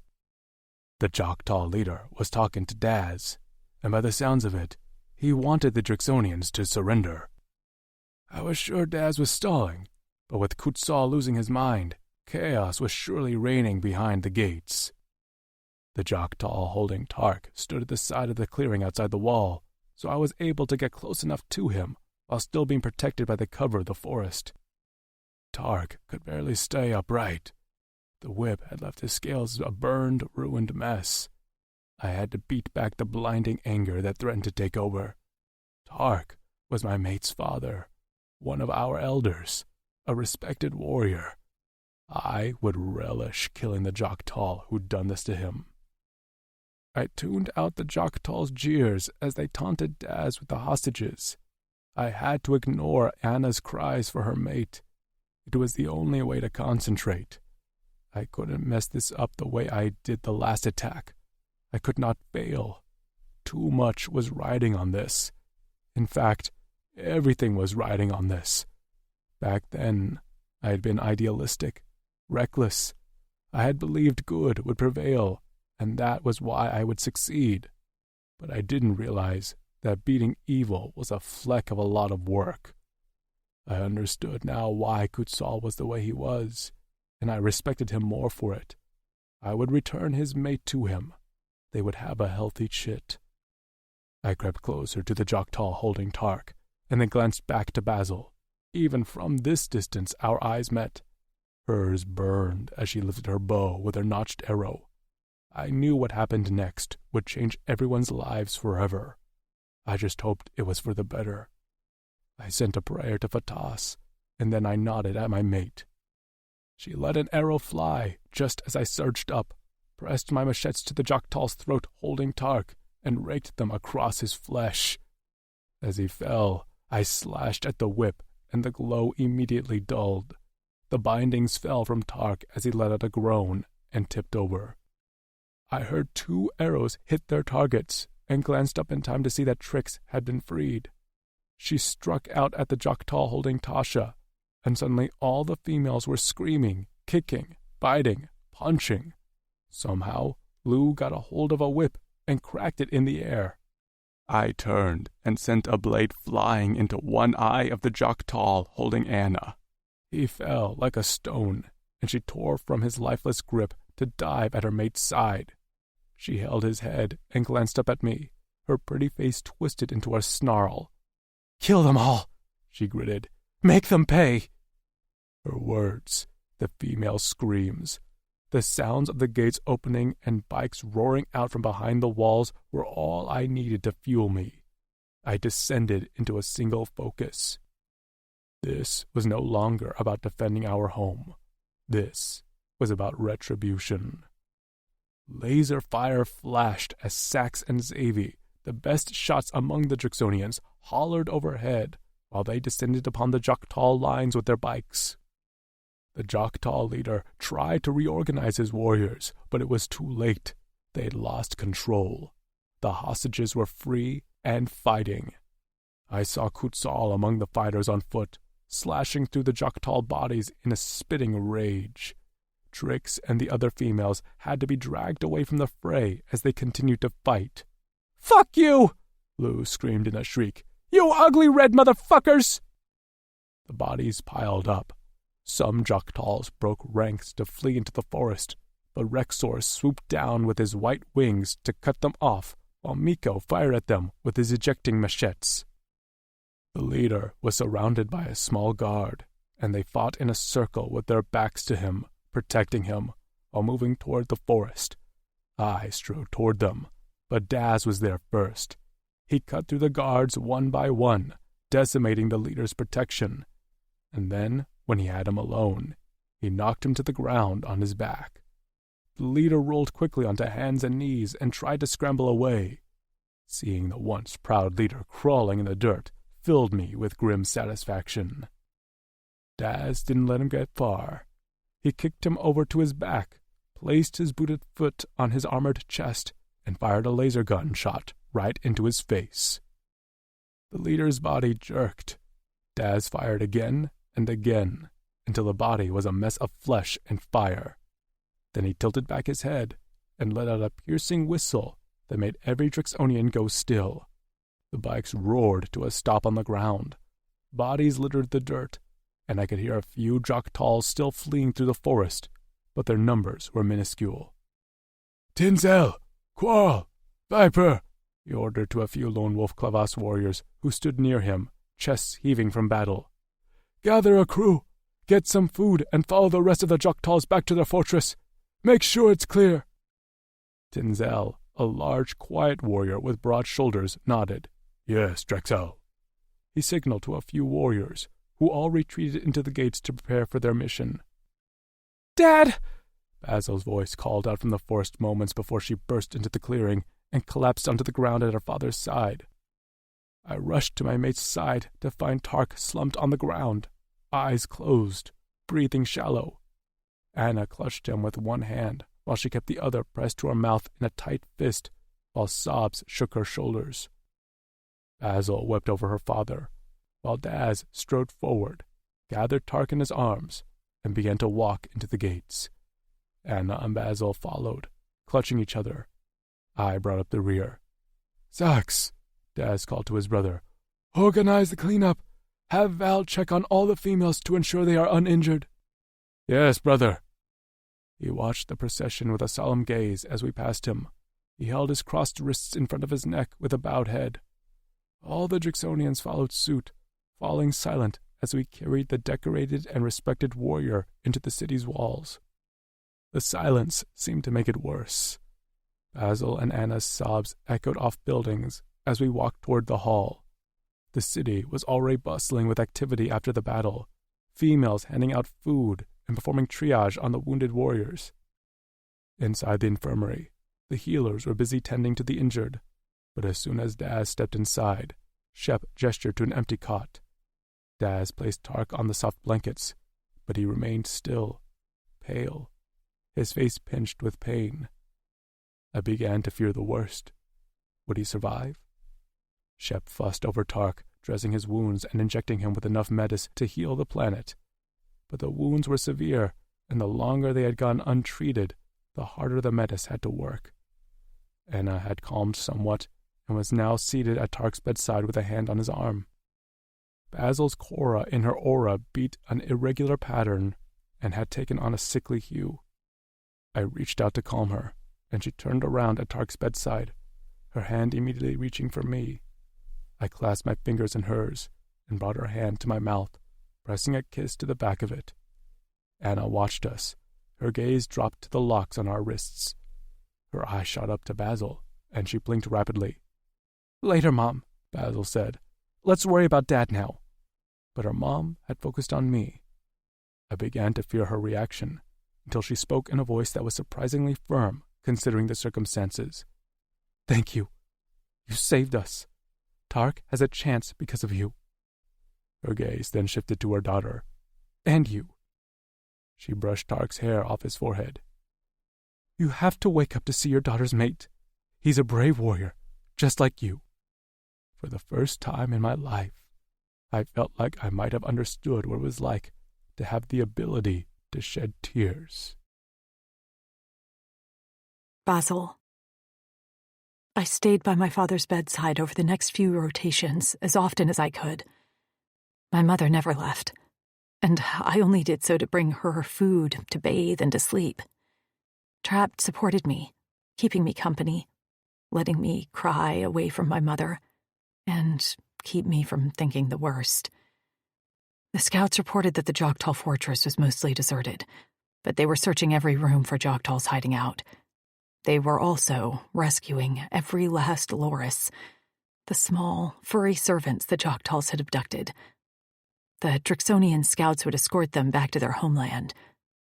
I knew how much those Loris had meant to Amber when she was locked in the fortress, so we celebrated their freedom. After one mealtime on the third rotation after the attack, we stood outside a bedroom door in the hall.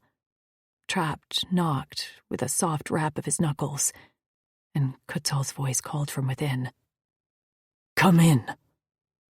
We stepped in, closing the door behind us. Trix sat up on a pile of cushions, fur pelts piled on top of her swollen stomach. Kutzal was at her side, fussing with the pelts and testing the temperature of a bowl of soup. I'd never seen him be such a caretaker.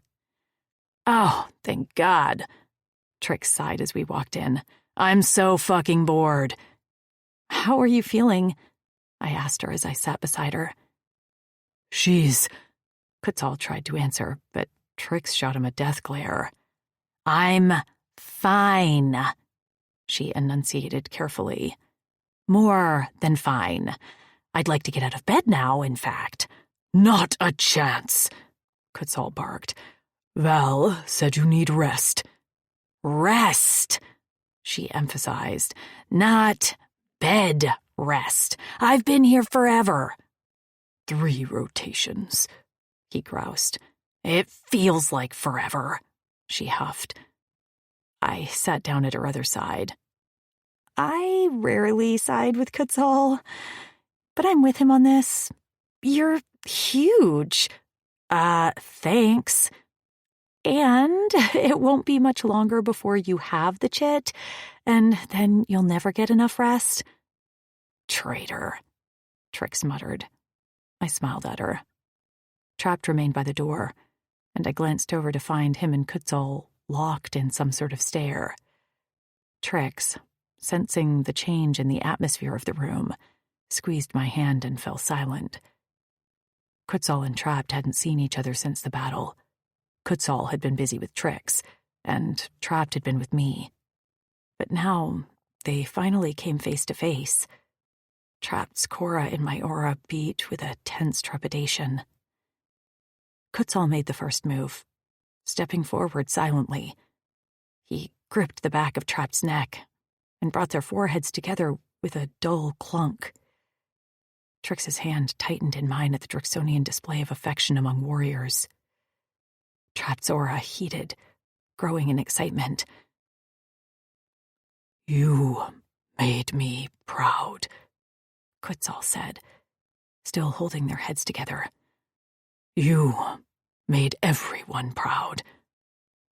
He pulled back, but kept a close hold on Trapt's neck. His gaze dipped to the locks on Trapt's wrists.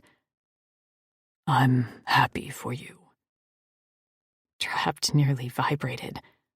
I knew Kutzal's approval meant everything to him. He bent his head. "I learned from the best. You." Kutzal shook his head. "I'm far from the best. But other than convincing Trix to be mine, you're the greatest thing I ever did." And then he turned to me, and I stood as he approached. "And you, Basil, you truly are Tarkandana's daughter."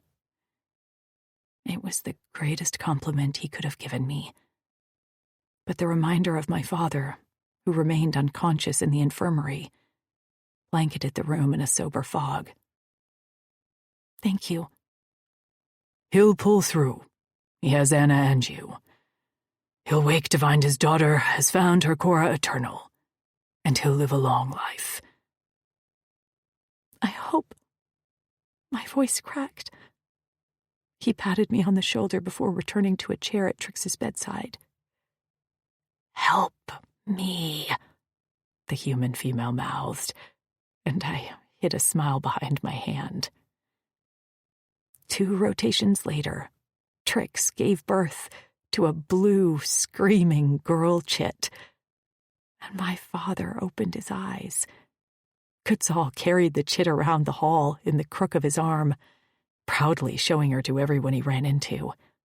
He'd tell them to let her squeeze their finger, and then insist she was the strongest chit that had ever been born. Trix was finally able to leave her bed, and she ate constantly, saying she needed fuel to breastfeed her strong girl. They named her Trip. After hearing about my father, I rushed into the infirmary to find him arguing with my mother. "This is ridiculous," he groused. "Let me out." "Dad!" I barked at him as I threw the door open. He had 1 foot off the bed, ready to make a break for it. "What are you doing?" He froze in place, eyes wide as he took me in.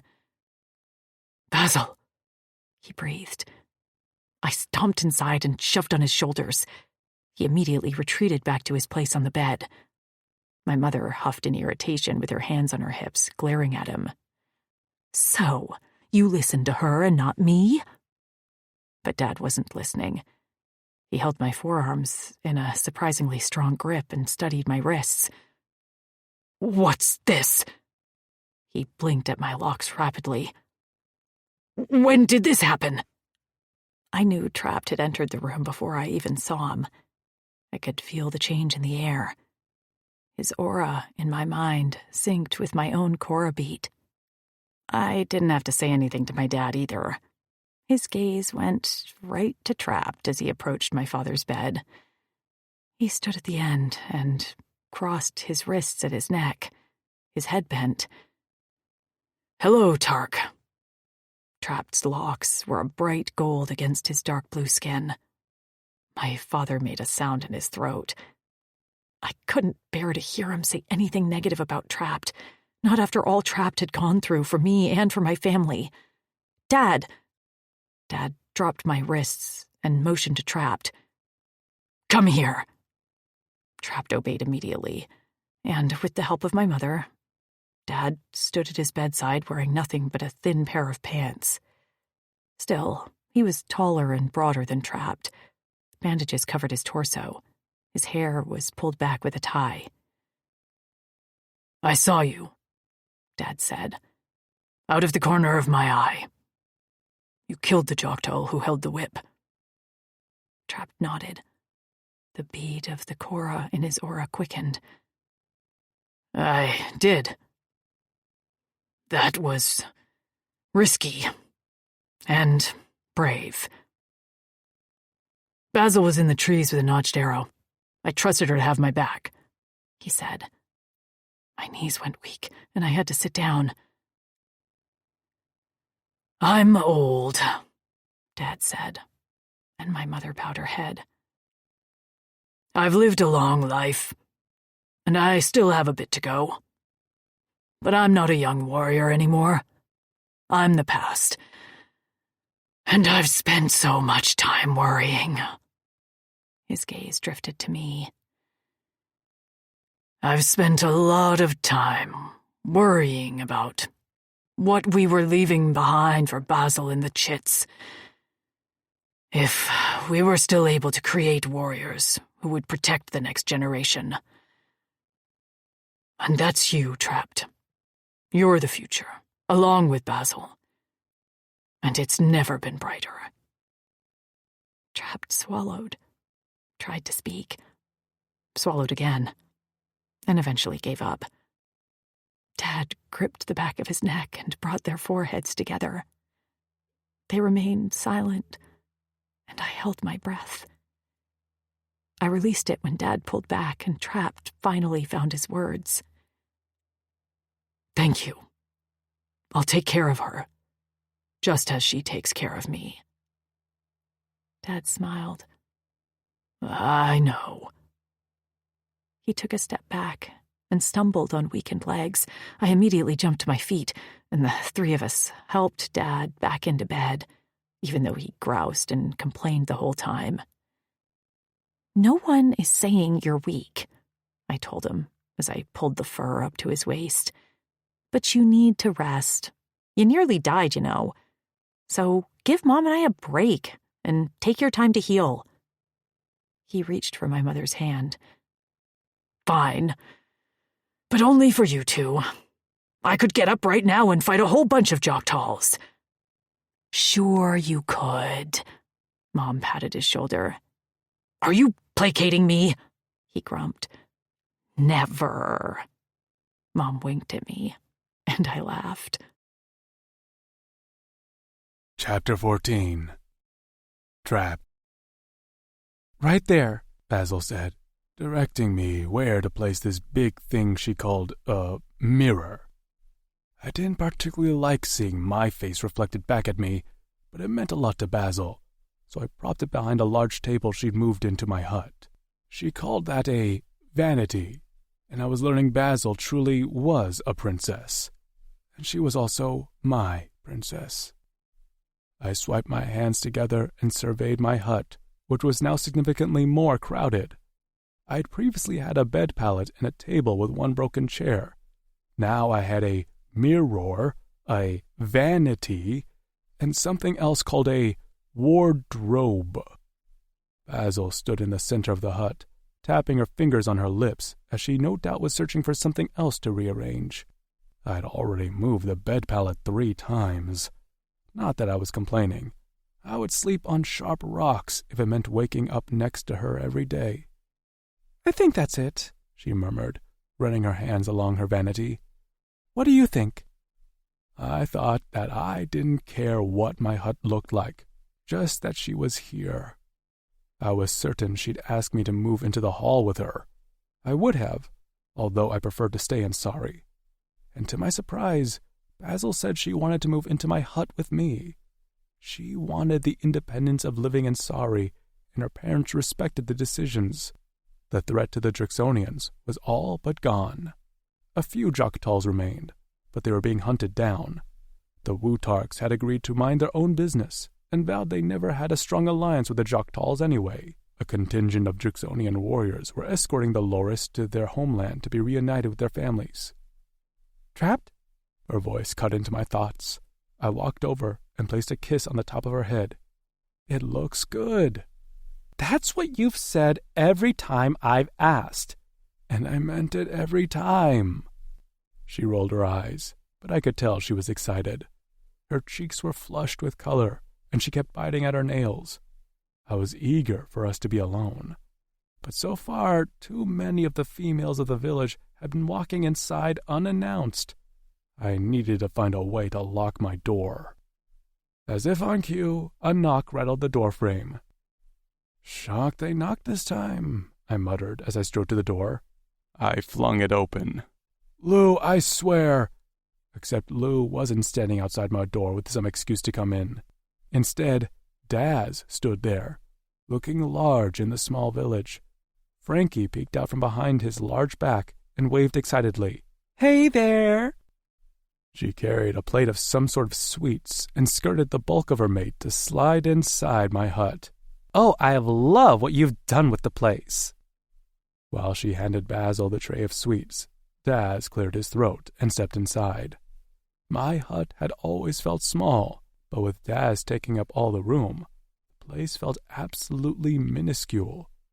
Daz was a large warrior, but most of all, his presence seemed to suck the air out of every space he was in. Frankie seemed the only one unaffected by it. I hadn't spoken to Daz since the rotation he had called me selfish. I hadn't expected to speak to him again except in passing. I never in my life expected him to come to my hut. He glanced around, surveying my place, and I felt the need to tidy up, apologize for the clutter and small size. Would he think this isn't good enough for Basil? Would he threaten me to keep her safe? His gaze shifted to me, and there it stayed. He studied my face before stepping right into my space. Our chests nearly brushed. I swallowed nervously and waited. His voice was a deep rumble that seemed to vibrate my walls. I tried to speak to you before you left Granite, but I missed you. So Frank and I traveled to Sorry. I nodded nervously. Basil's aura was as tense as my own. I said some harsh words to you in the past, and I reflected.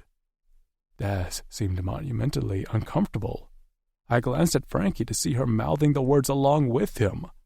When he paused, she waved her hand in a go-on gesture. At the time, I was under a lot of pressure, but that is no excuse for how I treated you. So I would like to amend my words to you. I believe you are a selfless warrior. The sacrifices you made are appreciated by all of us. The courage you and Basil showed during the final Joktal battle will be transcribed into our records. I thank you. And then he reached out, clasped the back of my neck, and brought our foreheads together. Shock coursed through my body. I was dizzy. My mouth went dry. I wasn't sure how I stayed on my feet. Daz's words in the past nearly broke me, but I felt like I deserved them. To have him show up at my hut to thank me felt like a hallucination. I swallowed and only managed to say, "Thank you." Frankie clasped her hands, and Basil joined in. Daz let me go, and I turned to find my mate sniffling slightly as happy tears slipped down her cheeks. Frankie beamed at her mate like he was a chit who just learned to walk. I was sure she was behind many of Daz's words, but he wouldn't have said them if he didn't mean them. His presence alone would have been enough, but his words would fuel me until the day I died. The four of us left the hut to find the courtyard of Sari filled with bodies.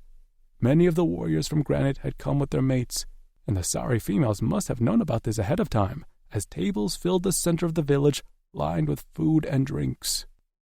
I found Lou smiling happily with Maisie, while Tasha walked around with Trix, her chit strapped to her back. Basil's hand slipped into mine. "We did it," she whispered. "Vatas has blessed us." "She has." I pressed a kiss to the back of her hand. "Now, let's feast, my Korra Eternal." She threw back her head. "Let's feast."